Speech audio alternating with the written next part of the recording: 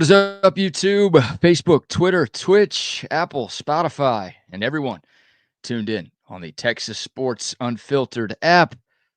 Welcome in to another edition of Bucky and BK live on Texas Sports Unfiltered and on the free TSU app. Today is Friday, May 30th, 2025, and the Buck and I are with you for the next 2 hours back at our originally scheduled time. On today's show, Mark Pena from Occupy Left Field will join us in about 15 minutes to preview the Austin Regional. We'll talk plenty of Longhorn baseball on today's show. Plus, Texas Softball took care of business in its Women's College World Series opener, and they will take on the hated Oklahoma Sooners tomorrow. Those dudes. Game 2. Yeah, those dudes had a miracle victory yesterday. So we'll get the Red River Shootout again in the Women's College World Series. We'll talk about that. We've got some momentum for a new college football playoff starting in 2026. We'll give you the latest there. We've got the Stanley Cup final set in hockey. We do not have the NBA final set in basketball as the New York Knicks were able to stave off elimination. We will talk NBA and NHL postseasons. We've got a wild cat story. We've got the top 50 barbecue joints in the state of Texas. We got plenty to get to. We got sports. We got fun. It's Friday. We're having a good time, and we're glad y'all are here with us. How are you this morning, my man? I'm doing okay. Not a lot of sleep last night. The thunder and lightning started out here early, around midnight, and got me up to make sure the dog could get in. And then I never really got quite to sleep. Lots of flashes in the bedroom, lots of thunder boomers, which the thunder doesn't bother me. It's all about the lightning for me. But, and we got some rain too, which was nice. Got some rain out of that deal last night. Maybe not as much as you got. It sounds like you got just bombarded there. I just kind of a nice pouring, I'm giving you people all the rain that you need. So don't blame me. I told you it was going to rain all week. Yeah, that's right. My 24-hour, 48-hour deal is going to work just fine. 72, 96. No, a little rain here for the week. Okay, but it can stop now too because we got a game to be played here. Yeah. So it can hopefully – I don't think I think the weekend we may still get some more showers around here. The actual weather guessers are terrible, man. I mean, I looked and checked the weather before going to bed last night, and there was no chance of rain this morning. I did. I looked on my phone. I was waiting because I was thinking, do I open up the garage, so that the dog – no, I went to bed thinking it was just fine. All of a sudden I hear this boom, boom, boom, boom. I'm like, I got to let the dog in or he'll be out there howling. So, no, they had nothing. They had nothing for yesterday. Yesterday was supposed to be – everything happened the day before, and it was supposed to be nice and clean. Throughout straight through to this morning, and it didn't happen. You got lots of rain. You got a lot of water. Lots of rain. About the 4 a.m. hour this morning. Yeah, mine started out like a little after midnight here. Yeah. Well, the dirty drip is getting cleaned out because there's lots of water, lots of clean air out there now. Well, CB512 says the weather guessers are having a rough year. Look, every year's a rough year for them, but it feels like they have been more off than ever before here in 2025. They just have no idea what they're doing anymore. They hit a patch like I did when it's, calling these games, but not anymore. I'm on. Well, you are on, and that's the difference between you and them is like you'll get hot when it comes to calling games, but these weather guessers will not. Like they will stay cold. They're just missing every single day right now, and it's impressively bad, honestly. Like they deserve some love for how off they've been on their predictions lately.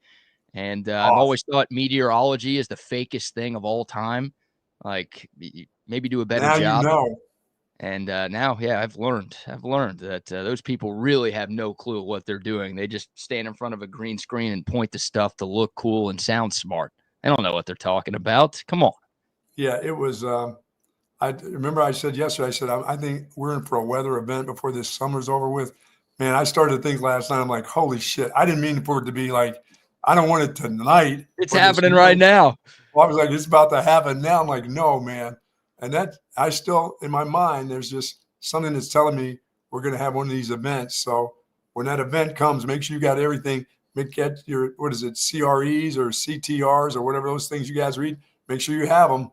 CTE? Make sure you have everything. Blankets.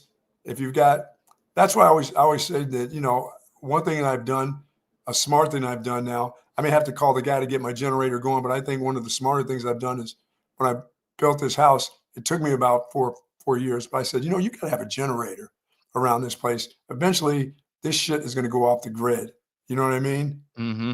Or one of these cold deals.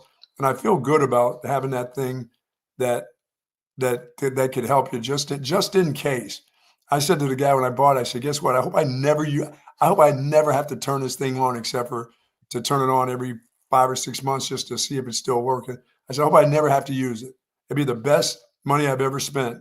Peace of mind, Yeah, that's a smart investment, and it's gotten used before, and I'm sure it will continue to get use at times in the future. So, yeah, no doubt about it. Good morning to soldiers at Fort Cavazos, Texas, the soldiers in the state of Texas, and all those that fight for us each and every day. Thank you so much for the great job that you do. And to your families, thank your families for sharing you with all of us. And do be safe out there. yes, indeed. When the storm started overnight, I couldn't help but think of the dish, right? Oh And my we all God. saw the pictures of the dish, from 2 nights ago, or that Sure. storm 2 nights ago, and how the center field wall and the batter's eye were completely torn down. They had crew members working 2 nights ago and pretty much all day yesterday to get the field ready to go for today's Austin Regional opener at 1:00. And they did a great job. Here's a picture from last night of the revamped and renovated and new look center field wall at UFCU Dish Falk Field. Looking nice. It didn't blow down. Well, they haven't had any pictures lately. Hopefully it's still up. I know. That's what I was thinking about. I'm like, oh my God, did they do all this work for nothing? Is the wall going to tear down again? But last night's storm wasn't as hectic, and at least I haven't heard anything about more damage to the dish. But man, what a job by everybody at the University of Texas for finding a way to get this field ready to go, because it was a bizarre scene out there a couple of days ago. Here's the picture from 2 days ago. We showed this on our afternoon show that we were doing yesterday. It went from that to what we just showed you in like 24 hours. Yeah, that's a hell of a job. The destruction that happened around our area, as I said, it just happened real quick in the downtown area, but people sent me pictures, and I heard some horror stories of stuff that happened to people out there, with the Yeah. hail, that golf ball size hail, grapefruit, watermelon size hail. I mean, I got a lot of stories that boy, that stuff, that thing, it happened in a hurry too. And it came and went in a hurry, but it was kind of devastating to some folks. A bunch of people sitting underneath bridges and stuff that they didn't want to get there. And I saw a bunch of cars that got battered. Wow. Mm-hmm. Yeah, a lot of damage done the last couple of days for sure. All right, so the dish is ready to go. 1:00 first pitch this afternoon. It'll be Texas taking on the Christians from Houston. Yes. It's an ESPN Plus game, so hopefully you have that. If not, good luck finding a way to watch. But the top-seeded Longhorns in the Austin Regional will open up postseason play against Houston Christian. It's the second matchup this year between those two teams. The Longhorns run-ruled HCU back in early April. 12-2 was the final score in that game. And Texas did that without Max Ballou and without Adrian Rodriguez. So they were a bit short-handed in that midweek game earlier in the year, and they still had no problem with Houston Christian. So it's baseball. You don't want to assume anything, but the Longhorns, the much more talented team than Houston Christian. To me, the one key, and we'll talk to Mark about this here in a few minutes, but the one key for Texas to avoid an upset today is to throw strikes. Don't give out free passes. No. That is the only way Houston Christian beats you. If you walk a bunch of dudes, if you hit a bunch of dudes, if you just give them free bases. Make them put the ball in play. Yeah, because I just don't think they're good enough to, regardless of who starts today, and I don't think we've gotten an announcement on who the starting pitcher is going to be for Texas, but regardless of who takes the bump, I don't think Houston Christian is good enough to just tear the cover off the baseball against this Longhorn staff. As long as Texas is throwing strikes, then they're going to be okay today, I think. Yeah, no doubt. I'll play that game at 1:00, and then they'll get hopefully they'll get the winner of UTSA and Kansas State tomorrow. It's obviously a double elimination format, So, Texas wins today. They will play the winner of the other game tomorrow night. Texas loses today. The season is not done, but they will have to play elimination games all throughout the remainder of the Austin Regional. And you don't want to start 0-1, but obviously a big decision for Jim Schlossnagle to make for who's going to start for Texas today. Don't know if it's going to be Ruger Riojas. Don't know if it's going to be Ethan Walker, maybe Cade Bing. I doubt Luke Harrison will go. I think he's going to get the ball in game 2 tomorrow. Sure, I think you go ahead and get Riojas back out there. Let him go. Yeah. It's we're going to learn about the coaching staff's confidence level in Ruger today. Because I got a feeling if you don't see him today, you may see him in a role where he comes in for a pitch or two or an inning or two later on. He won't be a starter again. I don't see that if he doesn't start today, Yeah. All right, Ethan Walker. Apparently this news dropped. I checked at about midnight last night and didn't see anything. So maybe something came out. I agree with this move. And I think Schloss can spin this in a more positive way for Ruger Riojas and say than the way we're spinning it, that's for sure. Well, I mean, you're going to play at least 3 games this weekend. So you're going to need 3 starters. I disagree with you. I think Riojas is going to start one of these games for Texas. The Longhorns just don't have a choice. It's not, he's been so good as a starter that's why he's playing. It's you just don't have really anybody else that you could turn to since Jared Spencer is out. So I think he's going to start game 3. Schloss could say, hey, we're probably going to be playing a better team. So we want to have a guy with more starting experience playing in that 3rd game. But I think the real reason is, hey, Ethan Walker shoved against Tennessee in the SEC tournament. And he gave this coaching staff reason to believe that, okay, if you could do that against a really good offense with Tennessee, then, we trust you. You can go out and put us in a position to win. Get game 1, get our first win, Yeah, in a real tournament game, against a team not as good as Tennessee. So I think Ethan Walker earned it. If Ethan Walker didn't pitch well in that Tennessee game, then you wonder what the decision would be. But I like this move. Apparently it's official there. And Steven says, Luke Harrison will get the ball tomorrow in game 2, which makes sense. He's been your Saturday guy all season long. He's been your most consistent starter since Jared Spencer got hurt. And, UTSA and Kansas State are better than this. By the way, it's not about that kid's psyche anyway right now. It's about the team. It's about the team. Yeah, it's about the team. And look, this team is going to need Ruger Riojas to get that psyche right. Yeah. Because if the Longhorns are going to make a deep run to Omaha, Riojas is going to have to be a part of it, whatever role it is. I think it's as a starter. And again, I expect him to start a game 3 this week for Texas. But then you look ahead to next weekend, right? If you're able to get through the regional, the super regional is a best 2 of 3. So maybe you would start Walker in game 1 and Harrison in game 2. But obviously, if you get to that winner-take-all game 3, then you might have to turn to Ruger Riojas. So I think he's going to be important in this Longhorn postseason run. But what exactly he does and what that looks like to be determined. All right, let's talk to the expert here. Yes. Hopefully we got 4 more conversations with this guy because we love this segment and we're not ready for it to be done. And I know none of you people are ready for it to be done either. Joining us now to talk Longhorn baseball, the man, the myth, the legend, Mark Pena from Occupy Left Field, who, I'm a little surprised, Mark, you don't have a beer in your hand. We've got a day game today. It's the postseason. Not starting them early today. What's going on? Man, adult life can be rough. I got to mix in a couple hours of work this morning before heading out to the dish. So I got about 2.5 hours ahead of me.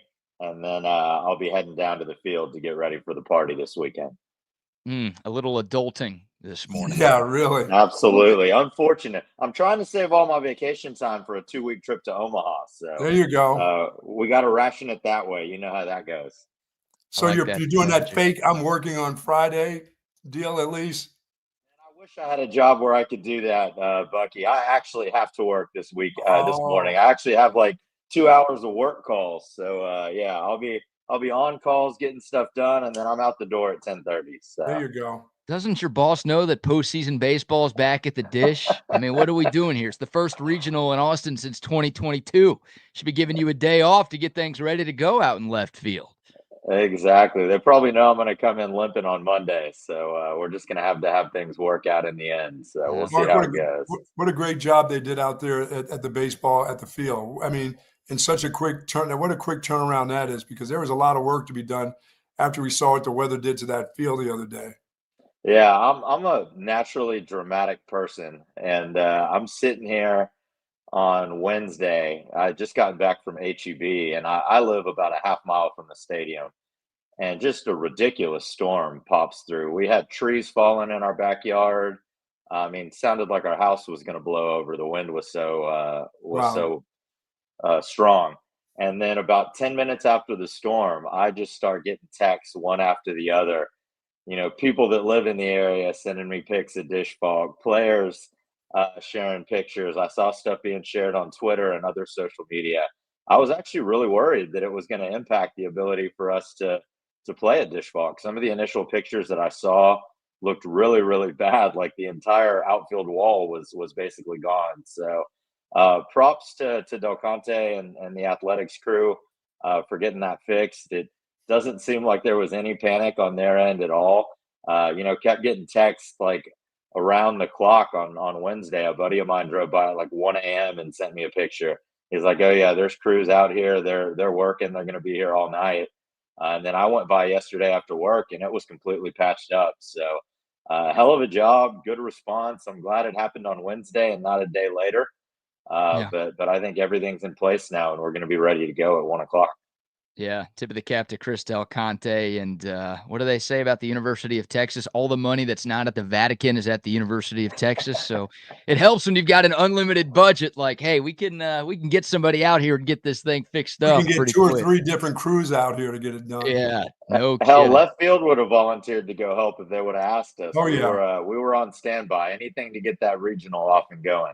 It'd be scary to imagine Jeff and Justin out there working working with some wrenches and some power tools. We Oh, built those picnic tables in left field. We're handy with the saw, so we can get it done. it's true. That is true. All right, Mark, we were talking right before you jumped on. Ethan Walker's going to get the ball today for Texas in game one against Houston Christian. We saw what he did against Tennessee. I mean, he had a no-hitter through the first 4 innings against a very good Volunteers club. Your thoughts, first and foremost, on Schloss's decision there today? I'm fine with it. To be to be honest, I'm a little bit surprised. I thought it would be between Ethan Walker and Cade Bing. I think with a regional, right, and situations where you may get stretched into playing more than 3 games, I would love to have Ethan Walker available twice in relief. But I guess it all really depends on how we start the game today and how long we have to use him, right? I think an ideal situation would be to roll Walker out there for about 2 to 3 innings and have the bats get going right off the jump, get us a little bit of a lead, and then we can probably go a little bit of a bullpen game to get through today without burning Walker for the weekend. But we'll just have to see how it goes. Obviously, the most important thing is that Texas gets off with a win in today's game, and they'll do everything they can to make that happen. But I'm hoping that Walker comes out, pitches well, and the bats can start hot again like they did last week against Tennessee. But I expect to see other guys like Grayson Saunier out there today, Duplantier. There's a lot of guys who are going to be available to go out there. And again, it's paramount that Texas gets the win. So I'm excited to see Walker pitch again and ready to go, man. It's a huge game for the Horns. Yeah, I think that's an exciting move. That's a one that sparks your team. The way he pitched Yeah. against Tennessee, just to get him out there again, see if he's still got the mojo going. You might as well find out. And this is a great way to do it, and it'd be a great start and a great boost for this baseball club, I believe. Yeah, absolutely. Walker's been fantastic, and as I was stating earlier, I'd like to have him available for more than one game. It's just he's so dynamic out of the bullpen, right? As that lefty Sure. with the weird delivery, right? He comes in high leverage situations, and he's able to get some important outs for Schloss. So we'll see how things go today, but I'm excited to see him in that starting role again. Obviously, as I've talked to you guys over the last couple of weeks, starting pitching is my number one concern for this team right now. And it's where are you going to put specific guys without shaking things up too much going into the postseason, right? I would hate to see us have 2 or 3 different guys that haven't started recently in the rotation. So I'm glad to hear that, I think we'll see Ruger in a starting role later in the weekend as well. So again, man, it's going to be big for Ethan to get us off to a hot start, and then get Harrison out there, and hopefully Ruger to close it out on Sunday. Now, do you see a scenario where you don't see Ruger at all? I mean, is there a scenario where you think mentally, not the pitcher himself, but the team itself and the coach going, I'm just not going to do it? I mean, is there a scenario you see him maybe not? You believe he's going to be in there? Absolutely not. We have no shot in the postseason, Bucky, if Ruger's not a big part of what we're doing on the mound. Okay. He's going to pitch. It's been 2 weeks since he's pitched in action, so I'm excited to see him back out there. But he's got to go for us, and he's got to be effective. They're going to give him the opportunity to pitch. You think in a starting role? Well, the thing about Schloss and Wiener, right, is they'll do anything they need to win a game that they feel is important, right? So I wouldn't be shocked to see him come in a relief role if they needed him today or tomorrow. But, I'm not expecting to need him tomorrow if we can win today. I would expect Harrison to come out tomorrow, hopefully have Max Grubbs and Dylan Volantis available. And then in that case, I don't think you would need to see Ruger out of the pen, and I would expect to see him start on Sunday. Okay. So I know the coaching staff still has a lot of confidence in him. Obviously, his teammates are going to have confidence in him as well, and he's going to do fantastic things. I'm excited to see him get out there again this weekend and compete. Mark Pena from Occupy Left Field joining us here on Bucky and BK. Mark, we heard from Jim Schlossnagle during the selection show last Monday. He was interviewed by the ESPN crew, and he was asked about his team's recent struggles at the plate. And Schloss was pretty open. Like he said they struck out 18 times against Tennessee, and they've got to take more competitive at-bats, and they got to work pitchers a little bit more. Unfortunately, that's kind of a trend we've seen throughout the month of May for this Texas team. It just the at-bats haven't been as good or as productive as they were in March and April. Kind of what's your confidence level in this Texas offense going into this weekend? Man, that's a tough question, Brad, and I am not going to lie to you. I am very concerned with the amount of strikeouts that Texas has been working through over the last month, right? But when you take a step back and you look at the teams that they played the last month, right? It's Arkansas, who's a top 4 national seed. It's Tennessee last week, who's also hosting a regional. It's Oklahoma and Florida, who have fantastic pitching. Oklahoma has a first-round draft pick, Witherspoon, that's going to be out there probably dominating teams this weekend in a regional. So those are 4 regional teams with fantastic pitching staffs. I honestly don't believe that UTSA, Kansas State, and anybody out of that UCLA regional can pitch at the same level as the SEC teams that have been giving us struggles in the last month. If we come out today or tomorrow, right, and strike out 14, 15 times, then the alarms are going to start going off in my head. But I really am hoping that we just ran into good pitching sequentially towards the end of the season. And I am hoping that the time off in the last 2 weeks has allowed them the opportunity to kind of get back to the basics, right? And I'm expecting big things out of the offense. They're playing at home where they're comfortable. Again, no respect to UTSA and K-State, but the pitching staffs aren't SEC caliber, right? So I think we're going to have some more success offensively this weekend, and I'm really going to be doing a big part of winning the Austin Regional this weekend. Yeah, I agree with what you're saying about the pitching towards the latter part of the year. You're playing against some really good pitching, and you sit up there at the plate, and what you're trying to do is you're trying to get on base. You're trying to score runs any way you can. You're taking some good pitching. You're taking some good pitches. They're not throwing many balls, but when these guys are up there, they're also. It's not that they're taking balls that are strikes and miss. They're like missing pitches. They're striking out. They're not sitting there, just getting struck out. They're striking out, with swings. So I just wonder if that's a part of it, that you sit back and I got to get on. I got to get on. I got to get on. I'm missing out on some good pitches that I should be swinging at. But these dudes are swinging at them and missing too. They are. And you know what, Bucky? I'm really hoping that they basically have 2 weeks off, right, since Oklahoma. We played 1 game in the SEC tournament. Obviously ended up dropping that. But, I heard from a player on the team that they kind of used the last 2 weeks as a reset button, right? And I'm hoping that they're wiping all of that from their memory. they're going to roll out there today in front of 9,000 fans in an electric environment with the postseason on the line. So Right. I'm hoping they just come in with a brand new mindset, right, and a fresh, clean slate for the team. Sure.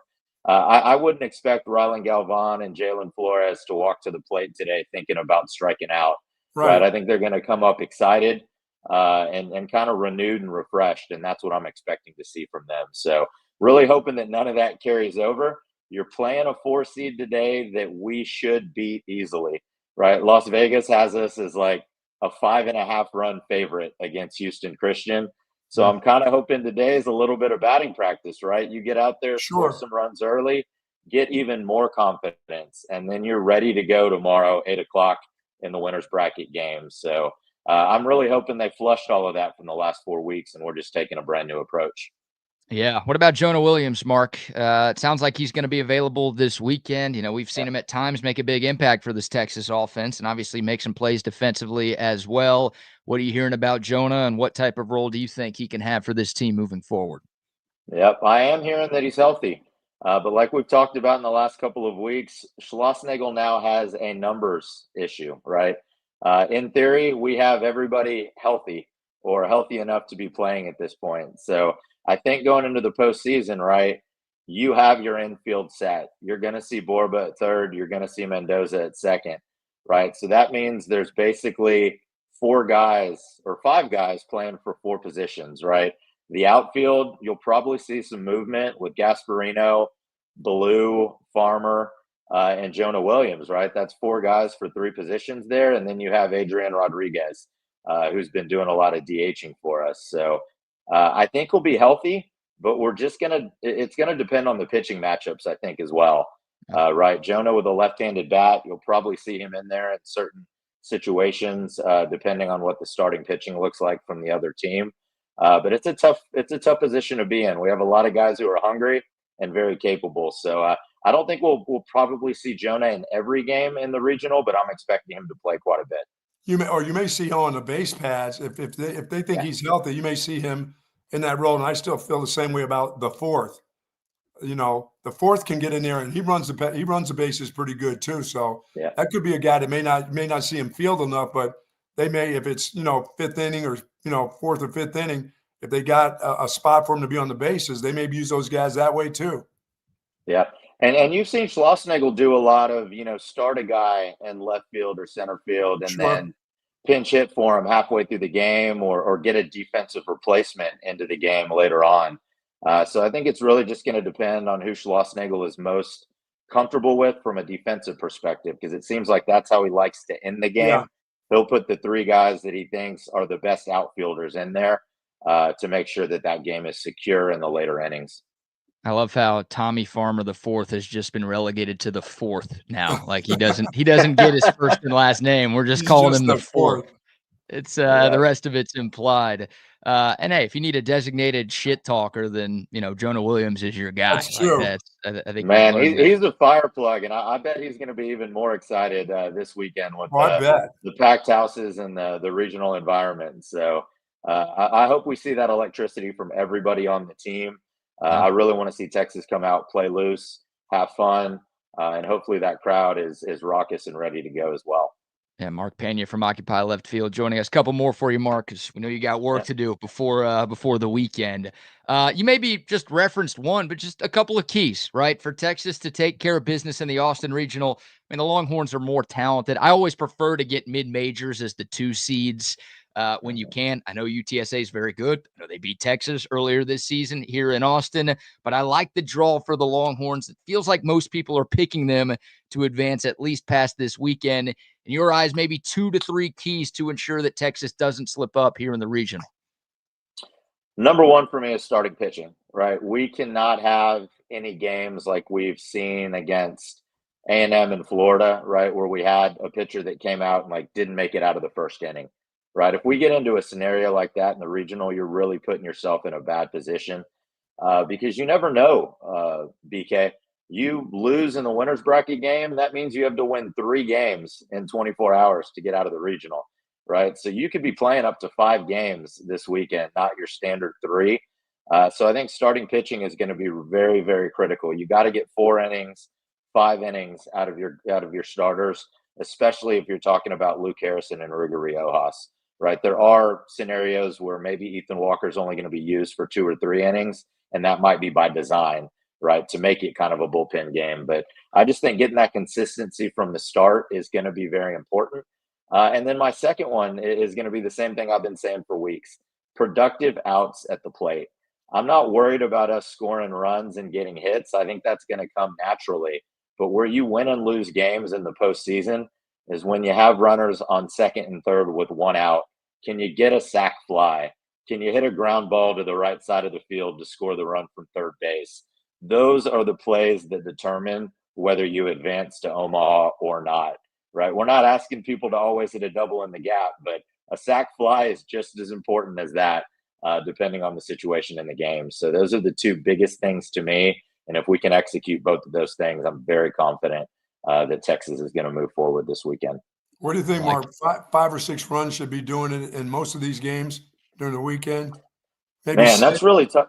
That's tough to say. If you look at regionals historically, Bucky, there are some really high-scoring games out there. I've sat at home and watched a team like Arkansas, who's dominant, playing a home regional and lose or win games 13-11. Wow. So you never really know. K-State and UTSA, I think, do have the potential to score some runs on Texas. And again, depending on where your team's at and if you're consistently winning or if you fall into the losers bracket, right, you could get into games on Sunday where both teams are already very deep in their pitching staffs. Yeah. So it really just depends. I like to say that if Texas scores 6 runs or more, that's a pretty solid opportunity for a win. So Sure. that's kind of what I'm looking for. But what I think is most important for Texas is that they start quick. We've struggled with that a little bit over the last few weeks, where the opposing team seems to be jumping out ahead on us, and then we're having to kind of scratch back from the get-go. You saw that against Florida and also at Oklahoma. So I just think quick starts by the offense are going to be really important this weekend. Yeah, saw this stat. Texas has scored 7 or more runs in 26 games this year. When they get to 7, they are 24-2 this year. Wow, there you go. When they're at 6 or fewer, they are 18-10 this year. So, not bad either way, but 7's kind of been that magic number for the Longhorns. If they get there, you feel like they've got a really good shot to get it done. Mark, the rules in left field: bring beer, wear orange, cheer loud, and anybody's welcome. Absolutely, man. We, kind of first and foremost for this weekend, we need Dish Falk to be the home field environment that we expect for a regional, right? So very excited to see that we brought in some temporary seating there inside the stadium, some additional bleachers. So we should have some huge crowds. I'm assuming that the ticket request necessitated those extra bleachers. So I'm expecting to see a full house there. But in terms of the tailgating, man, anybody is welcome out in left field before games. Obviously, during the games, the vantage point's going to be a little bit crowded with the regulars, but anybody that doesn't have tickets is welcome to hang around out there, get some good food, drink some beer, have a good time. And we're really just hoping that it's a 3-day party out there in left field this weekend. We're super excited. After this morning, when this rain washes out, the weather should be fantastic for the next 3 days. Oh, yeah. And, man, it's going to be a hell of a time. And, Brad, hoping that we see you out there at some point as well. Yeah, I need to get out there. My man. And you guys do a tremendous job all season long. And I'm glad you guys are getting rewarded. Happy for every Texas baseball fan. Obviously, happiest for the guys in that locker room, but happy for the diehards and you guys who put a lot of sweat equity into every college baseball season. I think have earned Texas to get back to this level of college baseball. And the exciting part is, Mark, you got to keep reminding people it's only year one. Hopefully this year one lasts for another 3-4 weeks, but it feels like the future is incredibly bright for this Longhorn baseball program, and I know that's music to your ears. Just a fantastic start, right? I do just want to thank the program and the coaches, right? As a diehard Texas baseball fan, the folks out in left field, they live and die with every game. And to be in this position, to have a home regional is just what we pray for every season. So to get that right out of the chute is very impressive. I don't take weekends like this for granted. Like you mentioned at the beginning, it's been a couple years since we've had a home regional, right? I think we wake up in the morning and expect them every day, but that's not always reality. So we're going to enjoy this one, have fun. We're very thankful for the team that we get to support this weekend. And like you mentioned, man, we're hoping that this is going to carry on through the end of June. Amen. Mark, always enjoy chopping it up. Hopefully we get the chance to do it a few more times this year. Enjoy the weekend, and thanks for the time this morning. Hook 'em, Mark. Absolutely, guys. Y'all have a great weekend. Hook 'em. You too, buddy. You too. All right, there he goes. Mark Pena having to work this morning. Come on. It's Christmas Day for that dude. His boss is making him work on Christmas. What are we doing here? What is he, an Aggie? Oh, no. Well, the Aggies aren't playing today, so they can work. Yeah, I'm saying, what is his boss? An Aggie? What's it? Oh. Trying to prevent our guy from getting out there? He'll make it out there in plenty of time. Oh, yeah. He'll be there by like 10:30, 11. Yeah, no at kidding. the latest. I'll make my call. I'll make my calls from left field. I wonder if there are already folks tailgating at the Dish right now, 6 hours or so before first pitch. It is a Friday. Why not? Most people don't work in this town on a Friday. It seems like the weather has subsided. And, it's the postseason. First time in 3 years we've hosted a regional. So go celebrate it. Should be raucous crowds at the Dish all I know weekend. this. They can't get over to 34 Wine and Spirits until 10 a.m., which is, they don't open until 10. Maybe I'll make the call and say, let's open up at 9:30, 9:15. Let's go. We got baseball to be played here today. We need to get that. We need to get our alcohol. We need to get our Altstadt beer in us. We need to get them on ice. About 7:30 or 7:15 What? today. What is Come wrong on, with man. you? Big day. Big weekend. What are we You got to doing? start 7:30? Yeah. Let's get it That's rolling true. here. Probably still up from all that lightning and thunder anyway. Might as well start pounding them. There you go. That'll help you sleep if you need. Yeah. Also. You'll be sleeping the third inning. Oh, my God. Yep. Our weekly conversations with Mark brought to you by our great friends at 34 Wine and Spirits, the best liquor store there is in Central Texas. Wholesale distributors as well. Oh, So they yeah. can Get you that a- Altstadt beer. You can get all your Altstadt. Hey, couple days, how about some different brews? Oh, I'll tell you what, you show up to left field with a couple of 6-packs of Altstadt, they'll say, you're welcome anytime. There you go. That'll buy you some equity. That won't just get you in there today. That'll get you in for the future if you're bringing them that kind of beer, because some of those guys are drinking. You know what? I love those guys. I won't say anything bad about what those guys drink. But Altstadt's the best beer that you can find. And it's the beer that you should be drinking. And like the Buck said, they've got a bunch of different brews, something for every beer drinker out there. So, yeah, if you want one brew today, you can go with the Kolsch today. You can go with the lager tomorrow. You can go with the light beer. Might be hurting a little bit on Sunday. Maybe go with the light on Sunday. They got you covered. Whatever you have going on this weekend, whether you're watching the games from home or if you're going to be tailgating at the Dish, you need a great beer to accompany your college baseball watching. And that beer should be Altstadt beer. No impurities, no regrets. No drinking and driving because there's going to be crowded weekend around that area. So you want to make sure that you still got your wits about you as you have your brews out there too. Amen. Yeah, drink responsibly. Wherever you're drinking and whenever you're drinking, make sure you are drinking responsibly. So good stuff there from Mark. Yeah, I like Texas's draw. I like his keys to a Texas victory, right? The starting I like pitching. a quick start. You got to have a quick start. Got to have a quick start. And, your starting pitching's a big part of that, right? So Ethan Walker hopefully can, again, do what he did in the SEC tournament and put Texas in a position to win this game today. And hopefully the bats can do what they did the last time they played Houston Christian. Now, Houston Christian has one really good player. It's a solid team. Like, they won the Southland Conference tournament to get the automatic bid. They've got a winning record this season. So they do some things well. They've got one player, Parker Edwards is his name. He's their best pitcher. He's got a 3.93 ERA. He also is their team leader in home runs with 9. So he's a two-way player, really, really good. But, this is a game that Texas should absolutely win, and you'd like to think they can win comfortably. Mark mentioned the spread. I saw Texas was like minus 1,500 on the money line today. Again, it's baseball. You don't want to just assume. You've got to show up. But the Longhorns should be able to take care of business today and get into that winner's bracket. And again, I think Texas is better than every team that they're going up against this weekend. So if they play to their potential, on the money line, 1,500 for a $100 bill. Yeah, that means you've got to bet 1,500 if you want to win $100 on Texas today. So not a lot of juice for the Horns But yeah, Texas is the best team, meaning if they play to their potential, they are going to win this Austin Regional. And I think there's a chance they sweep through the Austin Regional as well. But it starts with the pitching. Again, not walking dudes, not hitting guys. And then the bats. This offense, the pitching staff, it'll never be fully healthy because Jared Spencer's not coming back. Right. But this offense is as healthy as it's been all season long. Blue's obviously back in the lineup. Jonah Williams sounds like he's ready to go. So Schloss has that kind of embarrassment of riches where he's got a bunch of different guys that he can turn to. This offense has been a little too inconsistent for my liking this year, but I did like what they did against Oklahoma in that final series of the regular year. And then they got to Liam Doyle, the SEC pitcher of the year, a guy who's going to be a top 5 pick in the MLB draft this summer. Like, hopefully they can use some of that as momentum, and this offense can pick up some of the slack while the pitching maybe is a little bit behind right now. Yeah, you're right.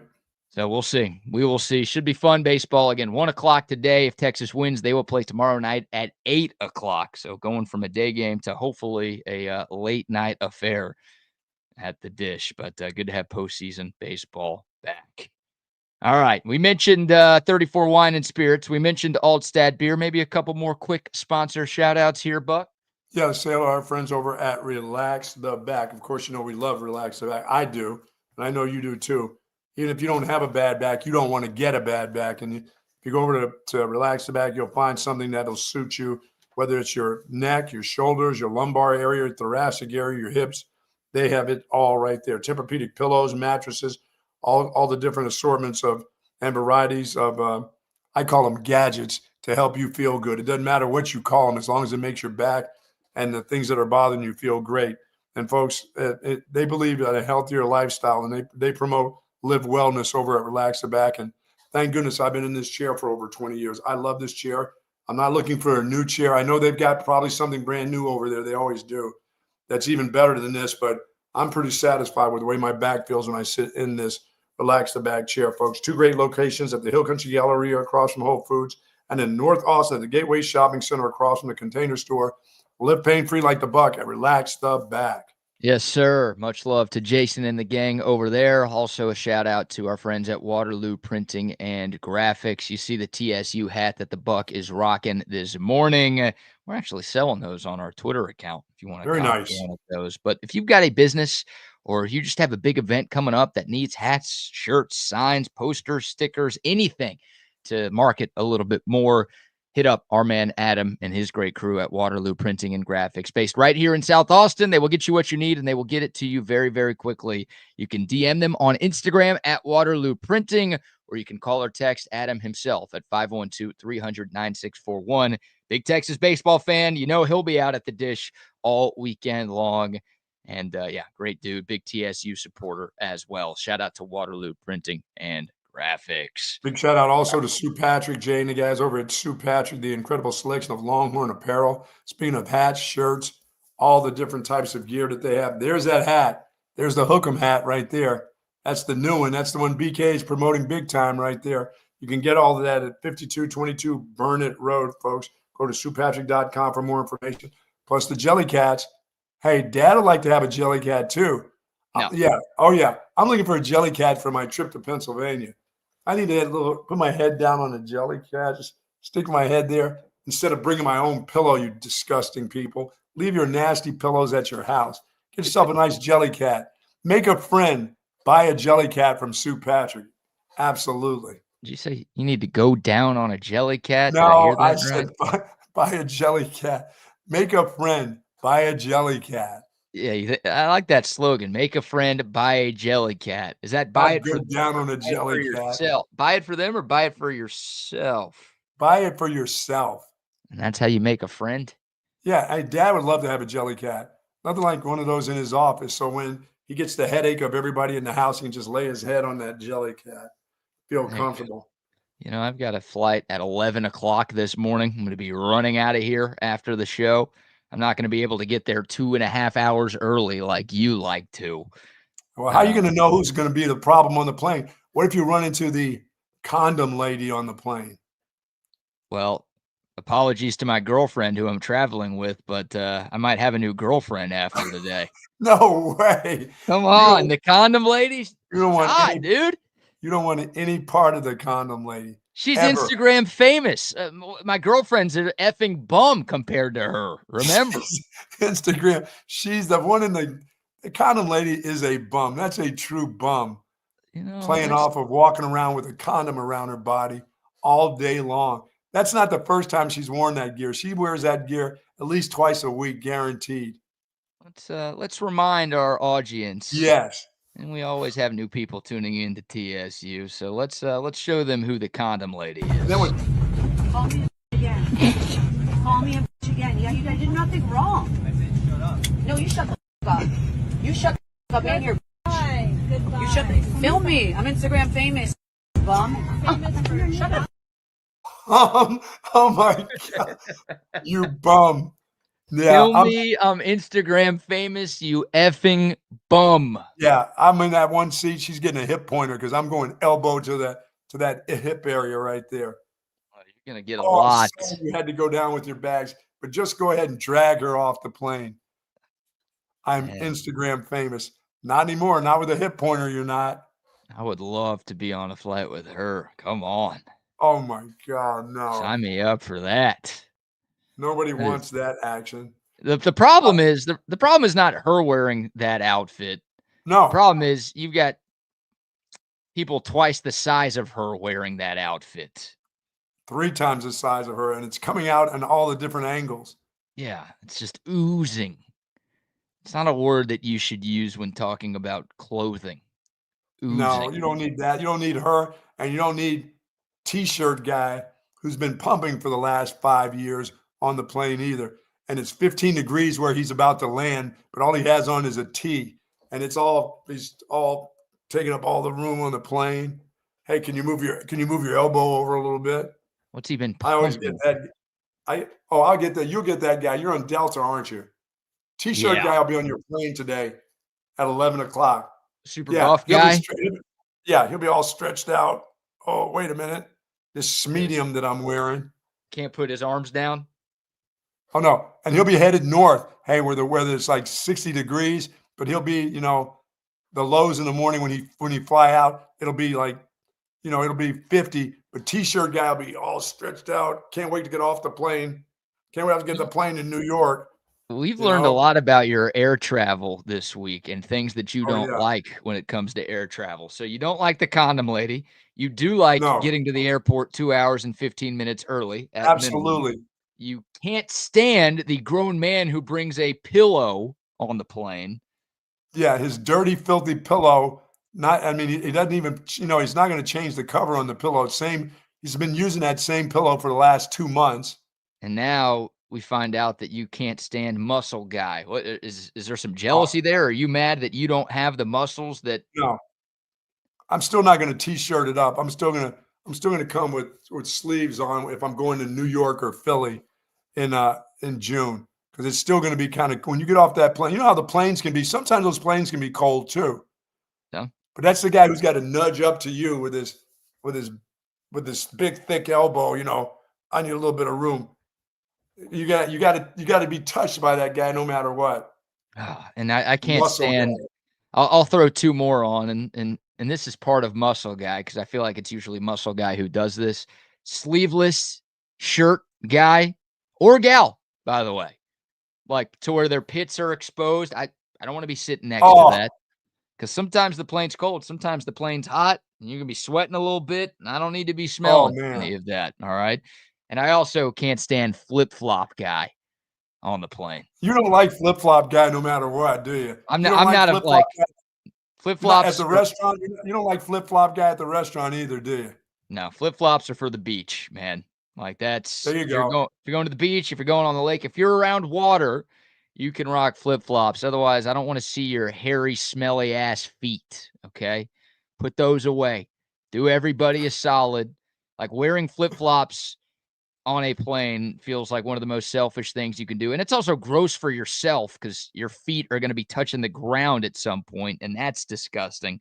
But like making everybody smell your feet or look at your feet, that's a bad bit right there, man. Yeah, flying for me is a non-contact sport. Middle aisle, middle seat person. I don't like skin on skin. I don't like, you don't have to. I know there's a comfort level. Some people that sit in those seats, they intentionally want to go, physically want to go elbow to elbow or skin on skin. They feel comfortable. I'm not comfortable with that touching thing. You know what I mean? I don't do all of that, but if I got my arm there and all of a sudden they put their arm and it's apart, but then they go, yeah, I just got to have that. I'm not down with that. I don't want your randos will just touch you on the plane. Yeah, I don't want their psoriasis leaned up against me. I'm not down with that. Oh my God! Keep your psoriasis to yourself. We'll see what happens. I'm sure. I am 100% sure I will have some sort of airline story for the people come Monday.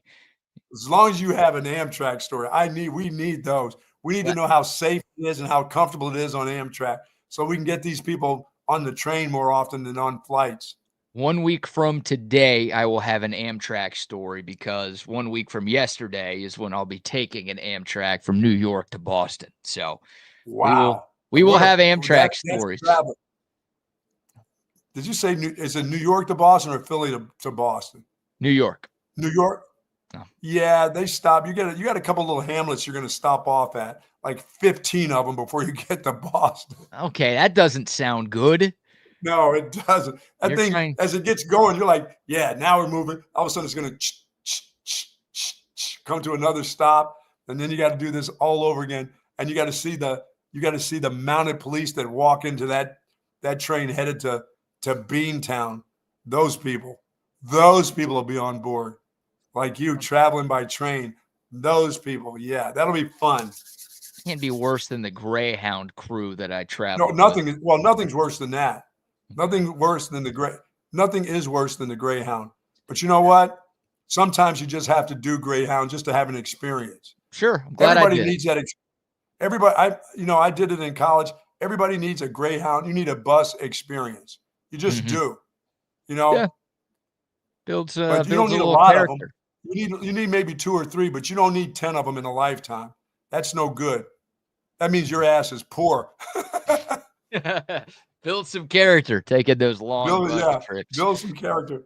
But if you've had over 10 trips on the bus, Greyhound, that means your ass is po. Was me my freshman year of college. I did not have a car. So whenever I went from Austin back home to Dallas, where my parents were at the time, I would I take the mega bus, which I don't think exists anymore, at least here in Austin. Really? It doesn't go to Houston anymore? They don't have that Houston mega bus deal going? I haven't seen a mega bus. It's been all Greyhound, and Von Lane has kind of taken over. That's the luxury coaches that you can take. A lot of business pros, whatever that means, they take the Von Lane. But I was a big bus guy that year of my life, and I was this guy, the hitchhiker. Oh, I was the hitchhiker. Yeah, and I had that face. I had that smile in that face that people would pull over. But I remember the one guy said, "Hey, do you mind getting in the back of in the truck in the bed?" I'm like, "No, don't do that. Just keep on going, dude. I'm not getting in the back of the truck bed. I don't care how far I got to go and how bad I need this ride. I'm not getting in the bed of your truck on the highway." That ain't too bad. You threw an HEB bagger into the trunk of a sedan one time. That ain't a big deal. She was fine with that, wasn't she? I want to get close to her. She had a nice tattoo on too. Now it's weird. Buck, we did our show. You do something once and people just will never forget. Yeah, well, you kidnap somebody, then you shouldn't forget. I'm pretty sure that's what Diddy's saying. I've only did it once. He didn't only do it once. I think I think he'd have a chance of getting away with it if he had only done it once, but it sounds like he did it a few hundred times. Yes, he did. Yeah, what a mess that is. That dude is going under the jail. I was about to say that guy should never see the light of day ever again. I don't think he is, from all the things that are going on. Now, I always feel like rich people, especially like super rich people, are going to find their way out of any jam that they get in. I don't know, even though we're talking about one of the richest people in the history of the world here, I don't know if he's going to be able to wiggle out of this one. So, nor should he. He was too bad. He was too bad. He was super bad. He was super bad, and not the good movie either. No. Not the good movie. We did our show yesterday afternoon. We flip-flopped with Chip and Zay yesterday. So we were able to talk a little bit about Texas softball's Women's College World Series opening victory over Florida. Real quick rehash for those of you who only tune into us in the mornings. Texas won 3-0. Dominant performance by Tegan Kavan on the mound. Pitched a complete game shutout, gave up just 2 hits and 2 walks in the victory. She was amazing against one of the best offenses in the sport. And the Texas offense, they didn't have to do much. 3 solo home runs, 2 by Jolie Mitchell, 1 by Katie Stewart. And that was more than enough for Tegan Kavan on the mound. So a great start for Texas. But what we did not know when we were doing our show yesterday was who Texas was going to play in their second game of the Women's College World Series. And I think when we got off the air and handed it off to Patrick and Matt for open gym at 4 o'clock, Tennessee was leading Oklahoma 3-1 in the bottom of the 5th. Yes. And it was like, oh my God, are they going to do this? Like, is Tennessee about to pull off the upset against Oklahoma in Oklahoma City? And are the Longhorns about to catch a huge break? And they got to play Tennessee instead of the dudes from OU. And that Tennessee lead lasted into the bottom of the 7th. Again, softball, they only play 7 innings. So this is the end of the game. Tennessee gets 2 outs. There's a runner on, 2 outs. They give up a single. So OU has 2 women. I said 2 men on. 2 women on with 2 outs. And then Ella Parker hits a 3-run walk-off bomb. I mean, a no-doubter to straightaway center field. Those dudes don't lose. Those dudes find ways to win. OU goes from down 3-1 to a 4-3 victory. Yeah, I put that one on ice. I said, I think Tennessee's got them. Yeah, when it was 3-1, I said they got them because they were playing really, really well. It's your fault. No, it was not my fault. It's just that those dudes are good. They just are. Aren't they? They've got to be cheating or something, right? Roids? I don't know. Something's going on there. How do they keep winning? Zay is very skeptical. Zay thinks the Oklahoma softball program has been juicing for a long, long time. And, I don't know if I'm ready to make those allegations, but they've won 4 national championships in a row. They just keep finding ways to win. And every time you think you've got them, every time you think you've got them beat, they do some stuff like that and they win. So and they can hit the long ball. Those dudes can go yard now. Yeah, those dudes, as you like to say. Here's Ella Parker, by the way. She hit 2 home runs for OU. It was a 3-1 game going into that last inning. The one run the Sooners scored was a home run. She can hit it.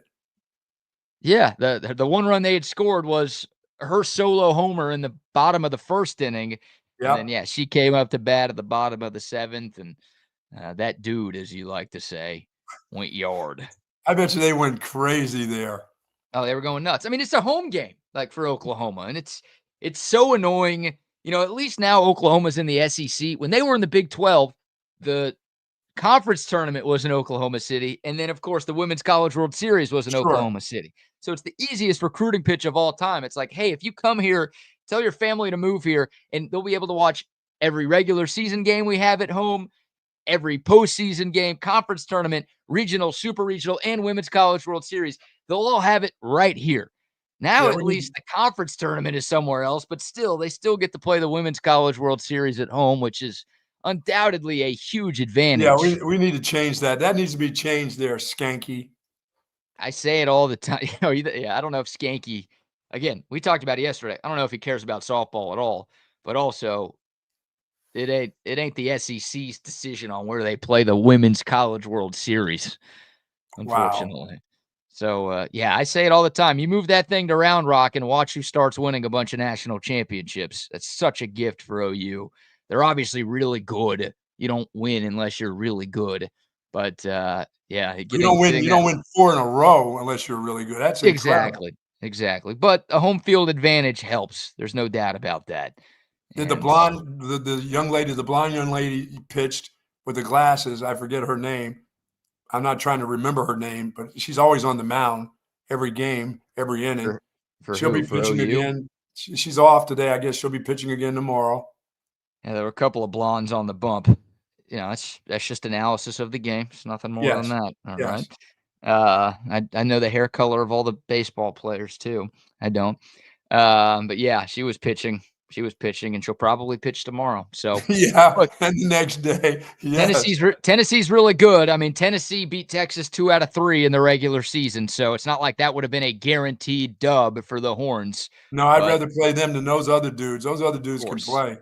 yeah. I mean, OU took 3 of 3 from Texas in the regular season. Wow. Two of the losses were by 1 run, so it's not like Texas got smoked in that sweep, but they did get swept. Oklahoma's been a nemesis for Texas. They've been a nemesis for everybody in this sport for years now. And obviously, Texas and OU have met a few times in the Women's College World Series finals in recent years. And Oklahoma's gotten the better of the Longhorns. So 2 o'clock tomorrow. We'll see if Texas can get this one. If they don't, they're still alive. It's double elimination. So if they don't, Texas will actually move down to the bottom half of the bracket, which is not the worst thing in the world. Obviously, you want to win to start 2-0. Then you're in a prime position to make it to the championship series. But yeah, 2 o'clock tomorrow afternoon. And The no, 2 Patrick, seed. we're not zooming in to see if we see anybody's Adam's apple. No, Oh man, maybe that's the no, I'm cheating not. that Zay and now I are accusing them of. No, I no, don't know what no. it is, man. They got a fan. Like, how does that happen?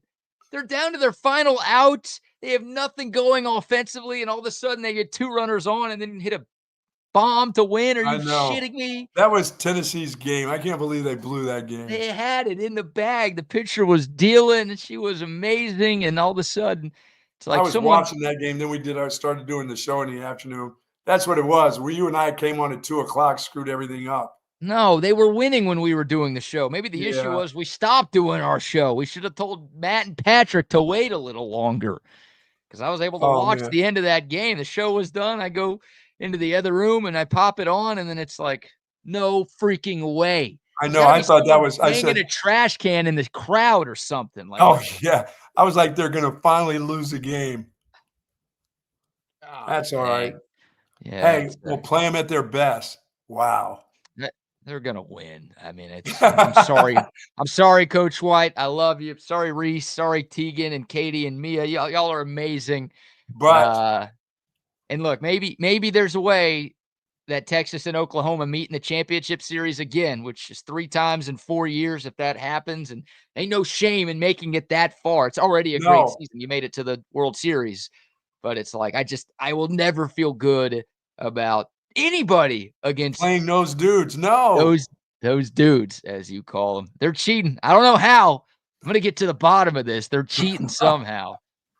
Steroids, Adam's apples, trash cans, That's where all that NIL money's going to their softball team. hacking into pitch count or pitch comms. Yeah, maybe it is. They could use more in football than what they've got going into softball right now. You know what? I'm okay with them being good at softball. They can have that as long as football stays down the way that it's been. Absolutely. Keep it down. Keep that coach. That's the dream. So there you go. Women's College World Series. You got some elimination games today. Thankfully, Texas is not a part of it, but Florida and Tennessee will square off, and then Ole Miss and Oregon will play. And then your 2 1-0 games. You've got Texas and OU tomorrow at 2, and then Texas Tech, the Your Markers, I taking saw on that. UCLA. Well, look, they spent $1 million on that pitcher, Nigeri Kennedy, who Texas saw in the Women's College World Series at Stanford last year. They actually beat her a couple of times. But she's the best pitcher in the sport, and she has damn near single-handedly carried Texas Tech. They're getting great return I on tell you what, I investment. don't want to get a hit up underneath the chin with that rise ball of hers. No, That'd take your head right off. dude, yeah, she's nasty. She's got a great changeup, too. She just keeps hitters off balance. I mean, she's a stud. She was the player of the year of the sport last year, and she's I been kept amazing. saying yesterday, be ready for that changeup. Can you just hold? If you just hold back for that thing and hold back, then that rise ball goes by you, breezes your chin, and Yeah. now you don't know what to do. That's the issue. Well, it's the College World Series, and that the difference between baseball and softball is like softballers can, like Tegan Kavan's going to pitch tomorrow for Texas, Yes, right? of course. She could probably pitch today if Texas was playing today, but like because they have the day off, I don't know what that means. Because they have the day off, she's guaranteed to pitch tomorrow. So it's like, if you just have one awesome starting pitcher, you Right. can ride that to a deep run.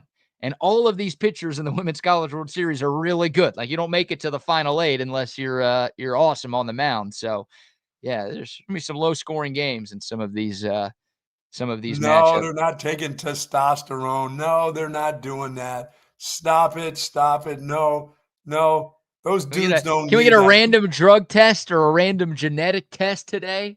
Yeah. Yeah, that's right. They don't do testing in Oklahoma. None of that. They don't test the cattle. They don't test the women. Just stop it. Those dudes are just good. Yeah, they don't test the meth either. They're just doing it. Hey, you're right. They don't test for STDs either. They're just doing it as They're well. just doing it. Oh, man. All right. Yeah, to the point about the last thing on the softball here, the 4 scores from yesterday.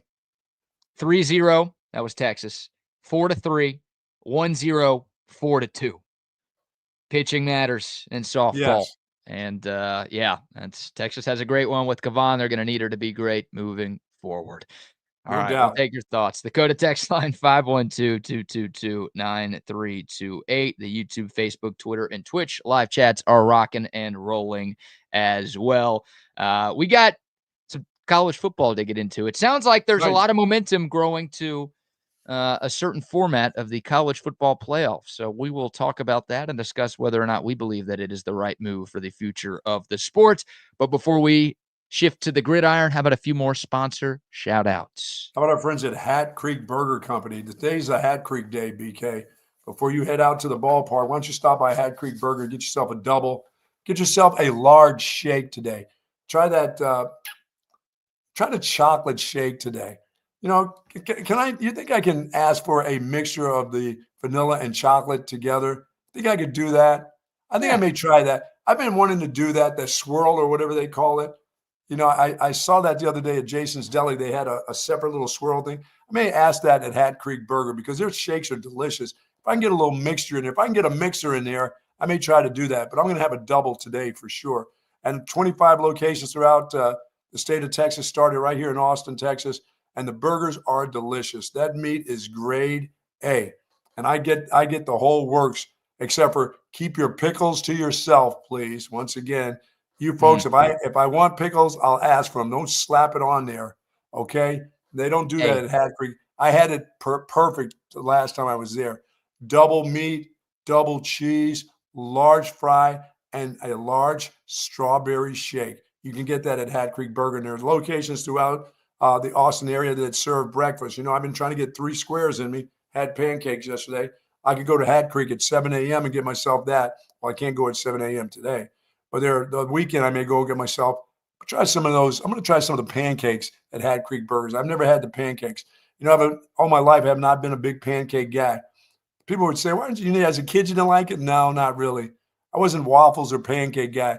I was sausage, grits, and eggs guy.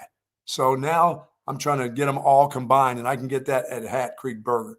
If I want to play, and plus if I want to play on the playscape, you know, at 70 years old, if I want to go play the playscape, I can do just that if I want to. That was a windy road, that live read there. Yeah, it was. I went from my youth to being 70. Oh my God. Love Hat Creek Burger Company. Also love AV Consultations. Hey, by the way, there's another piece of travel advice. Don't give me your pickle. All right. In the bucket. Yeah. Keep your pickle to yourself. You know, Jason's Deli does a separate pickle in a separate little bag. That's kind of unique. That's a cool thing. Yeah. If you picklers like to be pickled, you go to Jason's Deli, they'll give it to you in a bag. I just don't like it on my stuff. That's fair. It's good travel advice right there. Also, our man Tom McKay of AV Consultations is texted in on the Coda text line. Another good piece of travel advice. He says, I like to ask the girl next to me if I can rest my head on her pillow. Oh, yeah. That's a good, that always works. That's now we're talking, kids. Nothing like putting your head on her shoulder, too, when you fall asleep and your head slams over. And then it just accidentally slides down. Oh, my God. That's the stuff right there. Love Tom McKay. Love AV Consultations. Another PSA. Unfortunately, the Dallas Stars are done. We'll talk about them a little bit later in the show, although I want to put that off for as long as I can. But the Texas Stars are not. And you've got 3 home playoff games next week for the Texas Stars starting on Monday night. And Tom McKay wants you to be with him at the HEB Center at Cedar Park. You can get your tickets at TexasStars.com. You can also get them from our great friends at CentexTickets.com as well. But go cheer on the Stars so they can have a great home ice advantage. If you've never been to a Texas Stars game, you're missing out. So much fun. You're so close to the ice, too, because it's a smaller venue than a normal, an NHL rink. It's a lot of fun for the whole family. You're going to get to watch some great playoff hockey as well. So go support the Texas Stars, and shout out to AV Consultations as well. We talk about them all the time. Y'all know the deal. When you want to upgrade your home TV setup, when you want to upgrade your home sound setup, if you're looking for whole home lighting, maybe heated floors for your bathroom, they can do pretty much everything that takes your home to another level. All you have to do is call our friends at AVC, 512-255-8678. That's 255-8678. Or find them online, avconsultations.com. Yeah, leave your pickles out of my buns. Now we're getting some good Greyhound stories here on the Coda text line. Oh, boy. How about this? Rode the Greyhound to see my ex at ULL, Louisiana Lafayette, I guess. Wow. And I remember a lady in a wheelchair just started peeing on the floor during the trip. Yeah, I was down bad. About that. At 14, rode the Greyhound from DFW to Waco and then to Georgetown. My cassette Walkman saved me. Wow. Cassette Walkman. We even go back that far. Nice. Yeah, and then our guy Ben Johnson says, if you take a Greyhound at Huntsville, you're more likely to run into a fugitive from New Orleans than you are to make it to your destination. Yeah. Oh, my goodness. That was my Greyhound trip from Austin to El Paso. It was in Houston before it got to Austin, it being the bus, and the entire bus was littered with people who had just gotten released from that Huntsville State Penitentiary. Oh my God! You were seated with the prisoners. Yeah, they were going to a halfway house out in El Paso, and Man. it was. Let me tell you, I didn't close my eyes on that trip. Like, terrorizing. I've done the Boston to Allentown. And hell, in Boston, there were 6 stops before we even got on the highway and started going. I'm like, what is this? Can't you people just meet up in one spot, you people, and let's go? We had to have like 6 stops before we even left Boston, before we even got on the highway to head to Pennsylvania. And once I got to Pennsylvania, it's generally, I can drive to PA 6.5, 7 hours from Boston. I got on that Greyhound. It was like 11 hours. It was like I got there and almost had to get back on the Greyhound and turn around and come back. What was it too, going to El Paso. It's like it was an overnight drive. So I'm just thinking, all right, this is going to be like what are those things called when you fly overnight? Red eye? Red eye. Thank you. I was thinking it was going to be like a red eye flight where we're just driving nonstop and then we'll all be there. We had to stop in every small ass town from Austin to El Paso, places I've never heard of, places I don't ever want to hear of again. And people are getting on. You're thinking nobody's going to be here at this time of night. Yeah, they are. It's like 2 a.m. We're in something called Van Horn, Texas. Like Keith Van Horn was not nearly good enough to get his own damn city named after him. Oh my God. People are coming on, people are getting off, and it's like, what in the Who the hell is getting off in Van Horn? I mean, there was more cities that I don't remember. I'm just like, why can we not go? I think every parent should have at least their 12 to 13-year-old or make a trip on the Greyhound somewhere. Yeah, I'm telling you, build some character, right? Send your kid, hey, for your 16th birthday, you could get your car, but first you got to take a Greyhound trip to somewhere. El Paso. You have to go to El Paso. Yeah. Prove that you're worthy of this, and prove that you're capable of going out on your own. Because once you have the car, you're talking about growing up in a hurry. You'll grow up in a hurry if you run those with some of the folks that get on that thing. You'll learn how to say, I don't know if I can trust that one right there. I'm going to say no to that. Whenever you ask me, no. Like I should have said in New York when the lady said, can you hold the baby? Well, because I was close to the bathroom. She goes, you can hold the baby, can you? I'm like, I don't know what your effing baby, lady. That's not, you don't give a stranger this baby was just born like 6 hours ago. probably on this bus. What are you doing? What are you giving me this kid for? I took the baby, though. I still can't She had to believe use that. the bathroom, but I can't believe somebody would give a stranger their kid. Once again, the baby was probably born a couple hours ago right there on that bus, and she handed me the baby because she had to use the bathroom. I'm like, I looked at her. I'm like, no, put the baby in the damn seat. I'm not going to touch the baby, but you know, she had just cut the umbilical cord and had to go clean it up oh God, in the bathroom. that was my Sounds like biggest one. That was my biggest one. And then when somebody had like 4 Chihuahuas on a bus going through New York, going to Pennsylvania, that was the other one. I did get on with a lady that had about 4 Chihuahuas on the bus. I'm like, oh, this is incredible. New York's the shouldn't biggest. be allowed. New York is the one you stop at more than anything. You know, God. wait till you get that Amtrak. Wait till you're on that Amtrak. That's going to be great. Can't wait. All right, let's get back to the sports. By the way, some of y'all are commenting about like a new chat leaderboard or crown system that apparently we have. I got to look into that a little more. That's a YouTube bit. I think they started that on their own. I think that's a new feature for them. So if it sucks, I'll look into getting it removed. But y'all let us know what that is, if it's a problem, if it's good, if it's bad. But we did just pass 10,000 YouTube subscribers the other day, Buck. So thank y'all for your support. Appreciate it. Hell of a ride. Not even 2 years in, we're up to 10K subs. Very grateful for you YouTube folks, and our app numbers are doing great as well. So, and our podcast numbers, this thing continues to grow. Can't thank y'all enough for the love and support. It's been a fun ride. So yeah, and if you just take my picks, you'll have love and support too, like my friend Rob, because it's about this. But that was just yesterday. And then what happened last night? Look to the other hand. Oh, dollar bills, y'all. I can't hear you. I can't hear you talking because I got these hundies in my ear. You Johnny Football. I got too much money in the hand. Look, double fistfuls, BK, because of yesterday. What happened yesterday? Well, here's the funny. Hold on, My friend Robert, not Bob. Robert now. Oh, you're changing your imaginary friend's name?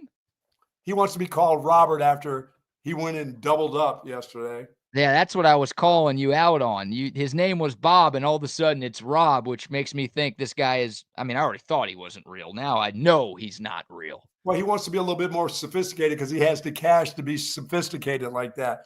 He doesn't want to be just called Bob, some imaginary Bob. He wants to be called Robert now. You just called him Rob a second ago. Now it's Robert. I mean, what's going on here? He wants to call Robert. He wants to be called Robert by you people. Me, I can call him Bob or Rob. You people have to call him Robert. His name's going to be George by Monday. And then it'll be like LeBron by next Friday. I mean, it'll be Roberto by the football season. Yeah, it will be. All right, we'll get to your Gold Star locks in a bit, but we did tease the college football playoff story. Yeah. So I want to get to this, and we'll have a special guest joining us at about 8:30. But a little college football playoff update. Look, nothing official yet. I think we're still a few months away from getting a finalized answer on what the CFP is going to look like beyond this year. We know what it is this year, 12-team playoff. It's going to be straight seeding. That's the big difference. That's official. So there will be 4 teams that get first-round byes, but it won't be 4 conference champions. I guess it could be, but it will just be the teams ranked 1 through 4 in the final CFP rankings going into the postseason. So that's what it'll look like for 2025. We're trying to figure out what it's going to look like in 2026 and beyond. And Buck, it sounds like 16 teams is where we're going next. And it also sounds like the 5+11 model is the one that most college football leaders are in 11 favor. 11 plus or whatever. Yeah, 5+11, which would be 5+. 5 automatic bids. Yes. So you give out 4 to, the 4 conference champions in Power 4. And then that 5th spot goes to the best G5 team. So they get your automatic bids. And then the other 11 spots to fill up the 16 are all at large. So, there's a lot of talk about the SEC and the Big Ten being in favor of 4 auto bids for each conference. Remember, we talked about the 4+4 +2 +2 +1 +3 model. Ridiculous sounding. 5 plus 11 just sounds a hell of a lot better. They should almost pick that just for that reason. Well, it's going to end up But being that way anyway because the SEC and Big Ten are still going to get probably at least 4 each. that's the thing, right? Like I see why the SEC and the Big Ten want those guaranteed spots because they play much tougher schedules than the Big 12 and the ACC. Yeah, they're going to get them anyhow. They're going to get them. But that's my thought. Like the reality is the SEC and the Big Ten don't need the auto bids. They're going to get preferential treatment more often than not. Absolutely. I know what happened. I know what happened last year. Like I know Alabama and Ole Miss got left out in favor of SMU. I don't think you're going to have to worry about stuff like that happening every single season. Obviously, not with 16 teams. Yeah, with 16 instead of 12, both of those schools would have gotten in last year, and South Carolina would have gotten in probably too. So you would have had, what would that have made it? 6 SEC teams in 2025 if there were 6, or in 2024, excuse me, if there were 16 spots available. So, I get Sankey and Petiti wanting to stand their grounds about, hey, we need some guarantees here that if we're going to play all of these conference games against good teams and you guys are going to play like ass every week. Then, they both know that the most likely it's going to be 5-6 teams every year anyway. Yeah, like is there ever going to be a year where the Big 12 and ACC get more in than the Big 10 and the SEC? Never. Yeah. I'm never with in its you existence while you and I are around still. No, like the ACC had 2 and the Big 12 had 1 last year. Yeah, the Big 12 on a great year will have 2. Yeah, I think you're right. Like at most they'll get 3, maybe. Yeah, but maybe. I would still think like 99% of the years for as long as this format exists, and who knows? I mean, it might change in 2 years the way things are going right now. But there's going to be like at least 5 SEC teams, 4 minimum. But like I would think at least 5 SEC teams are going to get in, and maybe the same for the Big 10 too. So, every year. I like this. I don't think you need auto bids. I like rewarding conference champions with an auto bid. So I like the 5 plus 11 model because I think winning a conference should still mean something, right? People are talking about getting rid of these conference title games. No, I think that's a joke because it's one of the things that makes college football. Oh, Buck, you were out when we talked about this the other day. So, Sark was asked about it, and he said he likes the conference championship games, and he hopes that they stick around. Like, I hope they find a way to keep conference title games intact. Yeah, I don't like the bye part of that though, where you get a bye. No, screw that. In the playoff? Yeah, I mean the automatic buys. I mean, if you that's the part even if you win your championship, do you have to get a bye? Do they have to get a bye? Can't we reorganize this where you're playing? Yeah, that's what we just did. That's happening this year. And, I don't think it's going to be auto buys. I don't know what the 16-team format is going to look like from a bye standpoint. I mean, there's talks about a double bye for the top 2 teams. Yeah, that's crazy. That's a long season. But the next year coming up, it's the exact same as what we did. No. It's not the exact same thing? No, I just mentioned it. It's straight seeding. It's 12 teams. Right. It's still but numbers are still the same. Numbers are still the same, but the way the buys are being divvied out is different. They reseed that, but the numbers are still the same. We're still at 12. We're not jumping to 14 before we get to 16. Still at 12 this year. Okay. I think we're going to go straight from 12 to 16. I do too.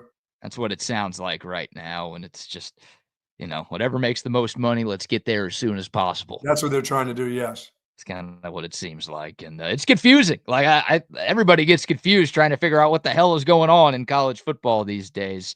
And again, nothing is official yet. We might get another proposal here in the coming weeks, but I think 5 plus 11 makes the most sense. Reward the conference champions, give them a spot. Like you're obviously a good team if you win a Power 4 conference, and the best G5 team I think is worthy of getting in. Like Boise State was worthy of a top 12 seed last year. So I think a G5 will definitely be worthy of a top 16 seed. And then just, whoever's best. There's going to be controversy every year. I mean, you've got 68 in college basketball, Buck, and people complain every year. So, people are going to be mad. Oh, the committee, we shouldn't have a committee. We should have computers, or we should have AP voters, or there's no end all be all that's going to make everybody happy here. But if you are going to 16, again, I know a lot of people are commenting saying 8 would have been better, 12 would have been better. Like, I agree, but we're going to 16. Since you are doing that, I think this is the method that should be Yeah, done. the eyeballs will be, the teams that people want to see that can make the most money is what they're gonna lean to. When it comes down to who's better or whatever, it's gonna be legendary programs. Sorry, Cinderella. Mm. Yeah.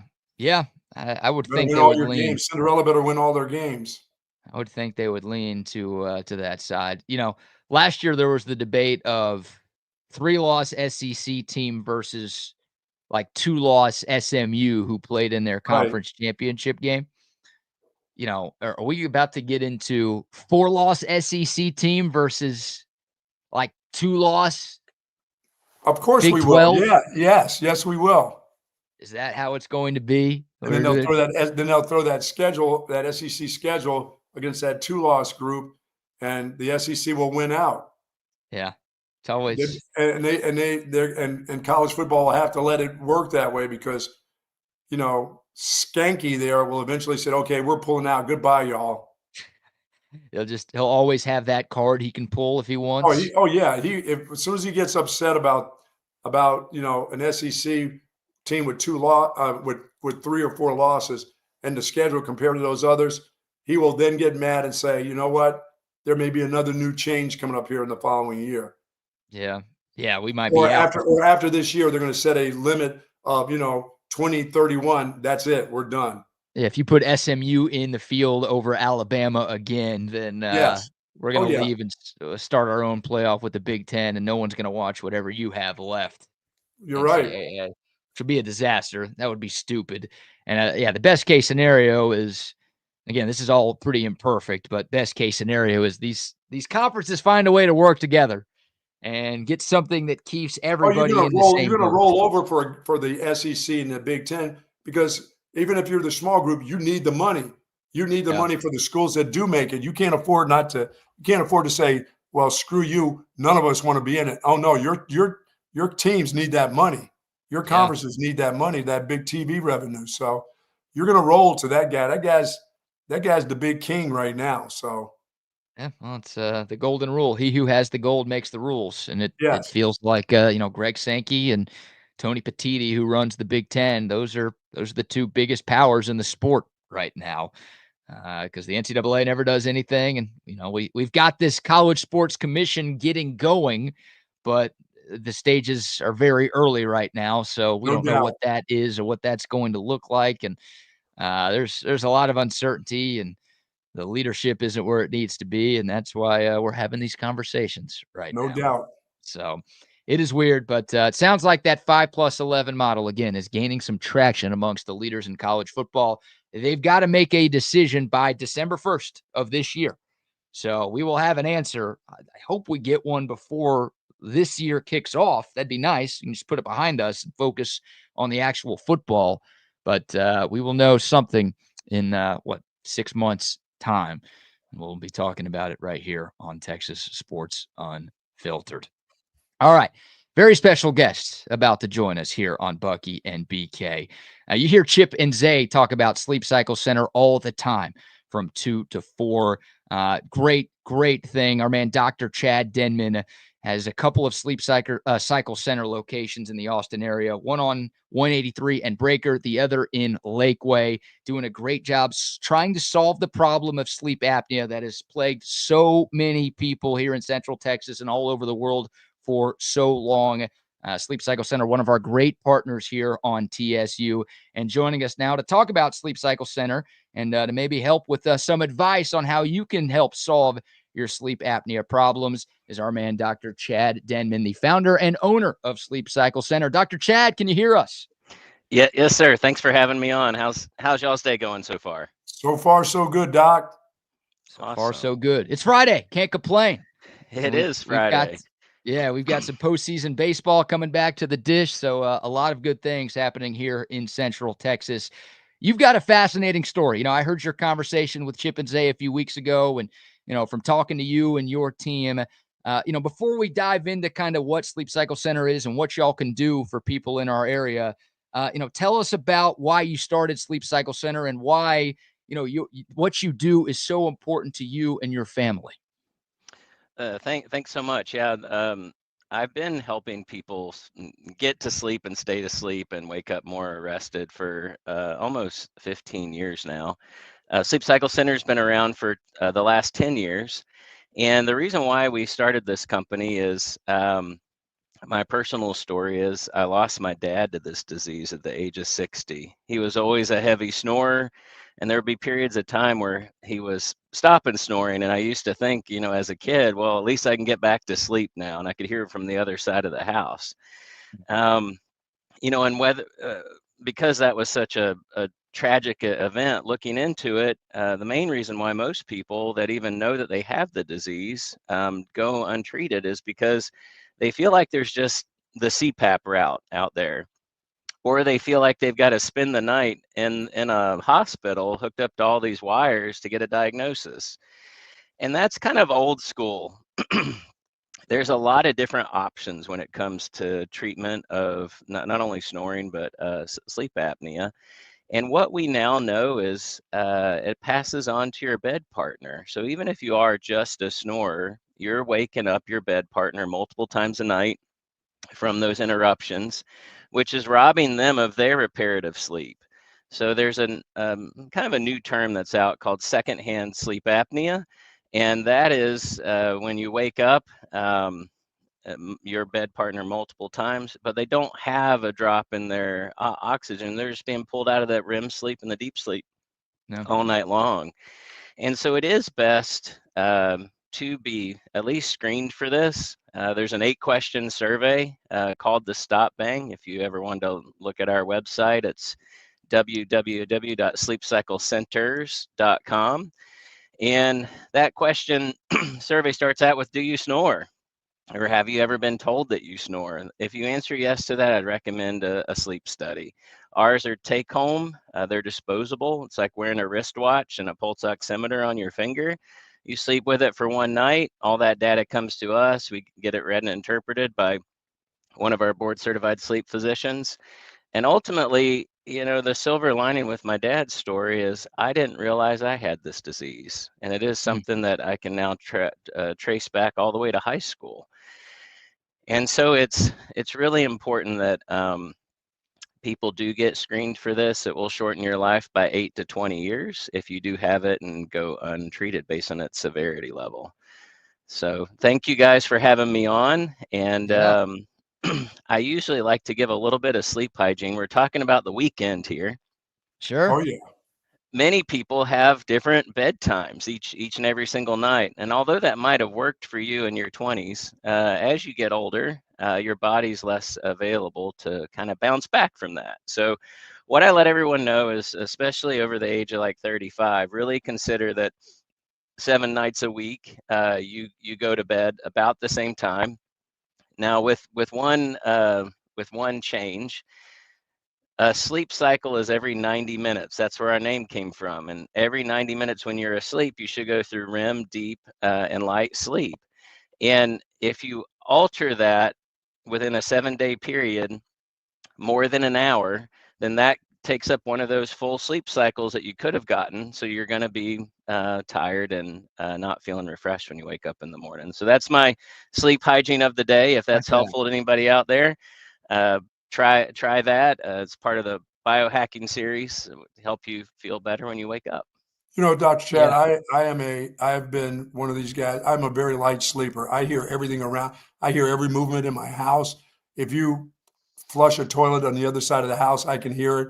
If there's a creak or the dog barks outside, I hear, and I get used to it. So I'm a 5-hour guy. I can really do okay with 5 hours, but and I get interrupted sleep because I'm going to go up and use the bathroom twice a night. I'm going to get up, but before my head hits the pillow, I'm almost out. Before my head hits down, I'm back out again. I know I have friends that if they get up for a bathroom break, it takes them hours to go back to sleep. I mean, like hours to get back to the kind of sleep that they need. And I know of those that, I think my wife needs about 9 hours of really good sleep. Is 5 hours okay if that's what you've been used to all your life? Even though you're a light sleeper, is that okay? The recommendation, of course, there's different scales here, but most people cannot operate on less than 6 hours, and it is detrimental to their health if they get less than that. In your specific example, one of the things for people that are very light sleepers that I recommend is have a noise machine in your bedroom, and that can be the white noise, gray noise, Overhead fan, overhead fan. Anything that kind of drowns out the rest of the noises. Earplugs work well too. I'm one of those people that in the past I've tried the earplugs and I can hear myself breathe all night. Yeah. But there's a lot of people out there that it doesn't bother, and so those are my two main recommendations. And don't think that the volume has to be super low on a white noise or a noisemaker, a fan. It can be a pretty loud one to kind of drown out any of those issues. Yeah. Dr. Chad Denman joining us here, the founder and owner of Sleep Cycle Centers. And, it's something that we need to talk about, right? And it's something that I don't think gets talked about enough in our society. You kind of alluded to it earlier. Like, most people, it's just like, oh, it's snoring, it's annoying, like whatever. It just keeps me up. It can be a matter of life or death here. And I see on y'all's website more than 22 million adults in America have undiagnosed sleep apnea. They just let this go. And this is, a disease that could be super costly. So that's what you guys are doing. And again, another myth that everyone thinks it's CPAP and they're like, that machine sucks. It's huge. It's smelly. It's nasty. You got to clean it. It's hard to travel with you. The fact that you guys are kind of sort of breaking the mold when it comes to this technology is really good. And Dr. Chad, it's something that has needed to be done for a long time. So it's great that you're getting all of these advancements now that can make so many people's lives so much better. Thank you so much. Just to let you guys know, the kind of the national standard for sleep apnea is you go see your doctor. Your doctor sends you in for a sleep study. A prescription is written for your CPAP, and that's pretty much it. And so how we're different with Sleep Cycle Center is we end up meeting with you, talking with you virtually first, making sure that you are a candidate, or we think that you do have sleep apnea. We order a home sleep study that usually gets delivered to your house. You can come by the office and pick it up. And it's a one-night sleep study. You take it in the comfort of your own environment, which obviously is going to be more accurate than going into a lab and having it done. And then we go over your results. And your results, if you have an understanding of what sleep apnea is and why it needs to be treated, and all of your treatment options, and you're the one that decides on which treatment option that you want to start with, you're a lot more likely to be successful at this. We follow you, even if the first one that you choose isn't effective or you didn't like it, we move on to the next one. So really consider that this is a one-stop shop that we can help you with all of your sleep needs. And Bucky, getting back to you, where your friends have trouble once they do use the bathroom where they can't fall back asleep, a lot of times that's in response to cortisol building up in the body. Cortisol acts a lot like having a couple of shots of espresso. Cortisol builds up from lack of oxygen in the body. So it makes your brainstem, once it notices your oxygen concentration drops, it'll signal your adrenal glands to release cortisol. Cortisol, fight or flight response hormone, like we know, it'll speed up your pulse rate to circulate more of that oxygenated blood to get those levels back up. And so if that happens a couple of times a night, it's not a big deal. But if you have 15, 20, 30, 50 events per hour, then that cortisol really builds up, and then it's almost impossible to fall back asleep.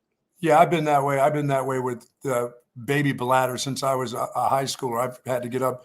I average probably twice a night, but there have been times where I've got to get up 3 or 4 times. That's not fun, because even though I say I'm going right back to sleep, it doesn't feel that way. You're that REM sleep that you need, it doesn't happen.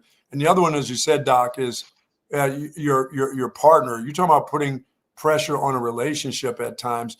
It's kind of funny every once in a while. Your wife or whoever you're sleeping with says, "Oh, you snore loud." But boy, that makes for a hard start of a day with them if that happens over and over. I can't imagine me doing that every night, but every once in a while I'll have one of those nights. My wife will say, "Damn, you were snoring last night."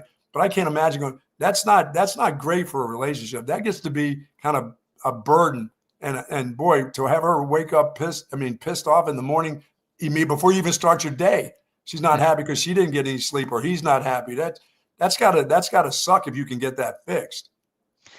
Definitely so. And Bucky, please do communicate or contact our company. We'll definitely see you free of charge and be able to see what's going on and be able to help you. There we Thank go. you, Doc. Last thing, Dr. Chad, listener comment here. I'm putting you on the spot, but Absolutely. Soul Scream asks if there are ways to combat insomnia. Obviously, another disease that a ton of people deal with, and people are always looking for ways to solve those problems. So, any off the top solutions for our man Soul Scream this morning? Yes, absolutely. So insomnia, based on national averages, there's not a lot of people in the world that have true insomnia. So let me explain what that is. Insomnia is a process where you're not able to fall asleep at all. Usually people are able to fall asleep and then they wake right back up. And that's usually a sign of low oxygen or high pulse. So your heart rate beating too fast. If it is true in insomnia, there's lots of different ways to combat that, both with medication or lifestyle changes. One of the biggest ones that plagues a good portion of the patients is not shutting down quick enough. So really consider that when you're going to bed, about 2 hours before, you need to stop with the emails and the work and the children's activities and all of those things. Really start winding down. Give yourself the time that it takes to get that pulse rate down. Alternatively, if you're not able to fall asleep, it's good to look at your airway. See what your resting pulse rate is. If your resting pulse rate is higher than 80 beats and it doesn't dip down in the 60s or 50s when you go to fall asleep, then that's your issue. So really taking a look at this on the full spectrum, very few people ever need to be on medication, but that's ultimately what most doctors jump on board with first. We like to take a little closer look at it and see what else it could be. There we go. Great Awesome. stuff. Yeah, we got a couple of listeners. Yeah, my wife needs this. Gringo Horn says, I got the Inspire implant, but I'm not 100% sure it's working. Go see Dr. Chad. He's the man. He's an expert. And right now, they are offering $100 off an at-home sleep cycle study for TSU listeners. So all you have to do, go to their website, Sleep Cycle Centers, plural, sleepcyclecenters.com, and tell them you heard about them on Texas Sports Unfiltered, and they're offering that great $100 discount, and they will help make your sleeping problems a thing of the past. Dr. Chad, great seeing you. Loved hearing you on with Chip and Zay. Glad we got the chance to talk to you in the morning. Thanks for joining us, and thanks for the great things you're doing for our Central Texas community. Thank you, Doc. Thanks, guys. Have a good rest of your weekend. Thank you too. You too. Great stuff there. SleepCycleCenters.com. Dr. Chad Denman. Great story, man. He started the practice after he lost his father. I mean, it's a sad story, but, inspirational. Lost his father to undiagnosed sleep apnea. And, Reggie White, the Hall of Fame pass rusher, lost his life due to sleep apnea. Like, this is a huge problem. Again, it's not just, you're snoring and you're keeping your partner up and they're mad at you. This is something that you stop breathing. Yeah, exactly. Like at times when you snore, it literally means your breathing has stopped, and that's obviously not good. So if you've got those issues, if you have a family member or a friend that has those issues, go see our friends at Sleep Cycle Center. 2 Austin area locations. Again, one up north, 183 in Breaker, the other in Lakeway off of 620. They've got that great deal for our audience right now. Get that stuff taken care of. We don't want to lose any of you people, especially to something like that. Jake says, how do you combat scary dreams? Quit watching OU softball games. Oh, my God. Well, if you're an OU fan, those are great dreams. But if you're a fan of anybody else, especially Tennessee, those are scary dreams. Yeah, no kidding. Scary, scary dreams. Yeah, Ella Parker is haunting the Vols fans right now. That's funny. But thanks to Dr. Chad for joining us. Indeed. Good stuff there. All right, Buck. You showed us earlier. Yeah, you need to see. This was yesterday when I showed you yesterday. That was just yesterday. But then after last night, look in this hand. Yeah. These aren't giant. Wads of Giant cash. wads. Your giant wads, and you probably blew a giant wad last night after you won that extra money. Congrats to you. You had two 10,000 unit plays last night. You got them both right. You had the New York Knicks in the NBA keeping their season alive. They were 4.5-point favorites, and they ran away and hid from Indiana at the Garden last night. And you also had 10,000 units on the Edmonton Oilers to close out the Dallas Stars. And unfortunately, that happened. Yeah, I felt bad for the Stars, boy. They just, you talk about not giving your goaltender. Hey, can you not let these guys just hang free right in front of the goalkeeper? Can somebody cover the guy that's all by himself? It was rough, and it was a horrible start too. I mean, you're thinking, all right, we're back home. Like, we've been great at home all playoffs long. They've been great at home all season long. Silly penalty immediately, 2 minutes into it. Let's at least win this one. It's like, all right, you don't want to lose. You want to come back from 3-1, but at least like let's not go down without a fight here. And then 2 minutes into the game, you get a penalty. Edmonton scores, and then 8 minutes into the game, it's 3-0. And the Stars had already pulled their goalie. They had already used their timeout. You only get one in hockey. Most teams don't use it till like late in the third period to come up with a strategy to try to, score a goal if they're down. They had to pull the goalie because they couldn't pull the defensemen who weren't taking anybody in front of that dude. The goalie gets pulled, and he gave up goals on his first two shots that he faced. So he wasn't great, but also he got no help from the guys in front of him, like you said. I mean, it was two wide open guys right in front of the net, which hard to blame the netminder that much for that. The Stars, they cut it to 1 a couple of times, right? It was 3-0, 8 minutes in. They scored once to make it 3-1 at the end of the first. They got it to 3-2, and then they got it to 4-3. But ultimately, they couldn't find the equalizer. And Edmonton, just the better team, man. Sometimes you got to tip your hockey helmet. And I know Stars fans are tired of doing that because that's now 3 years in a row the Stars have made it this far, but not gotten any further. They're the first team in NHL history, Buck, to reach 3 straight conference finals, but not make it to at least one final. So there have been plenty of teams that have made it to 3 straight, but everybody else who has done that has at least made it to the Cup final one time. The Dallas Stars have that unfortunate history of always being the bridesmaid, never the bride. And it's going to be a long off season there. So that was tough. At least they fought a little bit, but you can't spot a team that good, a 3-0 lead, not even 10 minutes in, and expect to win. Man, that McDavid goal was awesome. Yeah, and Edmonton, that's the difference. Like, he fought that dude off. He talking about speed, and then he got a guy on his back. He fought that dude off. He fought him off enough to still make an unbelievable move on the goalkeeper. That's I thought if he made a move, he wasn't going to be able to. There's no way that guy was on him that he was going to be able to make. He still made the cut to the open net. That was awesome. They call him McJesus for a reason. I mean, You really feel like if Jesus Christ could skate, he would look like Connor McDavid. I mean, he's that good.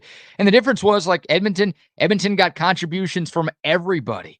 I mean, they had a guy who scored a goal, Jeff Skinner, who had only played 1 playoff game before last night.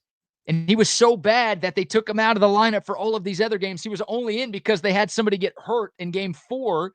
So they put Skinner back into the lineup, and he scores a goal. Yeah. Corey Perry, who's 40, scores a goal. Defensemen scoring goals. Like the Stars' best players weren't scoring enough, and Edmonton was getting contributions from their worst players.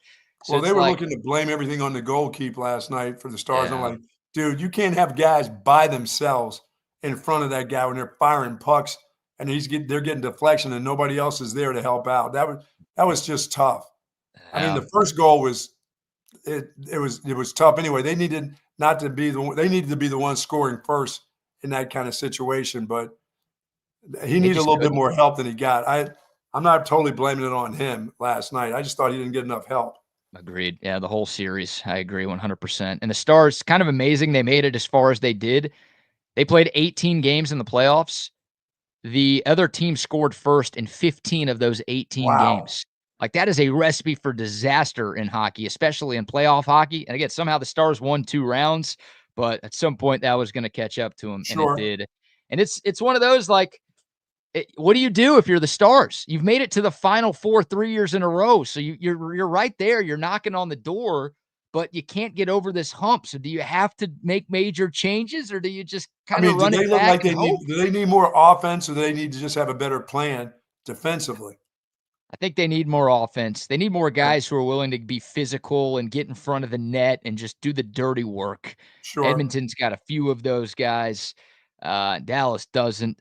So, yeah, I mean, I think that's part of it. They could use another defenseman or two. They've got 5 pretty big free agents, so it's going to look slightly different next year regardless. I think the coach will come back. He's got 1 year left on his contract. He's been in Dallas for 3 years. He's made it to the last 4 all 3 years. Like, that's 28 teams would kill for that. Sure. But, there are fans calling for the coach's head because, like, they can't get over this hump. So I don't know. I don't know what they you do. wish for in hockey with Exactly. a new skipper there. Be careful. So the final is set. It starts next Wednesday. It's a rematch of last year. It's Florida and Edmonton. The Panthers went up 3-0 last year. They lost the next 3 games, and then they won Game 7 at home. I don't know how many units I'll be playing on. I get a little nervous with that.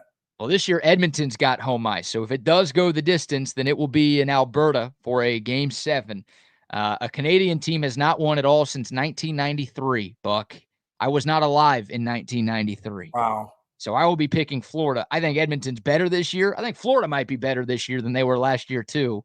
But I will not pick a Canadian team to win the Stanley Cup until I see it with my own eyes. So we'll get your unit plays next Wednesday for Game 1. Yeah, Robert and I we want to spend some of our money. We want to do some things on the weekend. We're not going to do them together, but we'll let each other know what we spend our cash on, I thought his name was Steve. No, his name is, he would like for you people to call him Robert. I can call him Rob or Bob. You people cannot, because you people don't know what you're doing. There are others that won't come out of the closet and say they followed me, but I'm a leader. I'm not a follower, but there's some followers out there that need to be making some cash so they can send those kids to camp, summer camp. So you're saying Robert is gay? Like he came out of the closet? No, and that's, you have to be gay to follow your picks? No, you can make fun of Robert, but until you do this, see that thickness? Do you understand what I'm talking about? Damn. See that thickness. Now I definitely think he's gay. Yeah. Robert knows what's going on. Not that there's anything wrong with that, of course. What does CB say? That's did he call that monopoly money? I don't think so. Yeah, so we got people calling it monopoly money. We got people saying you bought it on Amazon. You're buying fake money. Oh, no. I don't know. All right, well, you got no hockey for a while. You do have a basketball game tomorrow night. Game 6, Knicks, Pacers, the Eastern Conference Final. The series shifts back to Indianapolis. Will somebody just tell me, is the Belmont Stakes this weekend? Look out if that's tomorrow. I've not heard much about that. The Preakness snuck up on me, but I did take the, of course, the Preakness winner, which I'm still thinking may win the Belmont Stakes, the long race. The mile Journalism? Yeah. Yeah. I think that may be this weekend. Next Saturday. Next Saturday. June 7th. So we'll get a little Preakness talk. I'm going to reach out to Eddie Olczyk, who Trey and I had. Trey was friends with him back in Chicago. He is, the lead hockey analyst for TNT, but he's also their big horse racing guy. Yeah, we need somebody for the Belmont, the big long race. We need some. So that'd be a big get. I'll reach out to him, see if we can get him to talk a little final, but also make y'all some money on the Belmont Stakes coming up next Saturday. We don't need him to make money. We need to follow what I do to make money, as my friend Robert has done, or Bobby. All right. Well, what do you have in the NBA tomorrow night? We don't have to wait till next Saturday. What do we got? Knicks, what do we have there? We got a final? Knicks, Pacers, Game 6. Okay. Game 7 would be Monday, so we'll wait till Monday to give a pick for that if we get that far. But Indy back at home is a 3.5-point favorite. I'll take Indy for 20,000 units. Knicks are not going to do that again. You see what the little guy had to do last night? He had to shoot so much last night. That guy will be exhausted. Jalen Brunson had 32 for New York in the home victory to keep the season alive. Man, I don't know. I said it. This happens. People fall victim. You heard Knicks fans at the Garden chanting "Knicks in 7" towards the end of that game yesterday. People buy in. It's over. I feel like the Knicks are going to win tomorrow. and then they're going to choke in Game 7 at home. Doesn't that feel like the most Knicks thing ever? It does feel that way, but if they get a Game 7, they'll win it. So it's not going to 7. Okay. Indiana, the Pacers will take care of it at home now. All right. Yeah, they should. It'd be in Yeah, their because best Susan interest. Halliburton's brother didn't do anything last night. Suzanne Halliburton's dad will be there again. Oh, they were shooting. He was hitting the top of the backboard. He was horrible. Yeah, look, the Knicks, give them credit. They played a lot better defensively. They gave up 43 points in the first quarter in Game 4. Yes. They gave up 45 in the entire first half in Game 5. So they buttoned things up defensively. Brunson was great. Towns is dealing with the knee issue. It didn't matter. He was great last night. And Indiana kind of played like, we know we can go home and still win. We've got 3 chances to win 1, so we don't need to go balls to the wall tonight. We'll be fine. Yeah, they've just got to win 1 game, 1 out of 2. Yeah, I think they take care of business. 20,000 unit play to put Robert and myself up big money. Then you're up 48,000 units for these playoffs, and obviously 20K will get you up closer to 70. So now we're talking big things. Going into the finals, if you're right. Yeah, the finals will be starting next week in both sports. You'll see me driving one of those Elon Musk little funny cars with the funny little lights in the front and stuff. Look, the little tin can. Oh, the Cybertruck? You don't like those? No, dude. I'm all right with the Tesla car that zips by with the electricity. But every time I see that tin can go by, I'm thinking like, can I put a dent in the side of that thing somehow? Can I hit a golf ball up against that? It has the dent, right? It's just like regular steel, isn't it? Or metal or whatever the hell all this crap is made out of. Plastic. Yeah, I would think. I've never seen a Cybertruck. It's not a tank. You can't. I mean, it's not bulletproof. I don't believe. I don't think so either. It looks like it is, though. It does, doesn't it? That thing, when those things come up behind me, I get all spooked out. Like, get your spaceship away from me. There you go. It's a weird look, man. Every time I see one, I double take. And they're all over Austin. It's pretty funny. Like, you go to other parts of the country, and if someone sees, like, one Cybertruck driving by, they're like, holy shit, what is that? Oh, they're amazed here. by it. And now they're everywhere here. Obviously, Tesla headquarters are here, so they're being built here. They're all over the city. But, yeah, I mean, every time still, even though I see them every day, it's like I do a double take. Like, is that a real thing there? Yeah, like there could be an alien driving one of those, and it wouldn't surprise me. Yeah. How are you doing with the driverless car bit? Is it good? How am I doing with it? Is it still out there? You still taking those things? Oh, the Waymos. Waymo? It's been a while. I mean, I've taken 2. I talked about the first Waymo experience I had, I don't know, 6 weeks, 2 months ago. And I've taken 1 since then. So if I live downtown, like they don't go by me. So if I need They're not coming out to Oak Hill yet? No, unfortunately. Too much construction out that way. Yeah, nobody could figure out the construction here. Like there's nobody going that way. Not even the best technology can get you through Oak Hill these days. And obviously, don't worry. They'll be done at the end of this year. Who? Oak Hill? Yeah. Yeah. Okay. And the next pope will be Jewish. They'll be done. They'll be done before 2026.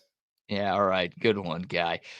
Quick shout out to a couple more sponsors. McCall Custom Homes. I know they're going out to the Bucks place to help him with a screened-in porch out in his property.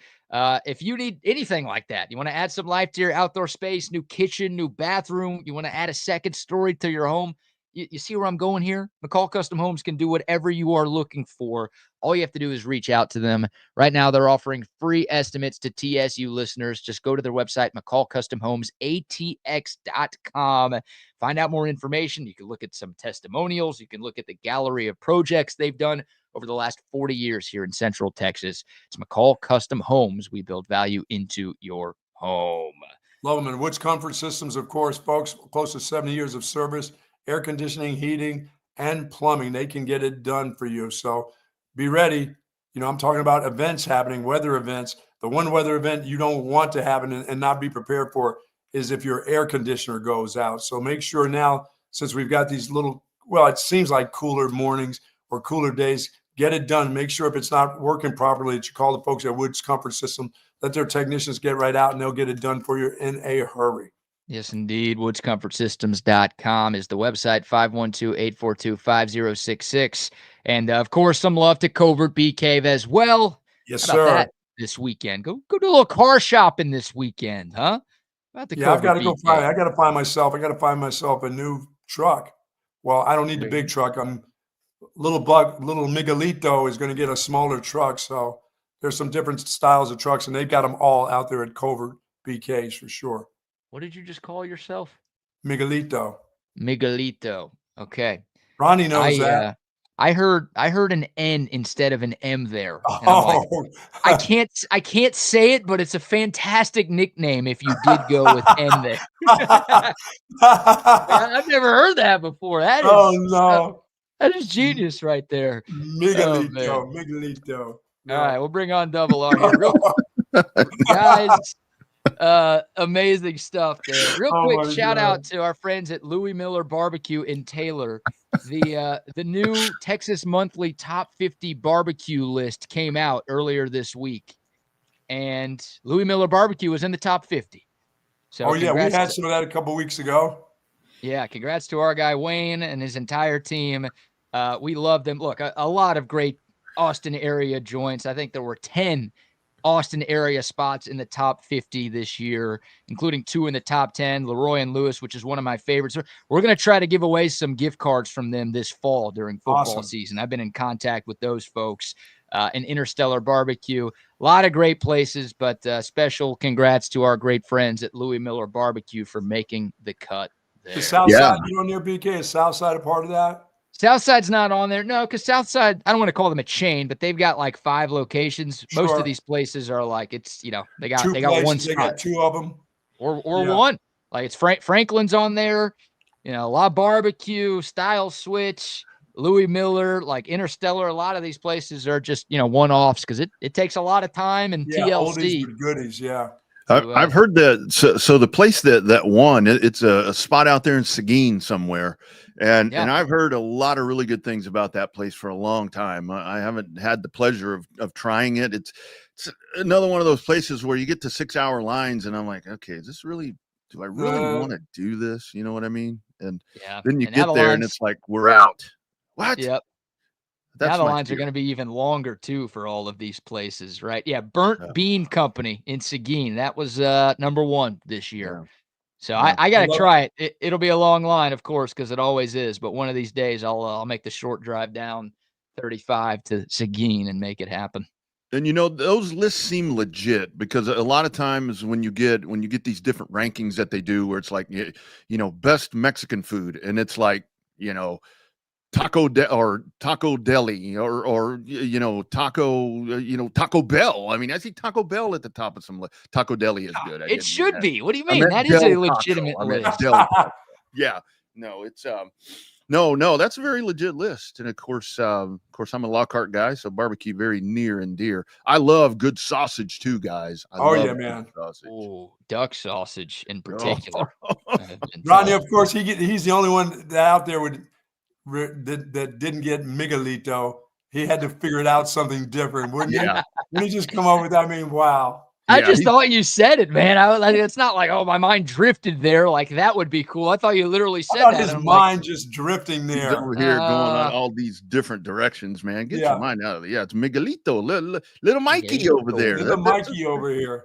Hey, Bucky, how many units you got on Big Bad Ben Griffin at the top of the memorial again? Oh, can that guy do that 2 weeks in a row? I don't think he's hot right now, but I don't know if he's going to do it 2 weeks in a row. I think somebody's going to slide in there and beat him. But boy, is he playing some good he's collecting some nice checks here over the last month or so.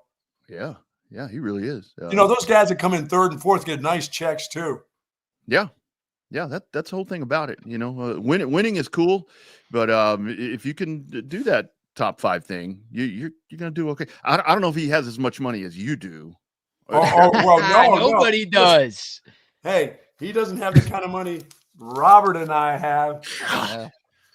Look at that. That's what, if you follow my lines, which probably we'll have a segment on this show where follow the buck, not fade the buck, but follow the buck. Be a follower. Let Buck lead you. Let Buck's Buck bets. It's that simple. Buck's bets. Buck. Can you guys hear me now? You know what I can double? Okay. You know what I need to double up on? I need to. Robert and I need to play our money with those dudes from the Soonerland. Oh, those guys are pretty damn tough, man. So are those women from the Soonerland. The women from the Soonerland are pretty tough too. Yeah, those dudes are good. Ain't no women over there. Calling them dude. Wags, does your mic not work anymore? No, I can hear you on that, but the quality on your headset compared to the normal mic you use is I'm sorry. I know, like it's from this thing to this thing. So it's not working. Your mic is the old one's the not. the mic's working, or you know what? Hold on, let's reroute this. Yeah, let's reroute this son of a gun. We'll figure it out. Before we go, we'll see if we can get that cleaned up here. If not, I mean it's fine. It's audible, but it's definitely better when you've got your normal big going there. No doubt. Rodney, I got to take a Delta flight here in like 2 hours. Wow. Oh man. Well, charge your phone because we want all the videos that we can get. Yeah. All the videos. I hope you get the condom lady. I'm just gonna wear a condom to the airport here, just to protect myself for whatever's about to go down. That lady's on board. You make sure you hit her right in the ribs. Break rib number 3. Yeah, I'm gonna be copping a feel somewhere. I don't know if it's gonna be the ribs though. Your goal should be to be called a bum. You bum. Yeah. Oh my on God. Delta, is that a prereq?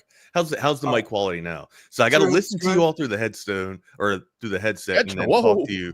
Yeah, headstone already. Who's dead? Shoot, I'm playing Delta and I'm about to be in a headstone. I'm about to go kill these people from Google Fiber or AT&T Fiber, whoever they are. Now we can't even park in front of her house anymore. It's my it's my house, and you're telling me I can't park at my house. Wait till you put that pool in. Wait till you put your pool in. You're gonna have to park at my house and walk to yours. Yeah, we're gonna have a problem with that. Like I just don't like. I don't like people telling me what to do. I don't like it. I just don't like it, man.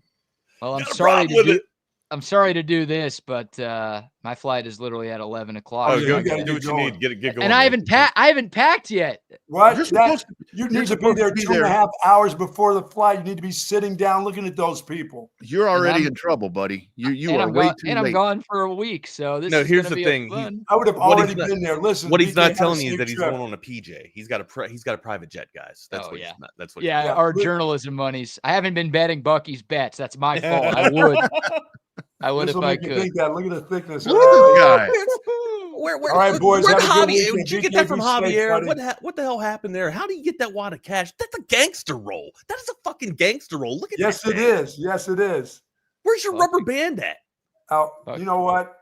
I'm gonna wear. All I need to do, if I want to be a true gangster, I know BK. You got to go. This is what I need. All right, guys. Have a great weekend. Be safe wherever you guys are. Yeah, so got a little bit of different production going on here. I'm listening to you through the ears and then talking to you through the mic. So no, it's I never know. Go on, dude. The show from time to time. I know, depending, when I do revved up here, it's depending on the guest and depending on what's going on. Sometimes I do have to get the headset out because it'll kind of you get the reverb and it's not you guys. It's the out. I can't hear you guys because of the outside.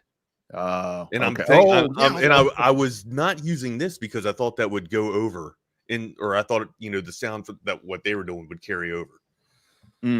Yeah, no, you sound totally fine. You're good to go. You're good to go. Well, where do you want to go first, buddy? We got a top 5 to get out. We'll put the top 5 off for last. That's usually the fun stuff that we can do. We'll get there. But you got a Big 12 story for me, you said? Yeah, Big 12. So the Big 12 kind of woke me up playing with my nipples this morning. You were playing with my nipples a little bit. Oh well, I don't know if this is really going to turn you on that much, but hey, friends, don't forget Coda text line 222-9328 up and rolling. If you're not on the YouTube chat and so forth, you can hit us up there and we can have great conversations talking about everything that you guys chime in on what we're talking about.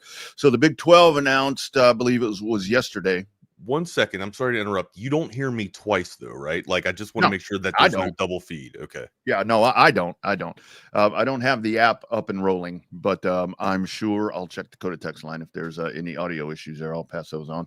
But so the Big 12. So have you noticed the last couple of years when you win the Big 12 championship, you get a WWE belt? Have you noticed that?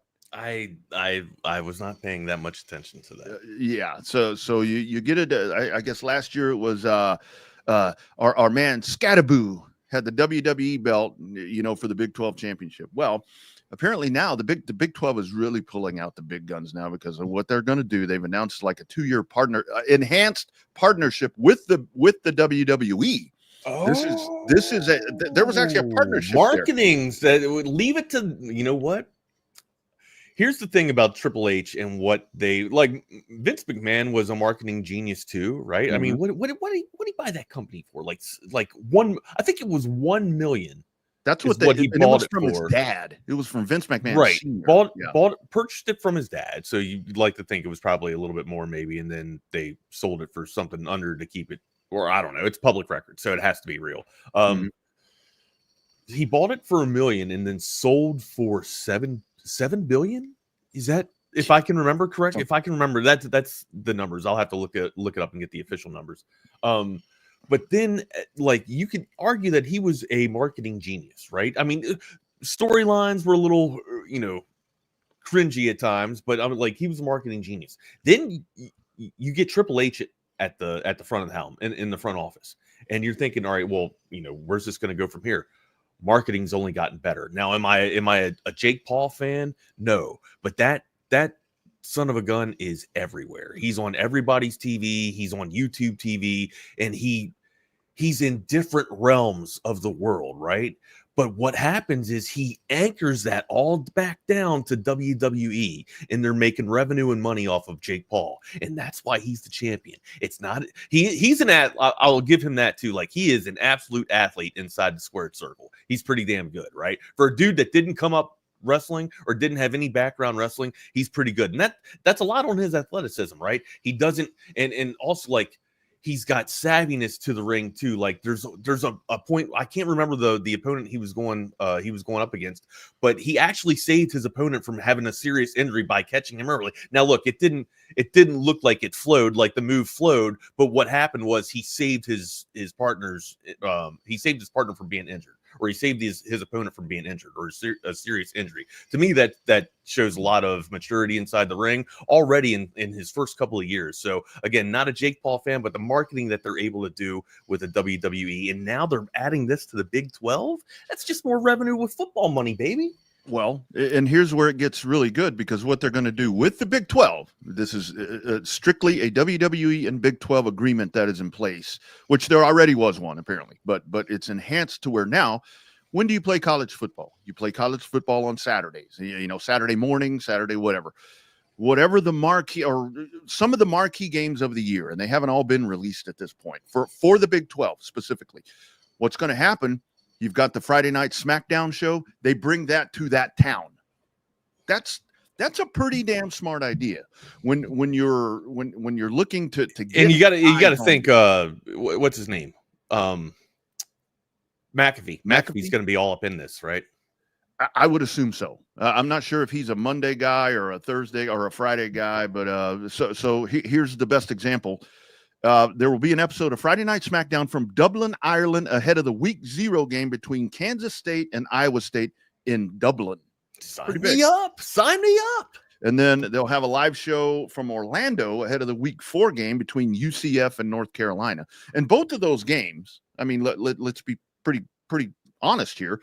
Both of those games, I look at them and I'm like, yeah, Kansas State, Iowa State, yeah, I'd probably watch it. I'm in on that. Now you get all of this buzz around it in those markets, and that's a big deal. This is pretty smart for the Big 12 to do something. Like, I don't have Phil Steele's magazine out just yet, right? But I mean, I'd like to think that Iowa State and Kansas State would be a pretty decent matchup for a Big 12 little scrumble, right? In a distant, faraway country. Yeah. I mean, I think that's great. Far away in a faraway land. Well, I mean, probably better than Boston College and Florida State. And UCF against. I don't know. That Boston College Florida State was pretty good because we didn't know how bad Florida State was, right? We were thinking, oh, what an upset by Boston College. And you get UCF and North Carolina, Mrs. Belichick. Wrestling storylines. That's pretty freaking smart. So that they've already. North Carolina's not in the Big 12, but they've gone out and found an opponent. What is that going to do? It's going to get nosy ass people that want drama. Maybe, yeah. I mean, I think that's what they're going for, right? That's the goal, right? Yeah, absolutely. So yeah, good for the Big 12 in a time where these other conferences, other than the Big 10 and the SEC, need to go out and find additional revenue streams, and that's pretty damn good. That's where it's at. Like that's some pretty good ingenuity, right? Yeah. Or some good marketing right there to kind of partner. Now, do they have to? I didn't hear this from you or anything. Were you able to see if there's going to be like a split, like a revenue split? That part hasn't been released. I'm sure that's in contractual agreements and shit. Yeah, like that, so. Yeah. This is like fresh off the books here, and but I really do think that it does create some really good benefits. I think for the Big 12. That's where they're at. We kind of talked about that, yesterday with Jordan, right? When Jordan got on here after Oklahoma and Texas left, like we all by default went to Texas Tech as the marquee brand name of the Big 12. But honestly, Jordan had a really good point. What is the marquee brand name? Like it's almost like the Big 12 has to build it, and maybe this is a chance to parallel yourself with a marquee name and try and build this damn thing. Yeah, you have to try to figure out a way to engineer your own. I mean, who is your, we talk about, they were talking about the Preakness earlier, which there will be no Triple Crown winner this year because the winner of the Kentucky Derby didn't run the next race. But yeah, who is your thoroughbred in the Big 12? They don't have one. A lot of the conferences don't have one because they're gone. A&M moved back. You're making me nostalgic here, thinking about the days of the infield up at the Pimlico racetracks up in Baltimore, man, to watch. We used to go to Maynard Downs. Maynard Downs up there on 290. It was just a shit show. I mean, you were wrecked before you even got there, and then by the time you got there, you were looking for Quaaludes. I'm kidding. Ludes were gone by the time I was of age.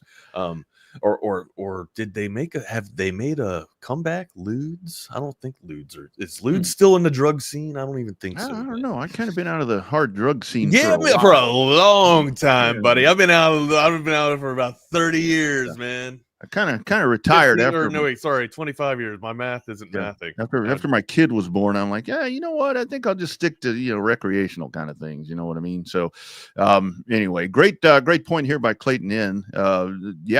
Coming up today, you've got the regional starts over at UFCU Dish Falk Field, and girls played yesterday. The ladies played yesterday. Yeah, we can talk about them here as they roll on into the next round. We got to talk about Oklahoma too. Like I know we don't like to talk about the opposition, but like Oklahoma. The walk-off Tennessee like that. I don't watch much softball, man, but when I see a walk-off home run in softball, I'm pretty wild. We had some other stuff being done at the house yesterday, so I was locked up in the studio. I didn't have to get out of the house. I purposely had scheduled myself to stay here to kind of lock myself in with the dogs up here. And so all I did, I am man enough to say all I did yesterday was watch women's softball.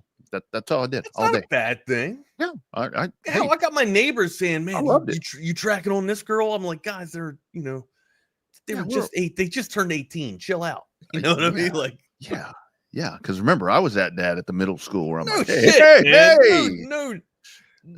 mean, I'm so glad that I don't have any daughters. I don't have any creeps looking at my daughters. Oh, God. Hey, all right. Come on now. I don't. Where do you want? I mean, we're still in the Big 12 story. No. Okay. What I wanted to say about Texas baseball getting going today, can we get those people that rebuilt that wall at Dish Falk? Can we get them on the 35 project on I-35? I might hire them to come do my pool, dude. Your pool will be ready in 2 days. My goodness, great, excellent turnaround. Who was the crew that did that? I don't know who did that. I don't know who did that. I heard Mark this morning. I would assume that it was probably multiple crews. I think that probably went out and did that because I think people think, well, the wall just fell down. But yeah, that wall, it's not just a wall that's there. It's there's a lot of you can't just bill that to crappy standards. I mean, you got to go beyond HOA standards, right?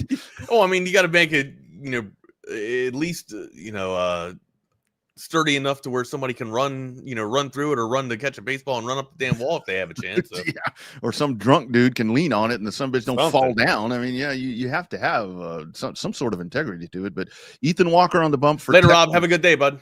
Yeah, man. Ethan Walker on the bump for Texas. Really, at 4 hitless innings, he had a no-hitter going through 4 against Tennessee in the SEC tournament, which was kind of a surprise right there to see him take the bump for that Tennessee game. So I think that we're seeing some of the Schlossnagel logic on what he was doing with that ball game. He trots Walker back out. Pretty vanilla game plan for me here, guys. Start hitting the ball and do it early. The bat's got to come alive, right? We talk about the pitching, like the pitching's got to be there, but if they don't have any run support, it's going to be tough. You got to put some crooked numbers up, or you got to make some crooked innings with the numbers. The proof is in pudding. We know this, man. Get a good solid 6. Hopefully, you can get a good solid 6 out of the arm, and then give them some run support. Absolutely. That's the key right here. I mean, this is a matchup.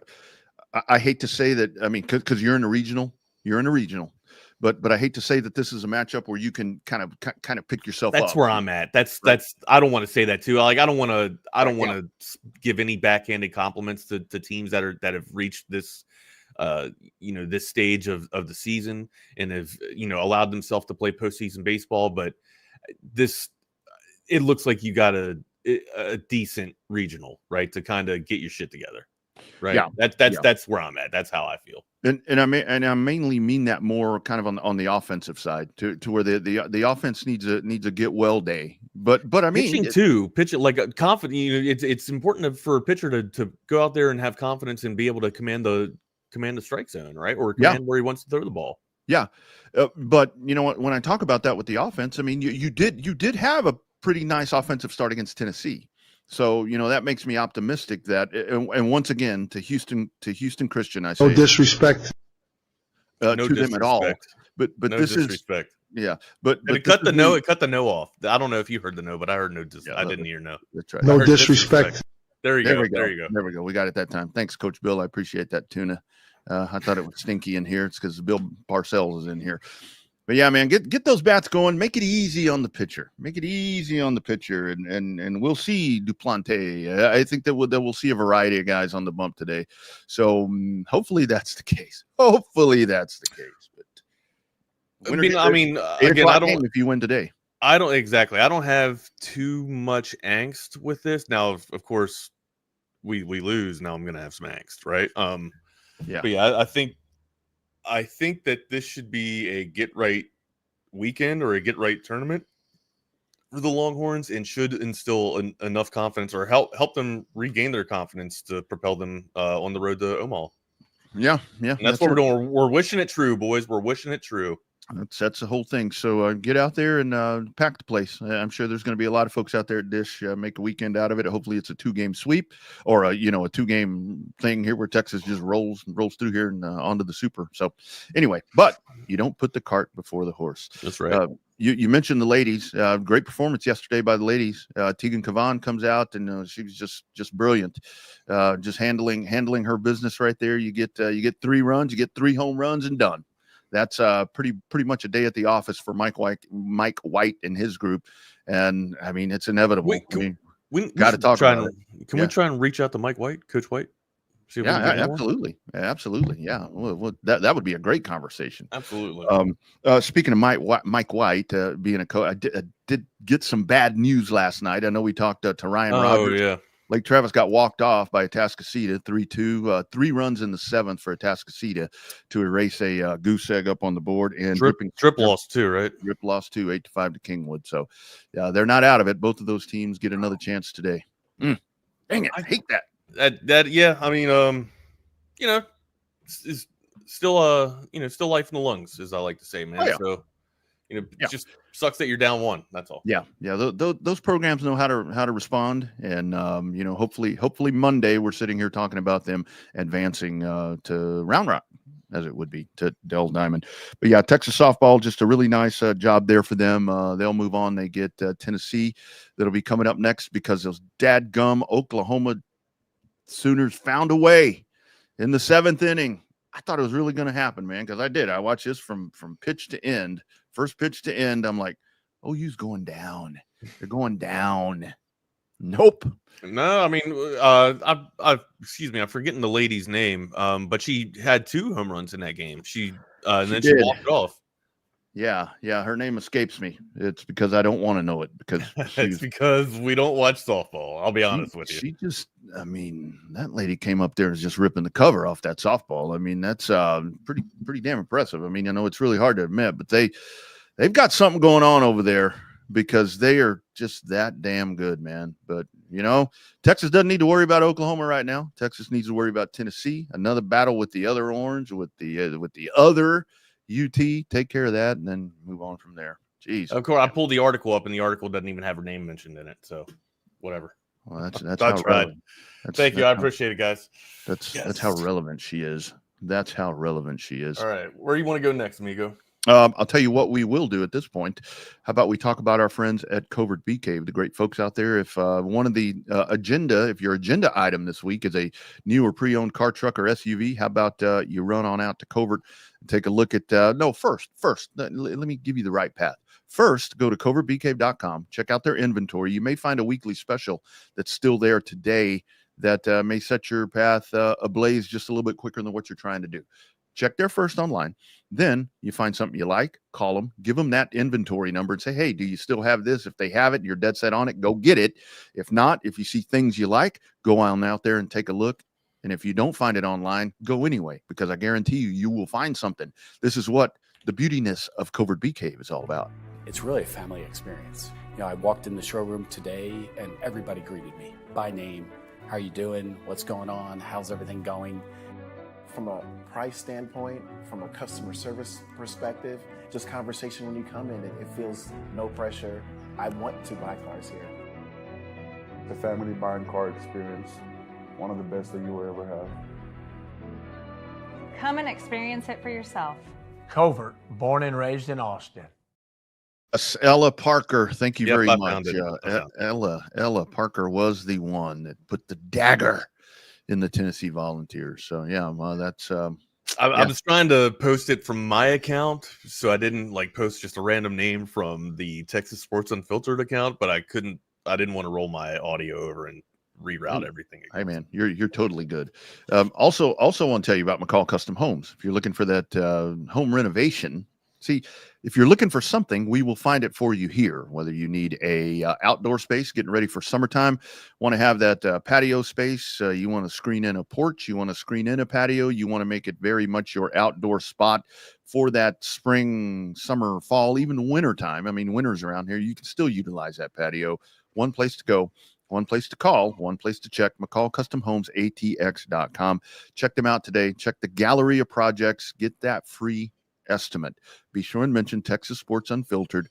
Mike and his crew will come out and they will get you set up and get you on that dream path that you're looking for. Add some value to your home. That's what McCall Custom Homes tells you. We build value into your home. Don't sell it right now. Now's a really good time with market conditions to make your home more valuable, and doing renovations, doing improvements. That's how you do that. You add value to it, where if you do want to sell it at some point, it's got that extra value. McCallCustomHomesATX.com. Check them out today. Be sure and mention Texas Sports Unfiltered. Patrick, I am confused, man. It's game day. I am going to see if Mike and the crew does anything for pools, too. They're probably not, in the pool business, but I'm wondering if they can get anything done. Yeah, I was up probably till about 2 a.m., 2:30-ish. Researching pools, looking into salt water or chlorine.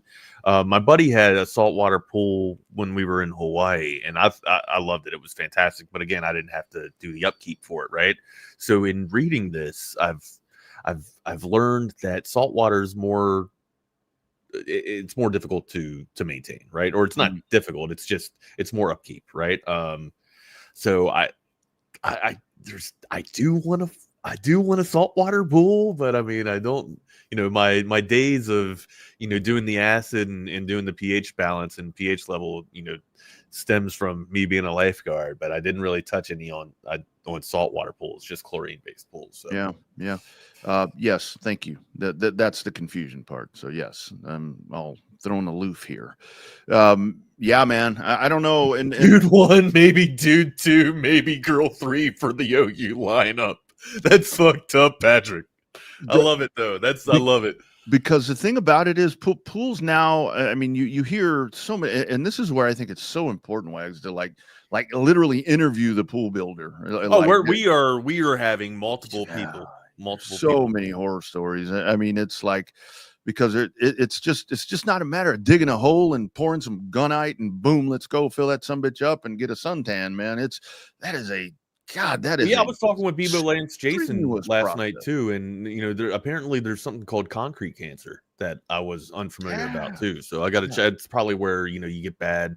If I'm thinking about it, you just get bad foundation for the concrete, and it doesn't sturdy and it cracks on you, cracks all over the place on you. So yeah, and that's I had clients in the past where it was always clients when I was in real estate, they'd be like, can you recommend a pool guy? I'm like, look, I got a list of about 10. You call them. You do your due diligence, because I don't want to be like, oh yeah, call Miguelito Godbolt. He'll get in there and get it for you. And then Miguelito Godbolt. I'm not getting sued, man. So I don't know. It's been very exciting. Right. But also it's like I have a little bit of angst because I just want to make the right decision. You know what I mean? Yeah. I feel like a kid at Christmas time. And this is and something about a pool for me, like I associate having a pool with life accomplishment, right? Like, okay, it's almost like that Thanos moment in Avengers. I don't know if you've seen, I'm assuming you've seen Endgame. Okay, I can get a little nerdy with you here. Sure. It's where Thanos, basically his job's done. He's destroyed half the population. Not that I'm trying to destroy half the population, but I would like to put a pool. I'm trying to destroy half my yard. All right. As soon as I destroy half my yard, I'd like to sit on the damn edge of the pool and just with a nice, Mai Tai or some. You know what? We're gonna make it a dreamsicle with some rum in there, and then just look at my little accomplishment of life there. That's kind of where I want to be. And you know why that really is an accomplishment? Because it doesn't cost $100. I mean, this right. Is like I said, man, 30,000 is where I'm hoping I'm around. You very well may have to finance part of this project. I'm going in debt, buddy. I am going to go in debt. I hate to say it, for most of us common Joes, if there's anything like that, whether it be a house, a car, a pool, a racehorse, a race car, if you're going to buy something like that, you're probably going to have to finance part of that. I don't go anywhere anyways, Double R. You know what I mean? So it's like the only place I do go is when I need, water relief, when I need to go to up to Lifetime or up to some place to go swimming, because we don't have, and my neighbors keep the pool yellow here, so. We usually don't, or they got a natural heating system. You know what I mean? So we don't go swimming in the community pool. So. Yeah. No, that's why I'm with you. I avoid the HOA pool because for one thing, people are just, I'm like, calm down. You're supposed to come here to relax. I go to the HOA pool, Wags, and I leave, and I'm more freaking stressed than when I got there. It's gonna get me like Michael Phelps, baby. Michael Phelps, man. And like I said, all these kids want a chicken fight in there. Look, man, I'm just trying to drink a beer and float on my back in here. Dude, I don't want noise. I just want to listen to my songs. That's it. And you kids want to sit in here, watch my Tom McKay TV. That's all. Yeah. The kids want to get in there and shout obscenities, call each other the N-word. I'm like, man, you're as white as a sheet. Why are you calling him that? Patrick, I got you. I'm not trying to have 60,000 at all. Double R. There's no, absolutely. Hey, speaking of Tom McKay, he's mentioned to a few of us. Tom McKay wants to pack the HEB Center coming up on June 2nd and 4th, possibly on June the 6th. The Texas Stars with Western Conference home games in the Western Conference Finals there. So pack the place. Tickets available, texasstars.com /tickets, or you can contact our friends at syntextickets.com. Get yourself out there. It's a relatively cheap ticket. It's a relatively cheap ticket. Get yourself in the place. Of course, when you start buying the beers and all that, a little bit more, but still not as bad as it's going to be in other places. So go support your home team. It's summertime. Green is a nice color to wear this time of year. So go root on the Stars as they look to capture the Calder Cup. Yeah, they're not going to capture Stanley Cup though. The Dallas Stars aren't. They were eliminated last night, unfortunately. Man, 6-3 was the final. It almost looked deflating right out of the gate. Ottinger just wasn't on. I mean, two goals off 2 shots, which you're just like, holy shit! Like that's just absolutely brutal. And then Day Smith comes in and. He lets one by. One by, and you're just like, man, Jesus, boys. And then they put one back up, right? And then they put another one back up, and you're just like, man, here we go. That suddenly, you start going back in your mind that 2-goal lead. It's so damn tough to hold. What's the 3 look like? And then, McDavid happens.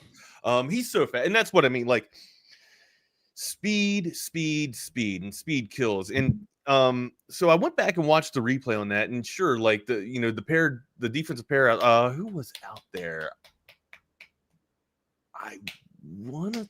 Hintz chased him down. I don't know who the defender was on Puck's side. Weak side, I think it was CC because he was trying to play over to get a shot off. And he was too far out of position after that. He couldn't get back to chase McDavid down, and Rupe Hintz was the only thing left. And McDavid's the fastest dude in the league, man. You're just not going to catch him. But one of the best is the best skater. And then he was able to put it past the Smith. So it was just tough. It was tough to watch. And yeah, like I didn't want to beat up on CC. I think CC's kind of the weakest link out there. But I mean, he did a nice little spell job in place of Miro when Miro was out. So. Again, a lot of teams have missing links or weak links, and CC apparently is one of them. So it was tough. It was tough. That was really a situation to where when you fall behind in a hockey game like that, I mean, and then you have to mount an insurmountable comeback. The last person that you want to see, and it looked like it was starting to catch, right? It did, man. It really did. And then you get Connor McDavid all juiced up, and it's like, holy smoke! I mean, that's kind of where it's kind of where the writing's on the wall. And for the Stars, I mean, you have to applaud what they've done here. But I mean, here you are again. here you are in this situation again, and. So I'm trying to think what the Stars need to get them over that next level, and defense obviously comes into it. Even though you have one of the best, you have the best.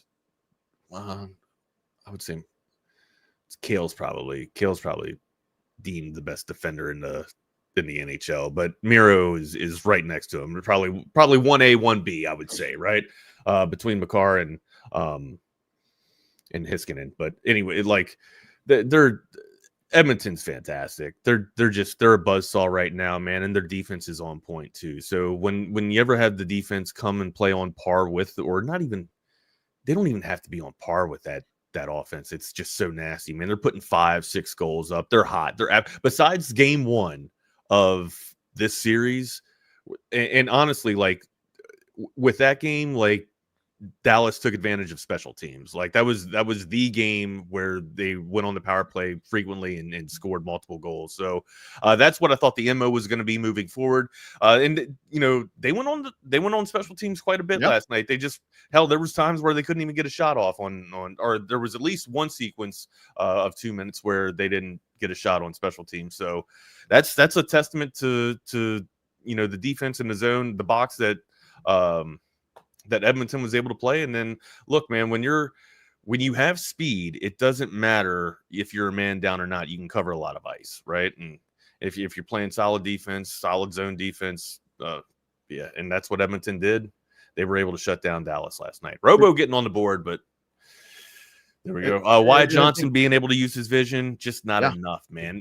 When McDavid's already got the vision, and Nugent Hopkins is seeing people too, and then Corey Perry's getting consecutive goals between games. It's really the Stars just aren't aligning for, no pun intended. It's just not aligning. Yeah, I mean, I think that the answer for what Dallas needs is some attrition with Edmonton, because it's like, I mean, yeah, Dallas, you've got a pretty damn good core there, but you're just not as good as Edmonton right now, unfortunately. This too, like we didn't even talk, but yeah, and that's where I think here we go to a rematch in the finals, and I think that I think we get 7. You think we get 7? You think we get? I think this is absolutely going 7. Yeah, I think so too. This, I didn't want to see Dallas out of it, but this is the better matchup. Yeah, right. But somebody like this, a team like Florida right now, and look, I'm not taking anything away with Dallas. Like when Dallas is at their game, Dallas is at the top of their game, they're one of the toughest offenses out there. But these are the 2 best clubs. These are overall the 2 best clubs right now. Yeah, and that's what you want. I mean, Jake's going a gentleman sweep here. Panthers in 5. Ooh, man. I'm there with Jake. I'm not a gentleman sweep. Maybe game 6. Ultimately I think it's going to go to a game 7. But it didn't matter to me. It didn't matter who was coming out of the West. Florida's fucking hot right now, man. And I'm not just talking about the weather. Like they are blazing, dude. They're just they needed to go up against a team like this that averages 5-6 goals a game to kind of compete with that. But Florida, you're about to see Florida's defense. I'm interested to see what Edmonton's gonna do, if they're gonna go back to Pickard or not. Skinner's hot. I think you ride with Skinner until proven otherwise. So. Yeah, even Florida, when you kind of see them take their foot off the puck a little bit, still it's like they're just overwhelming. I mean, it's just overwhelming. They out hit you. They're everything. Their forechecking is fantastic. They're constantly in their offensive zone. They're a well orchestrated team, buddy. They are very well assembled. Absolutely. And remember, when you're going to be watching that hockey, audiovisual consultations, talked about Tom McKay a while ago, since 1988, 255-8678. Here's a word from the man, Tom McKay. Now, stepping up to the plate is a household name, weighing in at roughly 115 pounds with a wingspan of 98 inches. It's Samsung. Kid, I know it's baseball season, but this isn't what I meant when I said to incorporate sports into the company commercial. Sorry, old man. I just want everyone to know that audiovisual consultations can make your home feel like a stadium. That's true. Audiovisual provides stadium surround sound, huge screen video, controlled lighting, and even temperature control. On our roster, every customer is an MVP. Sounds like audiovisual knows how to score a home run with our customers. All right, kid, that's enough with the baseball puns. But I'm trying to tell everyone that audiovisual is a real catch. You'll glove our services. Kid? There's nothing coming out of left field when you give us a call. We won't break your balls. Kid, we only have a minute. Pitch, please. I don't need your attitude right now. Rest assured, listeners, audiovisual is much better at installing and designing custom home theaters than we are at making jokes. Just check our stats. Give us a call at 512-255-8678 or visit us online at avconsultations.com. That's some pretty good stuff right there. I like that. The new Abbott and Costello. That's really good. They're pretty. I never even heard that one before. That's pretty damn good. No, I hadn't heard that one either. I hadn't. You'll glove our services. Pitch, please. Pitch. I like the pitch. Pitch, please. I thought I was brilliant when I said no pucks given for our little podcast that Tom and I used to do for hockey. No pucks given, but what's Chip call her? Chip calls her Michaela. Her name is definitely not Michaela. All right. Tom calls her the kid, but it's Camilla, guys. Camilla. So. Yeah, Camilla. Quite the accomplished is young Camilla.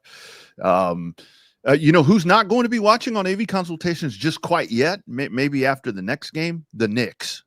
the Knicks. They're still playing, man. They're still done. So Troy and I were kind of chatting it up a little bit. Quad Standard Labs, we were kind of chatting it up a little bit on Facebook last night too, as we were watching this thing, kind of live watching and live tweeting, live posting on this thing. We mentioned it, man. Y'all were dressed, right? Y'all were dressed. No, not looking. Yeah. Oh yeah. No, I mean, we were kind of, it depends. We were kind of gazing in each other's eyes. You know what I mean? Whispering sweet nothings in each ear. Yeah, that's what I was doing. Canadian Idol, damn it. Canadian Idol, amigo. Yeah. Canadian Idol. So look, here's the thing. We mentioned this, right? Like Brunson's great, but if you're Carlisle, you're letting Brunson get his, right? Not to the point where it's absolutely just burying you, but you put a one defender or rotate off of him a little bit and make him just wear down, but of course, like he's going to get his buckets. Okay, the dude that you needed to stop was Karl Anthony Towns, and this series has kind of gone the way with Karl Anthony. Like whenever Karl Anthony Towns has a game, usually the Knicks are right there. That's the key word: win. In the building to win the game, right? When he is playing like he's playing. And what do I mean by that? Cat's got an MO, or he's got a reputation about him for a little bit of being soft, right? Not a little bit, but of being soft. He likes to play on the perimeter, likes to play on the wing a little bit, doesn't like the bang. Cat driving to the basket, playing downhill basketball was banging last night. And what did that do, Rodney? It opened up space on the floor for everyone else as the defense collapsed, and then you had open shots, right? Mm-hmm. Bridges was hitting, Hart was hitting. They were playing fundamental basketball. They were playing, having high-low passes from the elbow and then down to the post. It looked like really good basketball. I don't know if that was Tibbs' game plan moving forward and going into the damn thing, but it all kind of worked out on the floor, right? If you continue to do that and play aggressive, that's basketball 101, man. It opens up the space. It opens up shots for everybody else and gets your team involved. Really, really fantastic two-man game between Brunson and Towns last night to get them all involved. And we saw a dominant performance from the Knicks. Luckily, it was in the Garden. And here's the thing that Troy and I were talking about, within the first quarter, second quarter, every shot that they were hitting, they were throwing up the bro, you know what I mean? Like 3-ball, baby. Mm-hmm. They were showing it to the crowd. But a lot of that's antics to get the Garden going. The Garden can be a very vibrant and special place, with all the stars and celebs. I don't know what it's like, in comparison to Staples Center. I've never been to the Staples Center, but I've been to the Garden before. Garden can get pretty absolutely wild, dude. And we still got a series, man. Credit to the Knicks. They looked fantastic last night. They had one hell of a game plan. Tibbs seemed like he was coaching with a chip on his shoulder last night. I think he kind of heard where many saying, that the series has gone this direction because of him with his rotation and with what he's done. But look, the other part of that last night was the 20 turnovers that New York. Yeah, caused. You're not. Yeah, that's tough to come back from, right? Yeah. Yeah, and you get over there, you talk about giving Brunson what he's going to get. They lock down what's his name? I mean, you lock down here. Yeah, Brunson. You lock down on Halliburton, and boom, they really good job with that. I mean, I like what you did there, and that caused the turnovers. They were hitting all fucking shot. Yeah, they shot 49% last night. Yeah, no, I mean, great shot, and a lot of that to do is shot selection too, right? Right.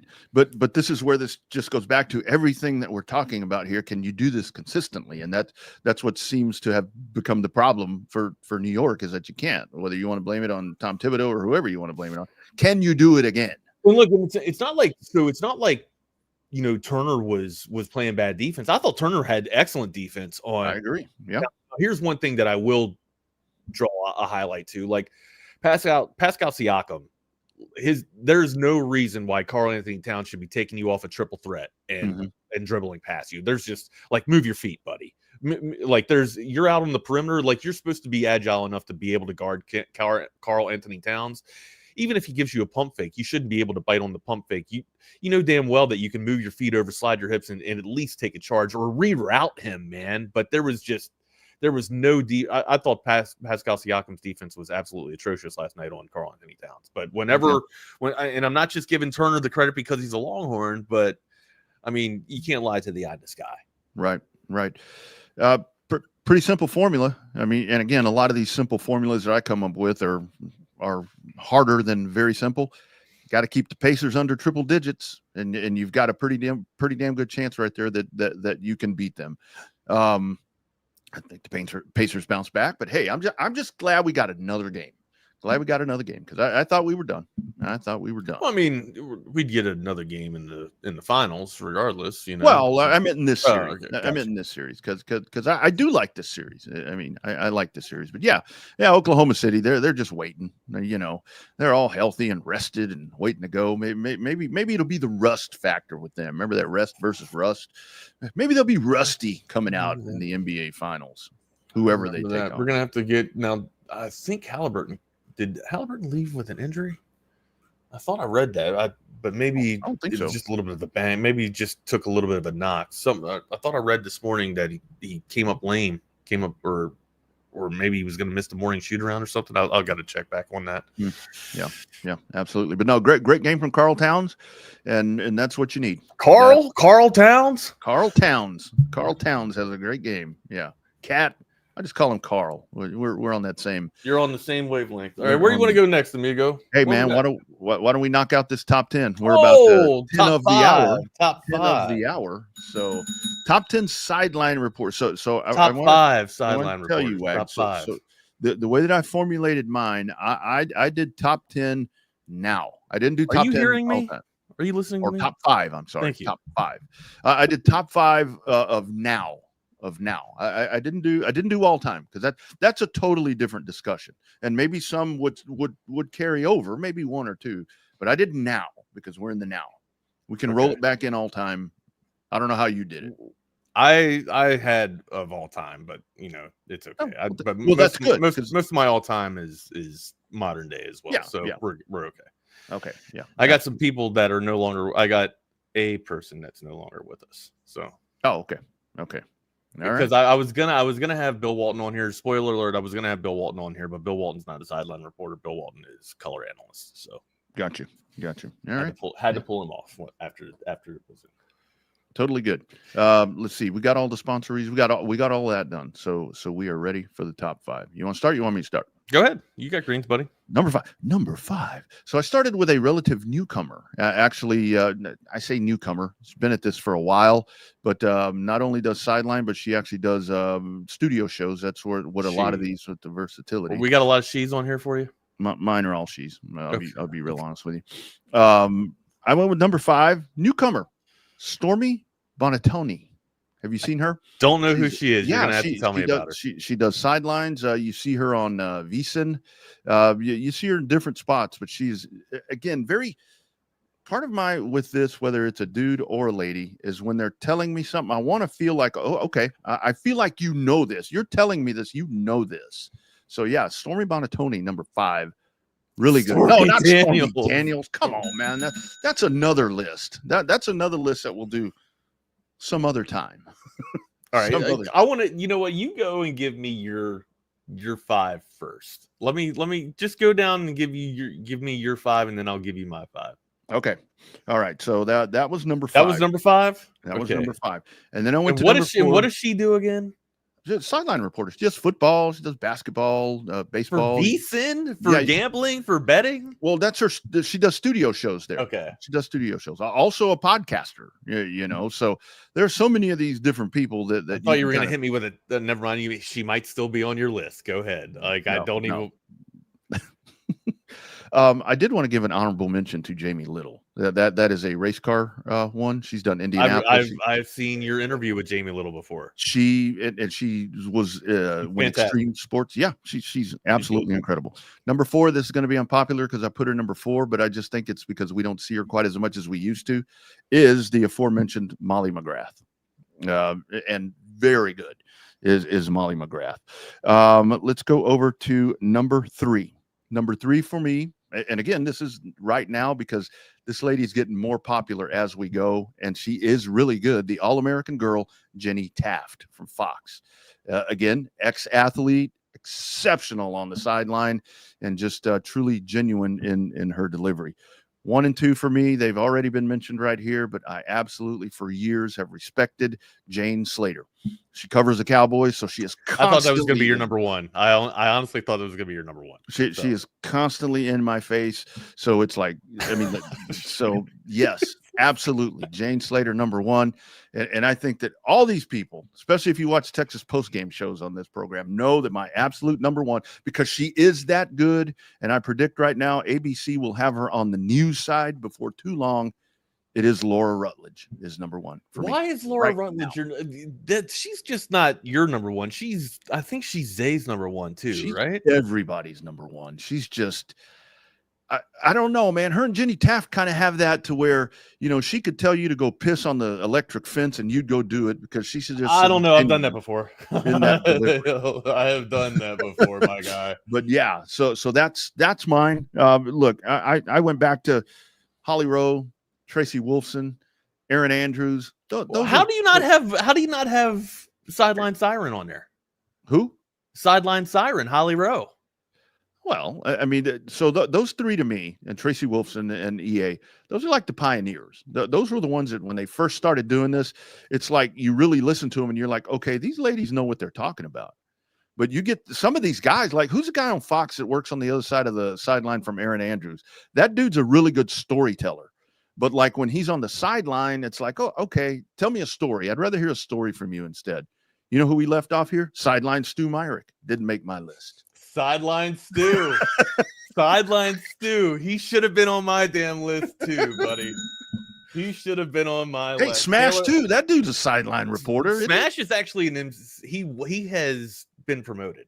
Smash does not do, or maybe he still takes gigs for sideline, but Smash is usually touted for MC, like Master of Ceremonies now, or anchor. Like Smash has made it. Is that why that dude's always in a freaking tie? He's suit and tie, and he's doing broadcast for ESPN. So congratulations to Smash. Like he has been at this gig for 20 plus years. He never got any help at the radio station at 104.9. That no one helped this guy. Christina every now and then would try and get him a bone somewhere, but again, he would try and get more time on Sunday shows between the throw-in, the soccer show that we had with the throw-in, and then also he'd come on my show and give NBA analysts or analytics as well. So yeah, big shout out to Smash for doing what he's able to do. Yeah, good for him, man. Hey, I've been doing play-by-play for 20 years, and I still go in shorts and a t-shirt. I ain't made it. It is. It's very hard. And my opinion, it's even harder now because like this list that I just read off right here, most of them are very attractive ladies. That's like we were talking about. 100%. So I'm gonna be transparent, okay? When I was looking for side work, right, just stuff to kind of fill in, I was looking for part-time work. I went and applied as a bartender, right? Like I used to tend bar. The guy looks at me and goes, buddy, you're just not what we're looking for. And I'm like, what are you talking? Like, have you I can make all kinds of drinks. She goes, yeah, anybody can make drinks. I can teach anybody to make drinks, but you don't really have what's up front, what we're looking for. And I'm like, okay, so it's a looks thing. No, we need females. We're absolutely looking for females. Females sells the drinks around here. You are not going to sell the drinks. People aren't going to show up to the bar just to have a conversation with you. They want to look at you, and I don't want to look at you. So that's basically what he said. So yeah, real quick, back to my top 5 before we get out of here, man. I'm going to go number 5, Tris Christakis. Do you know who I'm talking about with this? Tris Christakis. What sport is that? Basketball, Miami Heat sideline reporter. I don't think I do. That's Trish. Great microphone. She's got one hell of a mic. One hell of a mic. I mean that. Yeah. That is Trish. I knew you probably wouldn't know her. She's kind of new to the scene. She kind of came of past 3 years. Past 3 years, she's kind of been on point. And I was a big Jimmy Butler fan, so I used to watch a lot of Miami basketball and got to see Trish. But you want to give an honorable mention? Honorable mention, since we're talking about Jimmy Butler. Honorable mention, Rachel Nichols. Honorable mention, Rachel Nichols. She needs to be in the Pioneer Club too. I mean, she's in the Pioneer Club. And we're talking about these ladies like they're Betty White's age or something, but I mean they started this stuff. They were the first. Number 4 for me. We all know this lady. She is fantastic. Her work is unprecedented. It's tremendous. Holly Rowe, Sideline Siren, one of my favorite to do it. She is everywhere, man. She's in Mobile, Alabama on Saturday, then she's out in South Carolina or out in Southern California, the next night on Sunday. covering sports. She's everywhere to be seen in terms of sports. One of the best to do it. Number 3, we mentioned him yesterday, Craig Sager. Between his outfits and his brilliant analyst, from the sideline, gone way too soon, died of cancer.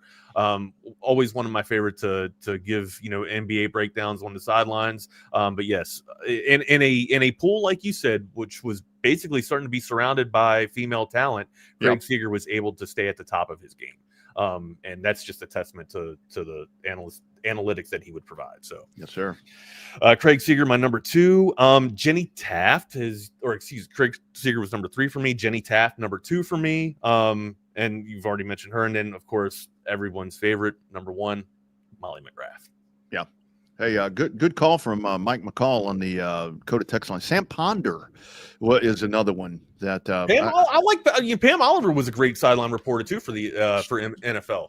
I see. Matter of fact, Pam Oliver was the sideline reporter when most of us were in Afghanistan. Most of my unit was in Afghanistan and Iraq. So Jen Hale is really good. I really like Sarah Walsh. Sarah Walsh is a great sideline reporter. And what's so cool about this is, like we talk about, so many of these are versatile to where they're able to bounce from studio to sideline. And I got a text where it's like, why is it all ladies? But you look at the sideline reporter job is mine's not awesome. I gave you Craig Sager, buddy. Well, I'm not sexist. I like that. That was a direct text to me because I am. I'm a pervert and sexist apparently. But the whole thing. But this is mostly a female-dominated job right now. I mean, you look at this. It is. It's the pool is very saturated by. Very much to your point right there. I mean, if you're watching a football game, do you want to?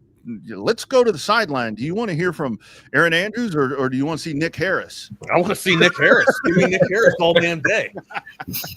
Wags likes men, everybody. Just hey, that came out wrong. And there was just no way to clean it up. I tried to backtrack on that, walk it back. Couldn't even do the real awkward reverse your sounds stuff. How are we feeling about the Austin Regional? We got a center field wall built, so Rodney and I kind of talked a little bit about this already, Nick. I'm not trying to give backhanded compliments to the rest of the field, to Kansas State and to Houston Christian, but it feels like a tournament to where you can get right. Yeah, right. It like I know everybody that once you get to this echelon of gameplay, you're gonna have the studs. You're gonna have studs no matter where they come from, right? But this feels like a very fortunate grouping, a very nice weekend to be able to heal and get yourself right and get ready for Omaha. That's kind of how I feel. Yeah, that's got to come alive. Yeah, a favorable quartet nonetheless. Kansas State worries me just with what they did in Fayetteville last year, walking in there and stomping everybody out. So that gives me a little pause, but I think you take the experience with UTSA and Houston Christian that you've had throughout the year and your Big 12 experience, knowing what Kansas State will bring to the table. I think it's favorable by a lot of imaginations. And then you look at the bracket overall, you most likely get UC Irvine next week. Cruising. I'm cool with UC Irvine. Like, it's going to be a tough super. I would assume so if they get through this weekend.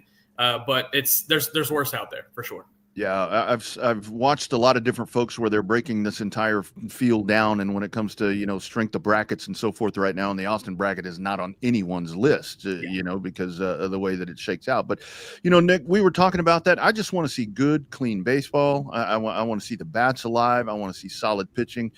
It sounds like not a lot to ask for. Just give us 6 innings. 6 innings, man. Clean baseball. That's what I really want to see. Command the game early, and whatever games you're in this regional, and just take care of business like you should be doing at this point. Yeah, I'm good with 5 solid innings, honestly. Yeah, the bullpen's strong enough. I think it gets Houston Christian. You would hope to get 7, so you can carry the bullpen throughout the weekend. But from that point on, give me 5 and we're rolling.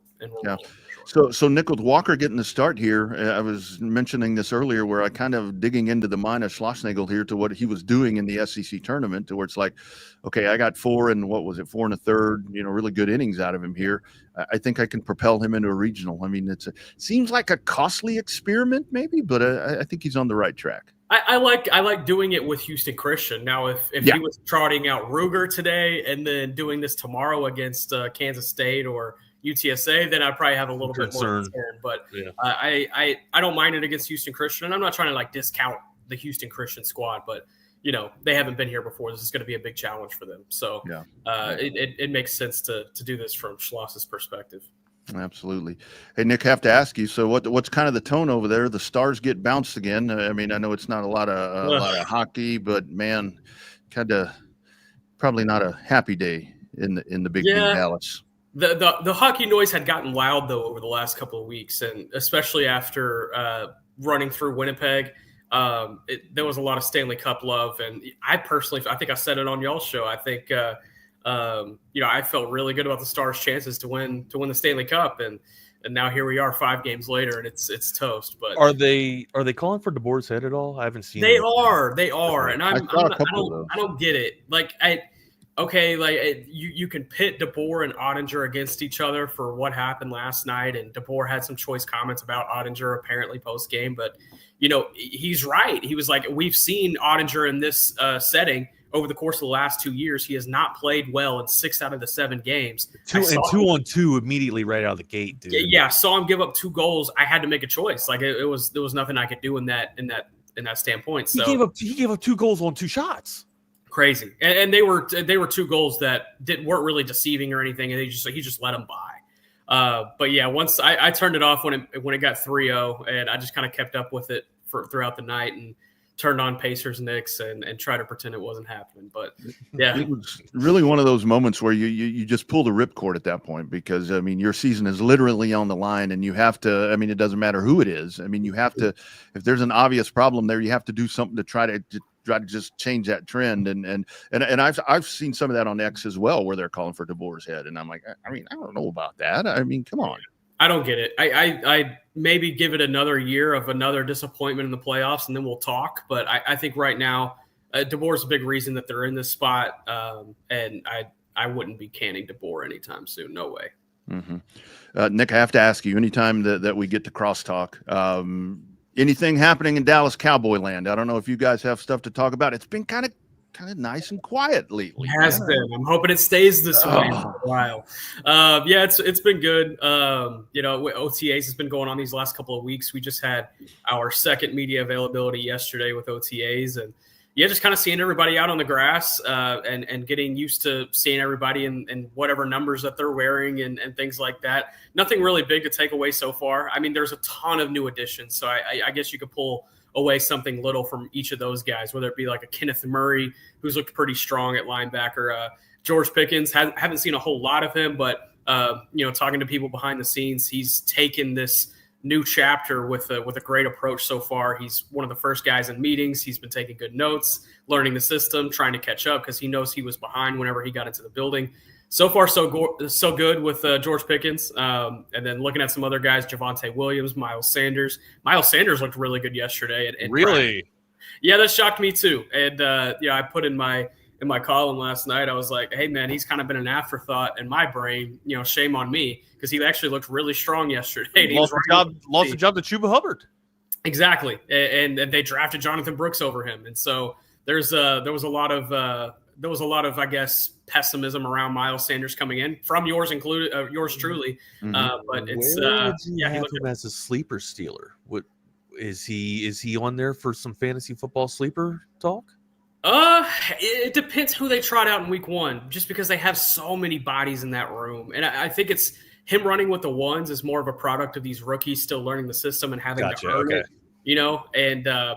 I think if you ask me, I still believe it's going to be Javonte Williams starting, Jaden Blue being that number 2, whenever the season comes around. But I'll believe it when I see it too, because they're throwing spaghetti at the wall and they're going to see which running backs. Sanders is bigger than Blue, right? They're about the same size. About the same size. I would honestly say Blue's a little bit stockier. Hey, no, that I did not know that. I thought Styles. I thought Miles would be a little bit. Miles Teller? No, it's not. It's Miles Sanders. I'm optimistic about the running back room at this point. I'm just glad we've got some decent bodies there. It seems like where before it was like, okay, you got Zeke. So I'll tell you who I feel bad for. And again, it's just the nature of this. Our man Deuce Vaughn here from Round Rock. Yeah, it's like, oh man, he's cooked. I think he's cooked, guys. And he's kind of the one that's getting forgotten about for sure. And every time I post notes about the running back room, I'll always get one or two comments. What about Deuce? And I'm like, I don't have anything for you, man. I'm sorry. Is injuries just like the tell of the tape for Deuce, just with setbacks and stuff?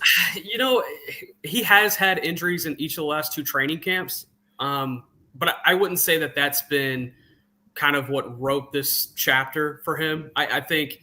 In his rookie year, he got legitimate opportunity in those first few games, but it was in mop-up time against with a backup offensive line that was awful, and he was having to make guys miss as soon as he was touching the ball. So I feel like in year 1, he didn't even really get a full opportunity, and then in year 2 in the preseason, they tried to really feed him and try to see what he could do with confidence and touches, and nothing ever really came of it. And I don't think there's enough trust there to put him with a 53-man roster going into this year, I think. And the biggest thing for him, they've tried him in so many different roles on special teams. Right. And if you're a backup running back, you have to have a role in special teams, and he just has not been able to find a role. And when you have a returner like Kevontae Turpin, there's no role for him as a returner. He's been the backup returner at times, but he's had a couple of bad moments. He had a muff punt a couple of years ago that I think back to against the Patriots. He just hasn't been able to carve out a role. And I hate it because he's a good dude, and you want to see Deuce Vaughn shine, but it's tough. Yeah, the road is ending. Jordan. I still have the people outside, so that's why I have the gaming on. So, yeah, talking to you from here and listening to you from here. So awesome. Sorry for being late. Pflugerville Weiss has a new ball coach, and I was surprised that spot opened up. Rodney, it is a long story. But yeah, I love a good scandal. You just whoa, no S words over here. Get that. I want that on the DL. We need to. Yeah. Hey, Rodney, I'll give you a call. I can fill you in on everything. But no, they're gonna announce it on Monday. To guy. I mean, I'm not going to spoil it. The guy I like a lot from the state of Texas does a great job and knows how to get kids recruited, knows what he's doing, and I think it'll be a really good thing for their program. And Steve Sarkisian, kind of a fresh start. Nick, shut up. But they got But yeah, so excited for them, and excited to see what the Weiss Wolves do this fall. Yeah, have y'all seen this? How the Byron Nelson coach passed away? Yeah, suddenly. Oh yeah, I did see that. Yeah, they still haven't announced the cause of death or anything. It's kind of random out of the blue. I mean, I think he was like 56. Yeah. Please tell me Art Briles isn't coming to Pflugerville Weiss. He wouldn't. Art Briles ain't coming. Jordan wouldn't give him that much, praise. Yeah, I would 1000% spoil it. But if it was Art Briles, one thing I did realize yesterday, digging through the database, for no good reason, found out Kendall Briles has a son at Fort Worth Christian, I believe. Can he play? I mean, I looked at him and I'm like, it's a white 2028 kid, kind of hard to project right now. And then I looked up his dad. I didn't realize his dad was as good as he was in high school.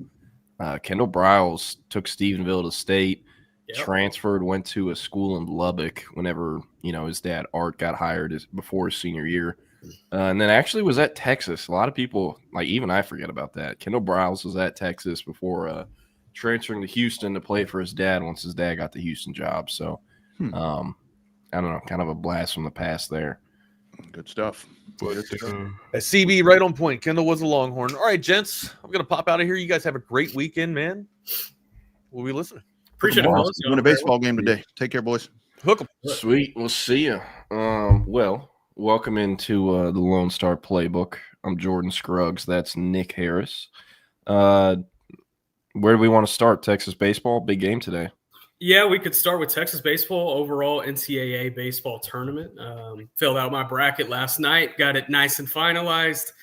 I do not have Texas winning the national championship, unfortunately. But I feel like every time I talk shit about Texas baseball, they prove me wrong. So it's mind games. I'm playing 4D chess over here.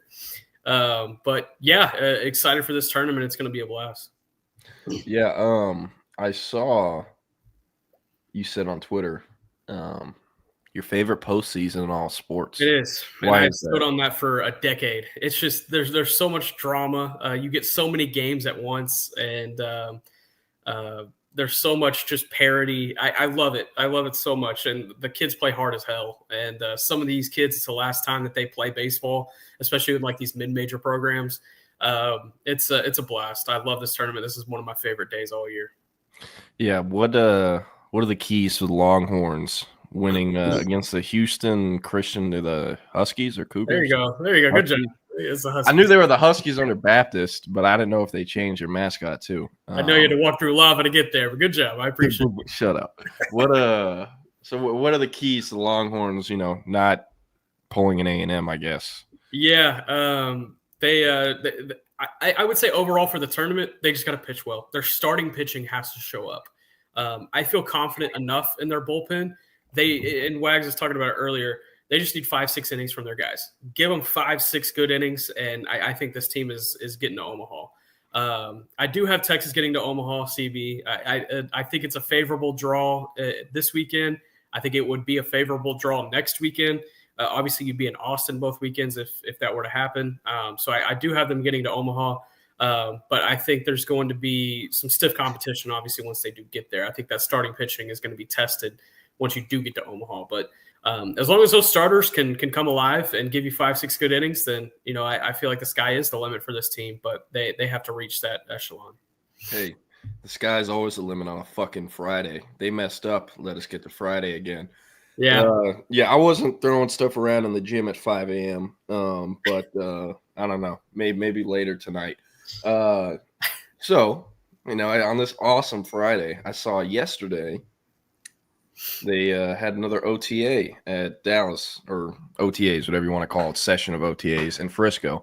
What stood out? First takeaways, or any big picture thoughts coming out of it? I know it's kind of shorts and not shorts and shirts, but there's no pads on. You can't really get a ton from it. But what do you pick up? Yeah, Underwear Olympics is what I love to call this time of the year. And yes, there's a lot you can see, and it's the first time you see the team on the field and fun, but there's only so much stock that I think people should be putting into this time of the year.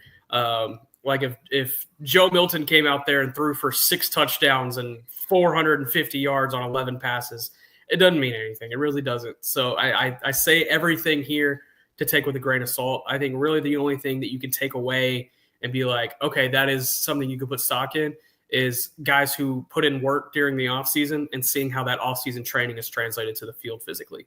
Just seeing how guys look. And there's a lot of things you could translate from the recruiting world into that, just being like, okay, I haven't seen this kid since January. I see him in July now. He looks completely different. So there's still a lot of that in the NFL too, especially with the younger guys. And one guy in particular, Tyler Guyton, being from Manor, first-round pick last year, battled some injuries throughout the season. He had a bad illness during training camp, so he missed some crucial instruction period. He battled a knee injury. I think he battled a shoulder injury as well throughout the year. Just never got it right. Him and Laramie Tunzel led the NFL in penalties last season, and it felt like every time that yellow flag was on the field, you knew it was going against Guyton, going against number 60. So I think he's taking this second season a lot more intentionally, and I think there's going to be a good year coming for Tyler Guyton. Physically, he looks great. I think his mindset is in the right place compared to this time last year. I feel like last year the lights were just kind of too big at times, but he's seen it now. He knows what to go through. But it's the biggest red flag that they have on offense, in my opinion, is that left tackle spot. Is he going to be that reliable guy? And if he's not, do they have a guy that can step in and be that? That's probably the biggest thing for me right now. So if he's not the guy, what happens? Is he just relegated to 6-man off the bench, or do they try him at another position? Maybe try to kick him inside? What? Yeah. He only was a first-round pick last year, Yeah, to answer Patrick really quick right here, I do not have UC Irvine beating Texas in my bracket. I do have UC Irvine making it out of UCLA, but I do not have them beating Texas. He's not a guy that would slide inside. Mm-hmm. I think eventually, if he doesn't work out at left tackle, I think eventually the thought would be to move him to right tackle. But they have a lot of money invested in starting right tackle Terrence Steele. They feel confident that this new coaching staff will be able to get more out of Terrence Steele. But that's the only other spot on the line that I think Tyler Guyton could potentially play at. Now that's me speaking right now, where I've only seen him at left tackle. You know, maybe there's something could happen down the line, but if he were not to work out at left tackle, you have Austin Richards. He was a 5th round pick out of North Carolina a couple of years ago. He got some work and some spot time last year and looked really good. I think he even started a couple of games. He would be a guy that would probably be able to slide right in and compete for that spot. But they're putting a lot of chips on the table for Tyler Guyton, because you look at Dak Prescott's health. He has 4 years that he has to get through, and he's going to need a reliable left tackle. And if Tyler Guyton can't be that, then they have to address that early and often before it affects Dak. Yeah. Speaking of Dak, Joe Milton, besides those two guys, who else has taken reps this spring at quarterback? Anyone else? Or Will Greer, very briefly. He got 3 snaps yesterday, completed all 3 passes. So shout out to Will Greer. Yeah. So he's in line, or at least it appears in line, to be the third QB on the roster this year. Yeah. Got it. And he's done that a few times for Dallas. No, am I mistaken? Yeah, he's had an interesting career. He was either drafted or undrafted free agent to Carolina whenever he first came into the league. I think he maybe even started a couple of games for Carolina when they were really down in the dumps, like even more than they are right now. His pops is a head coach at Providence Day in Charlotte, really big time program. Wow, I didn't know that. Yeah, a really big time program in North Carolina. We've talked about this. You just don't remember. Big time program in North Carolina. They pumped out Jaden Davis a couple of years ago that went to Michigan. Buns. Yeah, low key. But they pumped out a lot of guys. But anyway, coach's kid went to Carolina right out of the league, and then he landed in Dallas after getting bounced from Carolina. And he was always kind of their second string, third string, and was bouncing around. And they went into the 2023 preseason with him as the third string. And the day before the final preseason game, they traded for Trey Lance. And they basically told Will Greer, "Hey man, good job, but see ya. This is it. But we'll give you the start tomorrow. You'll play the whole game. Have a good time." And he went out there against the Raiders in the preseason. Take it for what it is. He went like 32 for 37 for 370 yards and 4 touchdowns. I mean, he looked like Patrick Mahomes. It was unreal. It was a fun day at the stadium. But obviously they cut him. He landed with the Patriots. I think he spent some time with the Giants. And then whenever Dak got hurt last year and they needed a third quarterback to add to the roster, they signed Will Greer and they brought him back, and he's back in the building after all. Yeah, hey, back with Joe Milton too, I guess. Yeah, that's true. That's true. So I read the story you did, quick kind of notes, observations, or whatnot from the practice. And you talked about how they want to involve the running backs in the passing game more under Shoddy this year and headed forward. What running back or running backs, I should say, do you think project best to fit that bill as the receiving threat out of the backfield? Because Texas fans are obviously curious about Jaden Blue, but I'm sure I'll have an adjustment period to some degree. So besides Blue, anyone else we should know for receiving backs? Yeah, Javonte Williams, no doubt. 62 receptions last year with Denver. I mean, his calling card is being that third down receiving / pass protection back, and he's going to have that role in Dallas, no doubt. So Javonte Williams, that stands out, but also Jaden Blue. I think those two guys are going to get a lot of receiving opportunities. And Schottenheimer's mentioned it multiple times throughout the offseason, is that we're gonna throw to these backs. We're gonna throw to these backs. And he, in the draft process, they were seeking out guys that could work some things out of the backfield. And Jaden Blue certainly fit that billing, and now he's on the roster. Yeah. A lot of 7-on-7 he played with Rose Simon, Fast Houston, back in the day. Gotta ask you, saw Trayvon Diggs was not present. Was he on that boat in Miami with his brother? He was not. That was in Miami. I was curious where it was. I assumed it was in Miami. I don't know.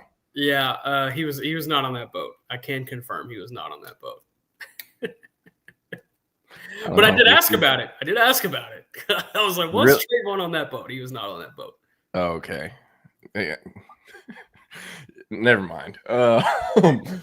So I saw Michael Parsons wasn't there as well. A little bit more notable. He still has a contract getting negotiated. But he was there, at the first session of OTAs. Why do you think he no-showed? Oh, I thought he showed up to it. Well, so let me clarify. Yesterday was their 5th OTA practice, technically. And but it was only the second that was open to the media. Gotcha. He was at the first overall one, but he was not at the first one open to the media. So yes and no. He's been in and out of the building, and it doesn't seem to be an area of concern for Brian Schottenheimer. I mean, compared to last offseason, he wasn't there at all. So it's already better than what he was doing last offseason. He is still awaiting that contract.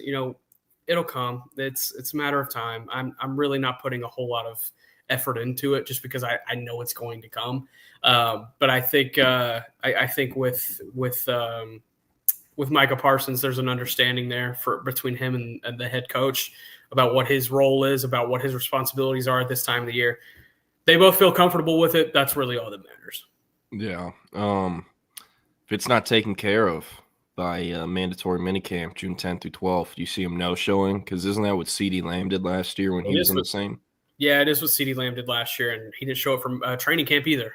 CeeDee Lamb did not. So that'll be interesting. I think Micah's here for mandatory minicamp, but that's gonna be fascinating for sure.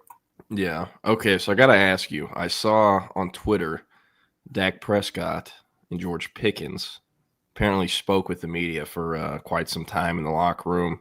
Yeah. Seemed like it was like an off-record kind of catch-up, right? Yeah. Tell us about that. Did you get more of like the raw, organic Pickens, or he was himself, or was there like a PR director like every time he talked too much? Well, so Dak is really good about those off-the-record, just shoot the shit in the locker room sessions, and we're blessed as media guys because not a lot of quarterbacks in the NFL do that. And he just sits at his locker, and you can walk up to him and talk to him about anything. He's very open, and he's honest, and he's unfiltered, and it's great, and it's a lot of fun. And George Pickens was right next to him yesterday during that session, and 45 minutes was a little bit of an exaggeration there from Clarence Hill. No surprise. It was more like 20, but it was a good session, and talked with Pickens about Alabama high school football. He went to Hoover, so there's a lot to talk about with Hoover. We even talked about the SEC baseball tournament happening last week because he used to go to that as a kid, and talked with Dak and George about SEC football, and it was funny. My two worlds kind of collided for a moment. We were just talking about SEC football and teams that we thought would be better this year, blah blah. And Dak was like, "Yeah, I think I think that kid at Florida is going to be pretty nice, DJ Lagway." And I was like, "Yeah, interesting." And we talked about DJ for a little bit, but it was kind of like my two worlds colliding for sure. But yeah, George is cool, man. So far so good. It's been everything that Dallas would want, I think. I am waiting on the first point of adversity for George Pickens and seeing how he responds to that. And then we'll go from there. But so far, so good. I got to give George credit. He's been great to work with so far. I've got some one-on-one time with him yesterday. He's a good dude. So, we'll see how far that takes him. Yeah. Did Dak have any comments on the health of the Mississippi State football program under Jeff Lebby? He's confident. And it was he was talking shit to CD because CD had to bounce early, and he was like, "That looked like OU's built for this SEC thing. They're about to go downhill. They're about to have their whole staff fired." And CD was trying to talk some mess back, and CD was like, "You can't talk. Like your team went 3-9 last year." Yeah, I don't think they've been ranked since. I don't think they've been ranked since Dak Prescott was in Starkville still.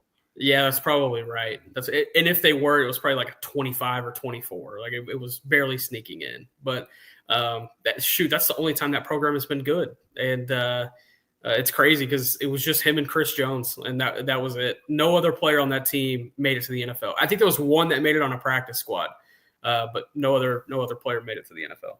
Man, Mississippi State, like once every 3 or 4 years, they just produce some alien on the D line that somehow the schools in the area let go to fucking Mississippi State. Yeah, like how did Chris Jones, he's from the state of Mississippi, right? I honestly don't know. Okay, but I know he's from the southeast area, like Georgia, Bama, even Ole Miss. Like, how did they let that guy go to Stark Vegas? Yeah. I mean, even Dak to a certain extent, big quarterback, mobile. Played in a decent competition in Northern Louisiana. How did LSU or Ole Miss or somebody at least not swing on him for a depth option? And Mississippi State won out there. Yeah, it is funny. Like in retrospect, we're just like, how did this happen? When like I'm sure what the deal was he didn't start till his sophomore year or something, or didn't go to like a bunch of camps or whatnot, and spots filled up or something like that. But yeah, Fletcher Cox, I'm not sure. It sounds about right. So Chris Jones from Houston, Mississippi, and he was the number 2 overall recruit in the 2013 class. So he had everyone recruiting him. They dropped a bag on him is what that means. That was not around kind of the same time as the Robert Nikomdiche bag at Ole Miss. Yeah, so that was 2013, and I think Nikomdiche was 14 or 15. So, yeah, it was right around that same – or no, it was the same class. Excuse me. It was the same exact class. Nikomdiche was the number 1 overall recruit. Chris Jones was number 2. Laramie Tunzel was 3. So, top 3 recruits all went to Mississippi State schools.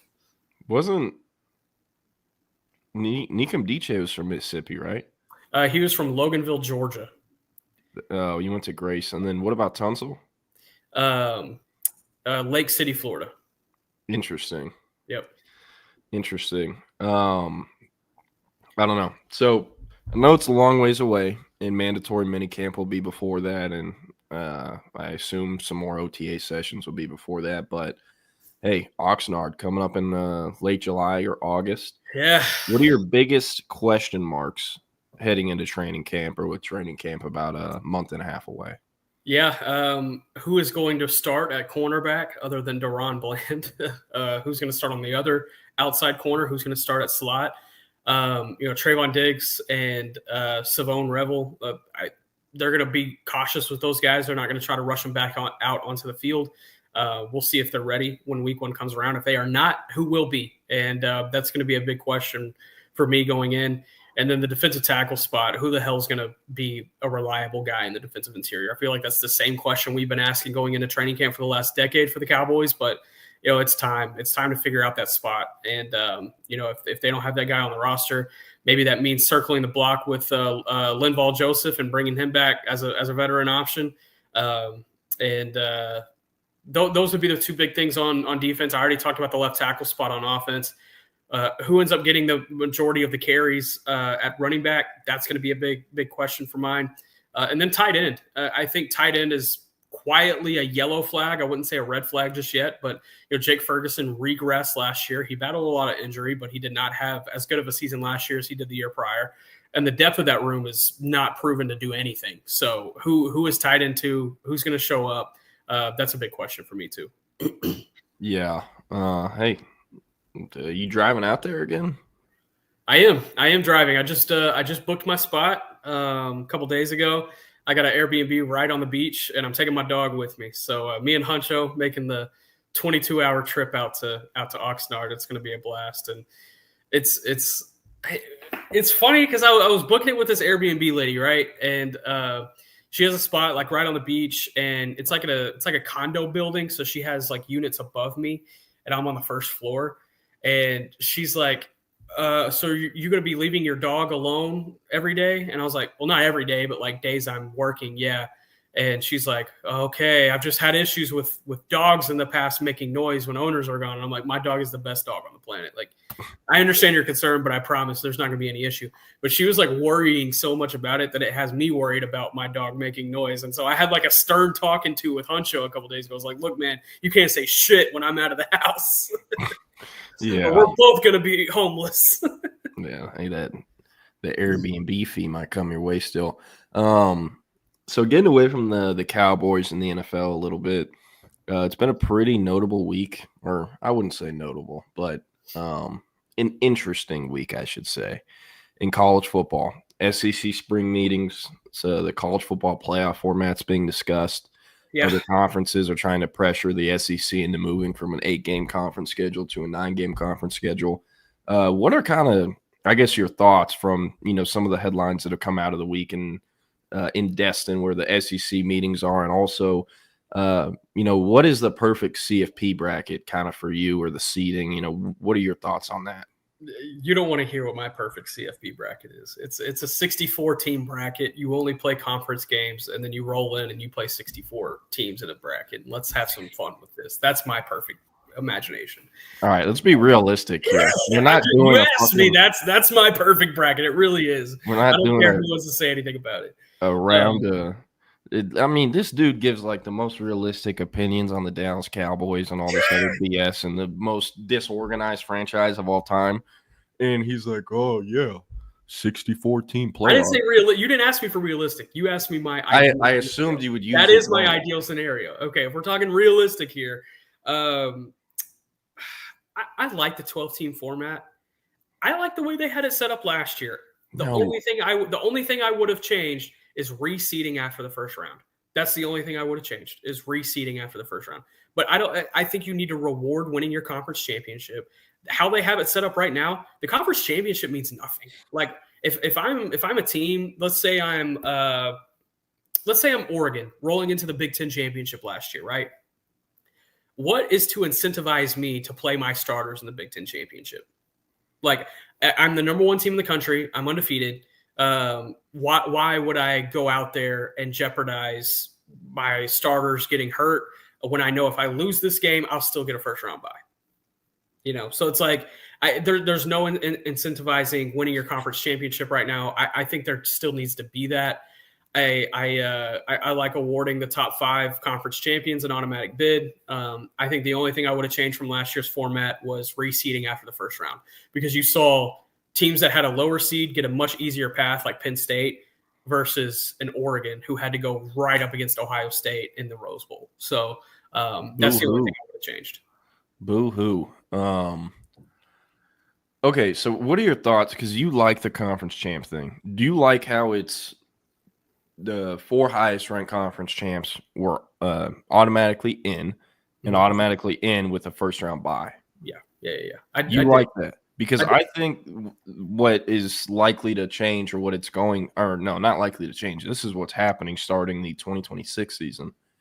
It's going to be 12 teams, 5 auto bids for 5 conference champs, but the first 4 seeds that get first round buys are not all automatically conference champs. It's who the best 4 are. Yeah. And so I think it was Clemson. They were outside the actual top 12 ranking, but since they were the ACC champion, they got in, right?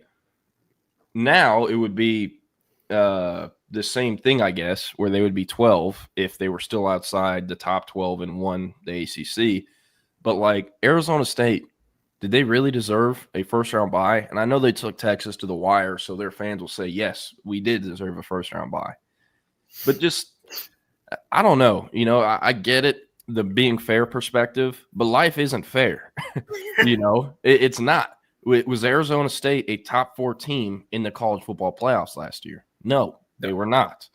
And ball don't lie either, right? Boise State. The whole I hate it because the SEC bias is a thing that everyone hates, but it is the best conference in football, right? And I know the Big Ten has won the last 2 championships, but they yesterday, or at some point this week, the SEC to all the media passed out these like 7-page pamphlets that had in detail statistically how the SEC is the best conference, top to bottom. In the last, I believe, 10 years, there have only been 2 teams in the entire conference that are consistently ranked outside the top 50. 2 of them. That is not the case in the Big 12, ACC, or Big 10. It is not. And the Big 10 is trying to pressure the SEC into expanding to a 9-game conference schedule. And the SEC, they don't want to do that, because as the CFP decision makers have shown, it's better to just be undefeated and not lose than it is to play a tough schedule. Yeah. So I don't know. I have a lot of thoughts on it, but very curious to see how it gets sorted out. I do love the moving away from making the top 4, conference champs, no matter if, they're not actually a top 4 team. But let me ask you though. So Texas last year, mm-hmm. had this new format been in place, they would have had a first round bye. So what would have incentivized them playing their starters in the SEC championship? Like walking into the SEC championship, what kind of juices you to win that game? Nothing. And you have to incentivize that game. You can being SEC champs isn't enough or whatnot. No, no, because you're trying to win a national championship. Sure, SEC championship would be great, but you're trying to win a national championship. Outside of the SEC, though, and perhaps the Big Ten, because of what those programs are in the Big 12 and ACC, their conference championship games are still meaningful. Yeah, for sure. But this entire situation is revolving around the SEC and the Big Ten, though. That is who is dictating this entire situation. That is fair. So these two conferences having this game means nothing. I don't know. Maybe they add a purse on top of the conference championship rings. You get like $1 million for your rev share the next season or something. Yeah. That'd be cool. It would never happen, but that would be cool. See, there you go. Yep. So what the hell's the point of the game? There should be a conference champion if they're playing. That's also, there's some people who want the SEC to change it to a 9-game schedule, so then they just decide a conference champion based off the, records in the regular season or in conference play. But there's going to be tiebreakers, Yeah. So it would be a blast for the SEC and the Big Ten. What they could do is going into the final week of the regular season, they take the top 4 teams in the SEC. 4 plays at 1, 3 plays at 2. Winners play in the SEC championship the following week. We can make that work. I could get behind that. It's still not really incentivizing the SEC championship, but you get something out of it.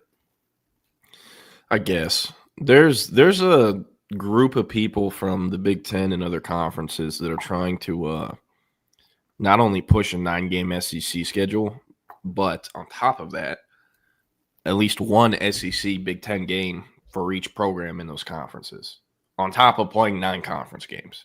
Yeah, that's crazy. So could you imagine Texas playing a 9-game schedule and then even Iowa, right, or Michigan State or any team from the Big Ten and then 2 non-conference games? Yeah.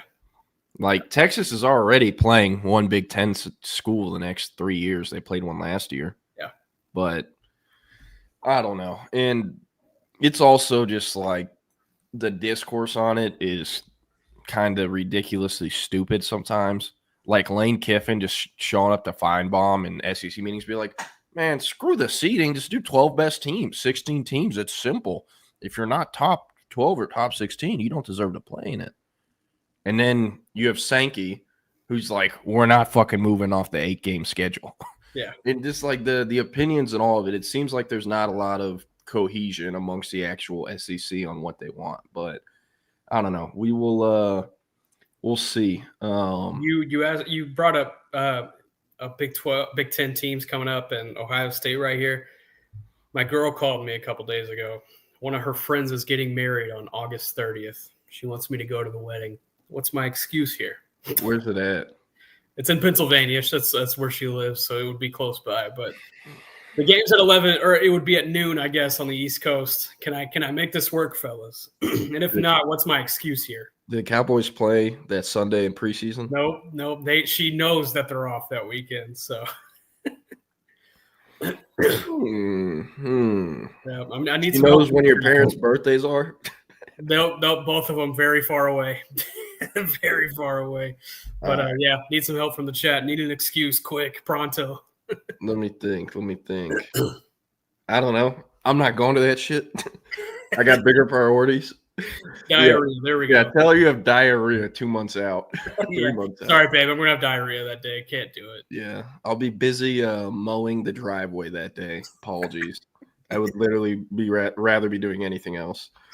I don't know. Weddings are They're not that bad. I've only really been to family weddings in my life because I got like a bajillion siblings, but they definitely can drag out. And luckily, no one in my family has done a fall wedding. I sure as hell am not doing a fall wedding, Crazy. So I don't know. Am I going to Columbus? That is a good question. Still kind of trying to figure that out.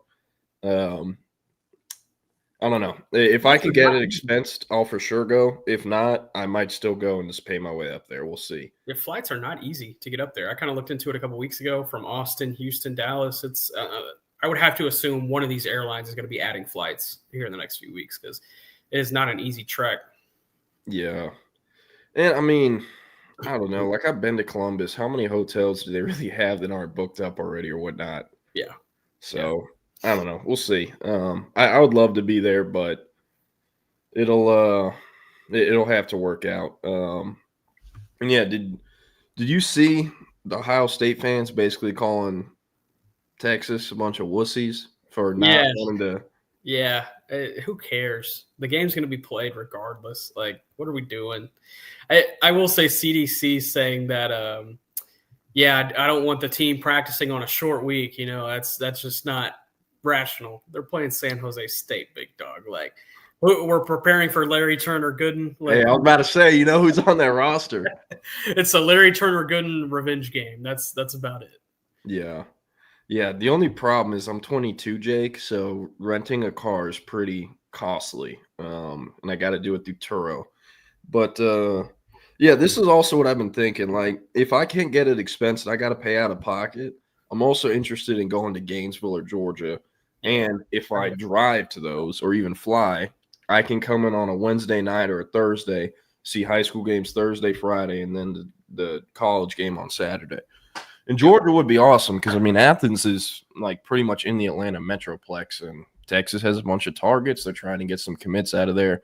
Just don't reckless drive. Just don't reckless drive. Yeah, no. Man, hey, Atlanta does have some of the most speedable roads you'll ever come across. We were talking to George Pickett yesterday in that little off-the-record thing, and it did pop in my brain.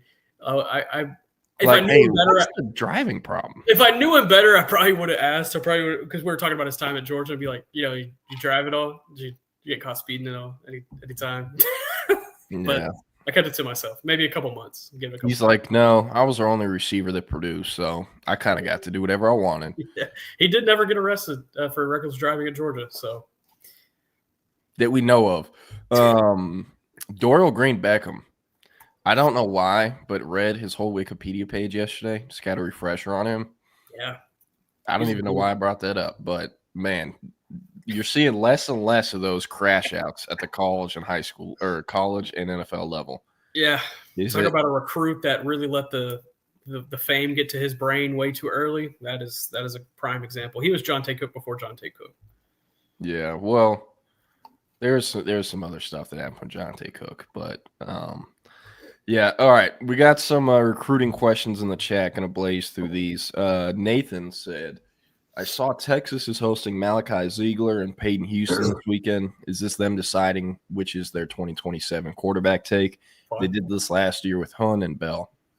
So last year, that wasn't quite exactly what happened with Dia and Troy Hun, but Troy Hun was the first quarterback they offered. I believe they offered him in January or February, and then they offered Dia in March, I believe. Now, Texas, they recruit the quarterback position kind of similar to how Clemson recruits in the way that their relationship building, evaluating, and seeing the kid in person, meeting his family, meeting his parents, meeting his coaches for several months before an offer is actually extended. So they had dialogue for months with Troy Hun and Dia before those offers were extended. And part of the reason that strategy is useful is because quarterbacks, there can only be one in every class for the most part. Only one can play at a time. They commit earlier than other positions. And if you've been recruiting them for 3, 4, 5 months before to the point where they trust you, they love you, and they're begging for that offer, when you offer them, they're going to commit in like a month most of the time. So I think it's a great strategy. But at first, it seemed like they were going to go all in with Troy Hun last year. And then, about a month passes, they get Dia on campus kind of out of nowhere because Milwee and the QB recruiting, they keep a very low profile. Dia shows up, For a few weeks, it was kind of, hey, either one, we're cool with either one. And then out of nowhere, it kind of went to, no, Diabell's the guy.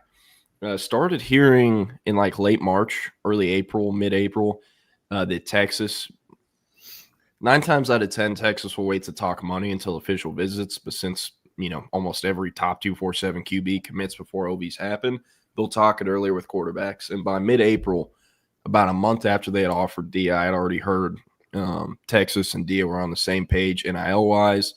It was a good number, a number they liked, and that Texas was leading the race. A few weeks after that, like probably about early May, had heard that Texas had a lot of confidence. He hadn't silently committed yet, but they thought they'd be able to get him to do that at, June 1st. And then in talking with people inside the camp that were there, because the media is not allowed into the camp, Diabell got more reps than anyone. He was first in line, and he was coached up more by Millie and Sark than any of the other kids. It was clear as day they, were prioritizing Diabell and were pushing for a commitment.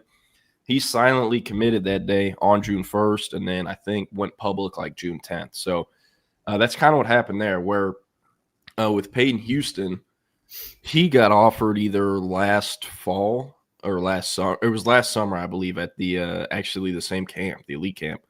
And he's kind of, I don't know, for me personally, I do believe that if Texas really wanted him, really prioritized him, he would have been committed by now. I'm not saying that if he called, they would tell him no if he tried to commit. But I do think if Texas really loved and wanted this guy, he probably would have been committed by now, or we'd have much more confidence in that, because that is what happened the previous years. And as far as Malachi Ziegler goes, visited in April for the first time. He'll obviously be camping June 1st. Is a much different type of QB than Peyton Houston. Peyton Houston, this is very lazy, but just the easiest way to describe it. Kind of the KJ Lacey mold. He is a thicker lower body than KJ Lacey. I'd say he is a better athlete and not quite as creative in the pocket because, KJ has those Bryce Young comparisons, but he has a stronger arm. He can throw it further, and, they're similar in the way that they produced, or had crazy production since their sophomore year. So very interested to kind of hear what the latest is coming out of this camp. And as far as Ziegler goes, he is I wouldn't really call him a true dual threat, but I wouldn't call him a pocket passer either. He's like an athletic 6'3", 6'4", has tested incredibly well like a receiver. And he is very raw right now, but the flashes he shows, it's like, hey, this is an NFL player as long as he can get consistency down. And he's a phenomenal kid. Does not really mind the rankings, pay attention to that. And, always has a smile on his face. It is kind of wired the right way to be that QB1 at a school like Texas. I fully believe that. And he's very high on Texas. He actually spoke to Will Turboff, our co-host, after that April visit and told him, hey, if they offered me on that visit, I probably would have committed. So that kind of tells you where they were and how much they crushed that unofficial in April. So I do think that an offer is very possible for Ziegler. And again, I think Peyton Houston would have been committed if they thought that was their guy. They're bringing in other quarterbacks to this camp for a reason. So with Ziegler, I think it's a great chance he gets offered. Colton Nussmeier will not be there. Still working to confirm if Kavian Bryant will make it in. But with how the conversations and dialogue have been there, I think it's more likely Ziegler gets the offer. So it's pretty interesting. And Ziegler is his recruitment is suffering from having Peyton Houston, Elijah Haven, and a lot of other top QBs in the 27 cycle in the region. Because, his top offers are like Notre Dame, Arkansas, Mississippi State. A lot of big elite programs have not offered him. LSU has offered those two other in-state QBs, Haven and Houston. They have not offered Ziegler. So he is more of a project than Houston or Haven. But the ceiling is incredibly high with the athleticism and the flashes he's shown. And I do think he is a perfect quarterback take for Texas in 2027 because, you got to look at the picture. Arch Manning going to start this year, and we expect him to come back in 2026. In 2027, as long as Diabell signs with Texas in December like we expect, that'll be Trey Owens going into year 4, I believe. Yeah, year 4. KJ Lacey going into year 3, and Diabell going into year 2. Not sure who will win there, but after 2027, it's likely there's a 27 starter, 28 starter, and then Ziegler will be able to compete in 29. So that's 2 years of being on the bench, developing behind Diabell, KJ Lacey, Trey Owens, you name it. So for how long it's likely going to take for the 27 QB take to see the field, regardless of who it is, I think Ziegler's a great take because, he needs a lot of work and the ceiling is just so high with him. And if anybody can get him to that ceiling, it's Steve Sarkisian. So if I'm Texas, I'm offering Ziegler this weekend and I'm going after him as the guy over Houston. So where's Elijah Haven going to end up? It would be very shocking if it wasn't LSU. Gotcha. He goes to the Dunham School, which is in Baton Rouge, about 10 minutes from LSU's campus. And I mean, he's the number one player in the country out of Baton Rouge. Like, if they don't get him, it will be a disaster. Yeah. But hey, LSU, Brian Kelly, Joe Sloan, are they fired before signing day? These 27 cats, they don't have to sign until December of 2026. But if a new staff is coming in, and this is a kid who's been getting recruited by 2 years by all these other elite programs, there's going to be a transition period there, right? So I don't know. We'll see. And he was rumored a little bit. I'd kind of heard some buzz about him potentially being at this camp back in the spring, but have not been able to track that down, and I'm not expecting him to show up on Sunday. But what's kind of funny with Haven, the school that's like being talked about the most besides LSU, you want to guess what it is? In the region? Not in the region. USC. Michigan. That's funny. Because it's like the reverse Bryce Underwood. Yeah. Bryce Underwood lived like 20, 30 minutes from Ann Arbor, committed to LSU. Michigan ends up getting him late, but, kind of funny there. Michigan trying to steal another one. Between Caleb Williams and Bryce Underwood and potentially Elijah Haven, there's a good roster of quarterbacks that almost made it to LSU. Yeah. I forgot about the Caleb Williams part. So we had one other recruiting question here. Let me pull this up. Woodcrest said, Jordan, is Texas still going after Ojo and Turntine? For sure. Texas and Sarkisian have straight up told Ojo, hey, you're the number one guy on the board. You're the franchise target. I love that. I think that's the right approach. They need a true left tackle. I think Nick Brooks has turned a lot of heads and has done a lot better than people think and is holding his own at that left tackle. So it's not as big of a issue, I think, as it was maybe a few months ago. But they are 1,000% still going after Ojo and Turntine. Those are the top two O-line targets. They've been the top two O-line targets. And I think Texas has a great shot for both. Now, timing will be important. I think for both of them to end up at Texas, Turntine has to commit before Ojo does, because Ojo is just one of those kids that he doesn't care who it is. If Kelvin Banks was in this recruiting class going to Texas, he could commit and would give a quote on record being like, I'm the number one offensive tackle in the nation. I'm not afraid of anyone. I'll compete for whatever spot, because that's how he's wired. So, Turntine, he has said, too, I wouldn't mind playing with them. That is true, Nathan. Turntine, I'm not saying he doesn't want to play with Ojo or that he wants to go blaze his own trail or be the guy in the class. That's not the case. But I do think Texas has a higher chance to get both of them if Turntine commits first and then Ojo does it later. Turntine, he has a commitment date for the 4th of July. Ojo does not have a date, but has always said July or August for the past few months. So I think, get Turntine in the boat first and then put all the chips on the table for Ojo. And those two alone, combined with Max Wright, Nick Robertson, it's by far and away the best O-line class Texas would have landed since 2022 when they got Kelvin Banks, Cole Hudson, DJ Campbell, Cam Williams, you name it. So they're 1,000% still going after these guys.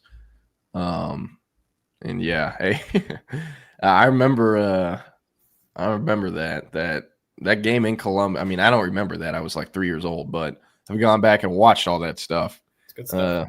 Vince Young to Lima Swede, the corner of the end zone. Sneed. One of the coolest. Huh? Sneed. What? You said Sneed. Did I really mess that up? I thought it was Swede. Sneed. It's Swede, dummy. It's Swede? Yeah. I thought it was Sneed. No. Look at these two young guys. Yeah. I'm like, bro, no, because I was confident in saying sweet, and I don't know. That was weird. Yeah, y'all have been trying this all week. I was born at night, not last night. I'm not doing that. Antoine with a great question. How good is Kennedy Brown from Kingwood? Kennedy Brown is our number 2 overall prospect in the country. ESPN just came out with their updated 2027 rankings. He's their number 1 prospect in the country. About 6'3", 3/4. He gets rounded up to 6'4". You want to guess what his wingspan is, Nick? 84.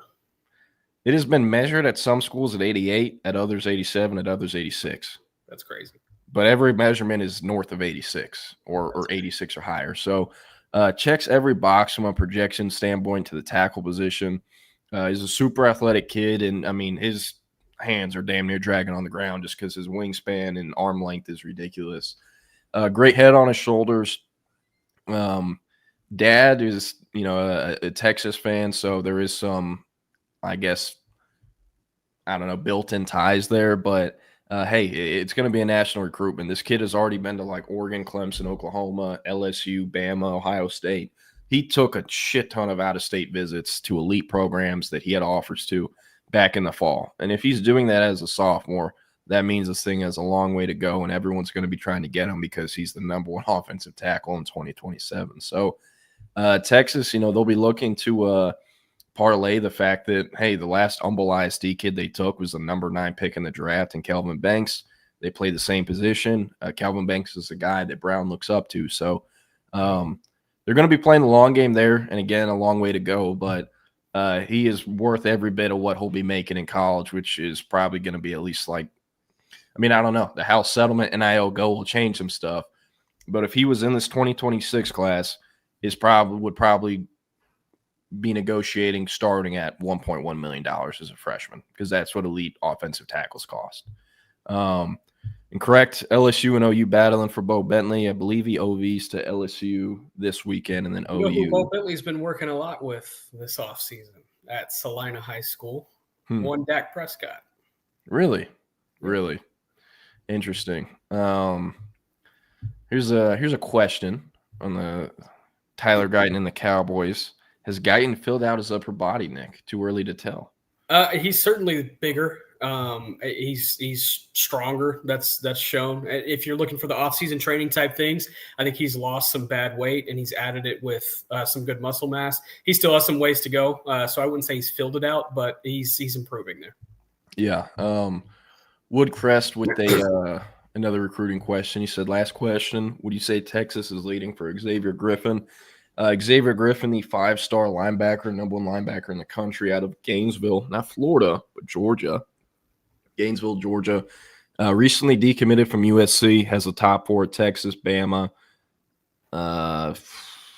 Ohio State, and I'm forgetting the other. Texas and Bama are the ones to know, though. That's why I'm forgetting the other one. The kid is originally from Alabama, grew up there before moving to Georgia. His mother is a Crimson Tide alum. So, they kind of have the buzz for right now. It's them in Texas. Some people believe Texas is in front. Some think Bama's in front. Honestly, for me, I don't think any of that matters because these OVs are going to be what decides it, and the OVs will change things. And who knows? Like Ohio State, there's been plenty of examples in the past where they're not really in it for a kid. They get them to OV, and all of a sudden they're a hat on the table and sometimes even getting picked up. There you go.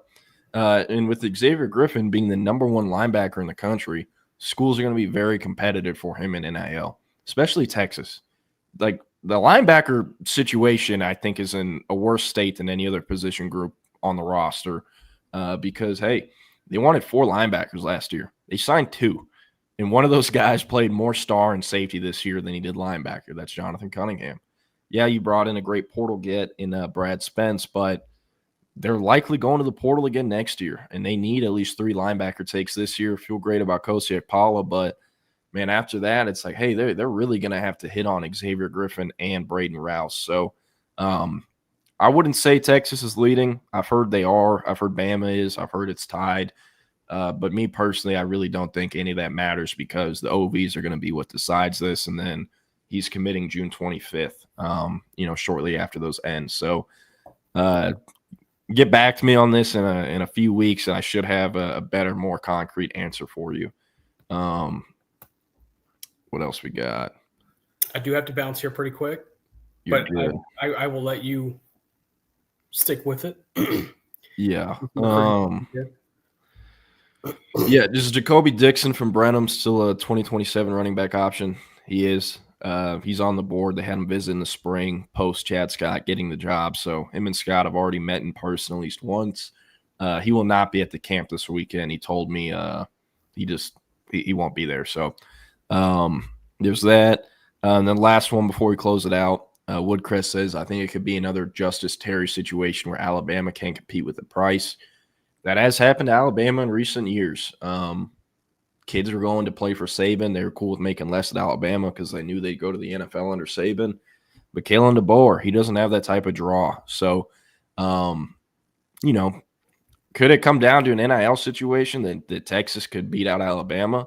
I certainly think that's possible. I think if it comes down to a bidding war, Texas has more funds to play with than Bama does. I know that for a fact. But, yeah, and then Patrick, where's Witten's kids going to college at? The other ones that you don't really, I guess, need to know about them. They're not super recruitable right now, or they don't have offers. The main one's Cooper Witten, number 1 linebacker for us in 2027.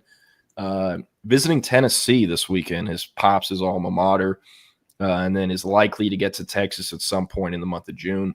But still super early for him. It'll be a national one, and very likely that he ends up at an SEC school. So, yeah, but we're going to close it out. Everyone who tuned in today, appreciate y'all. Thanks, sir.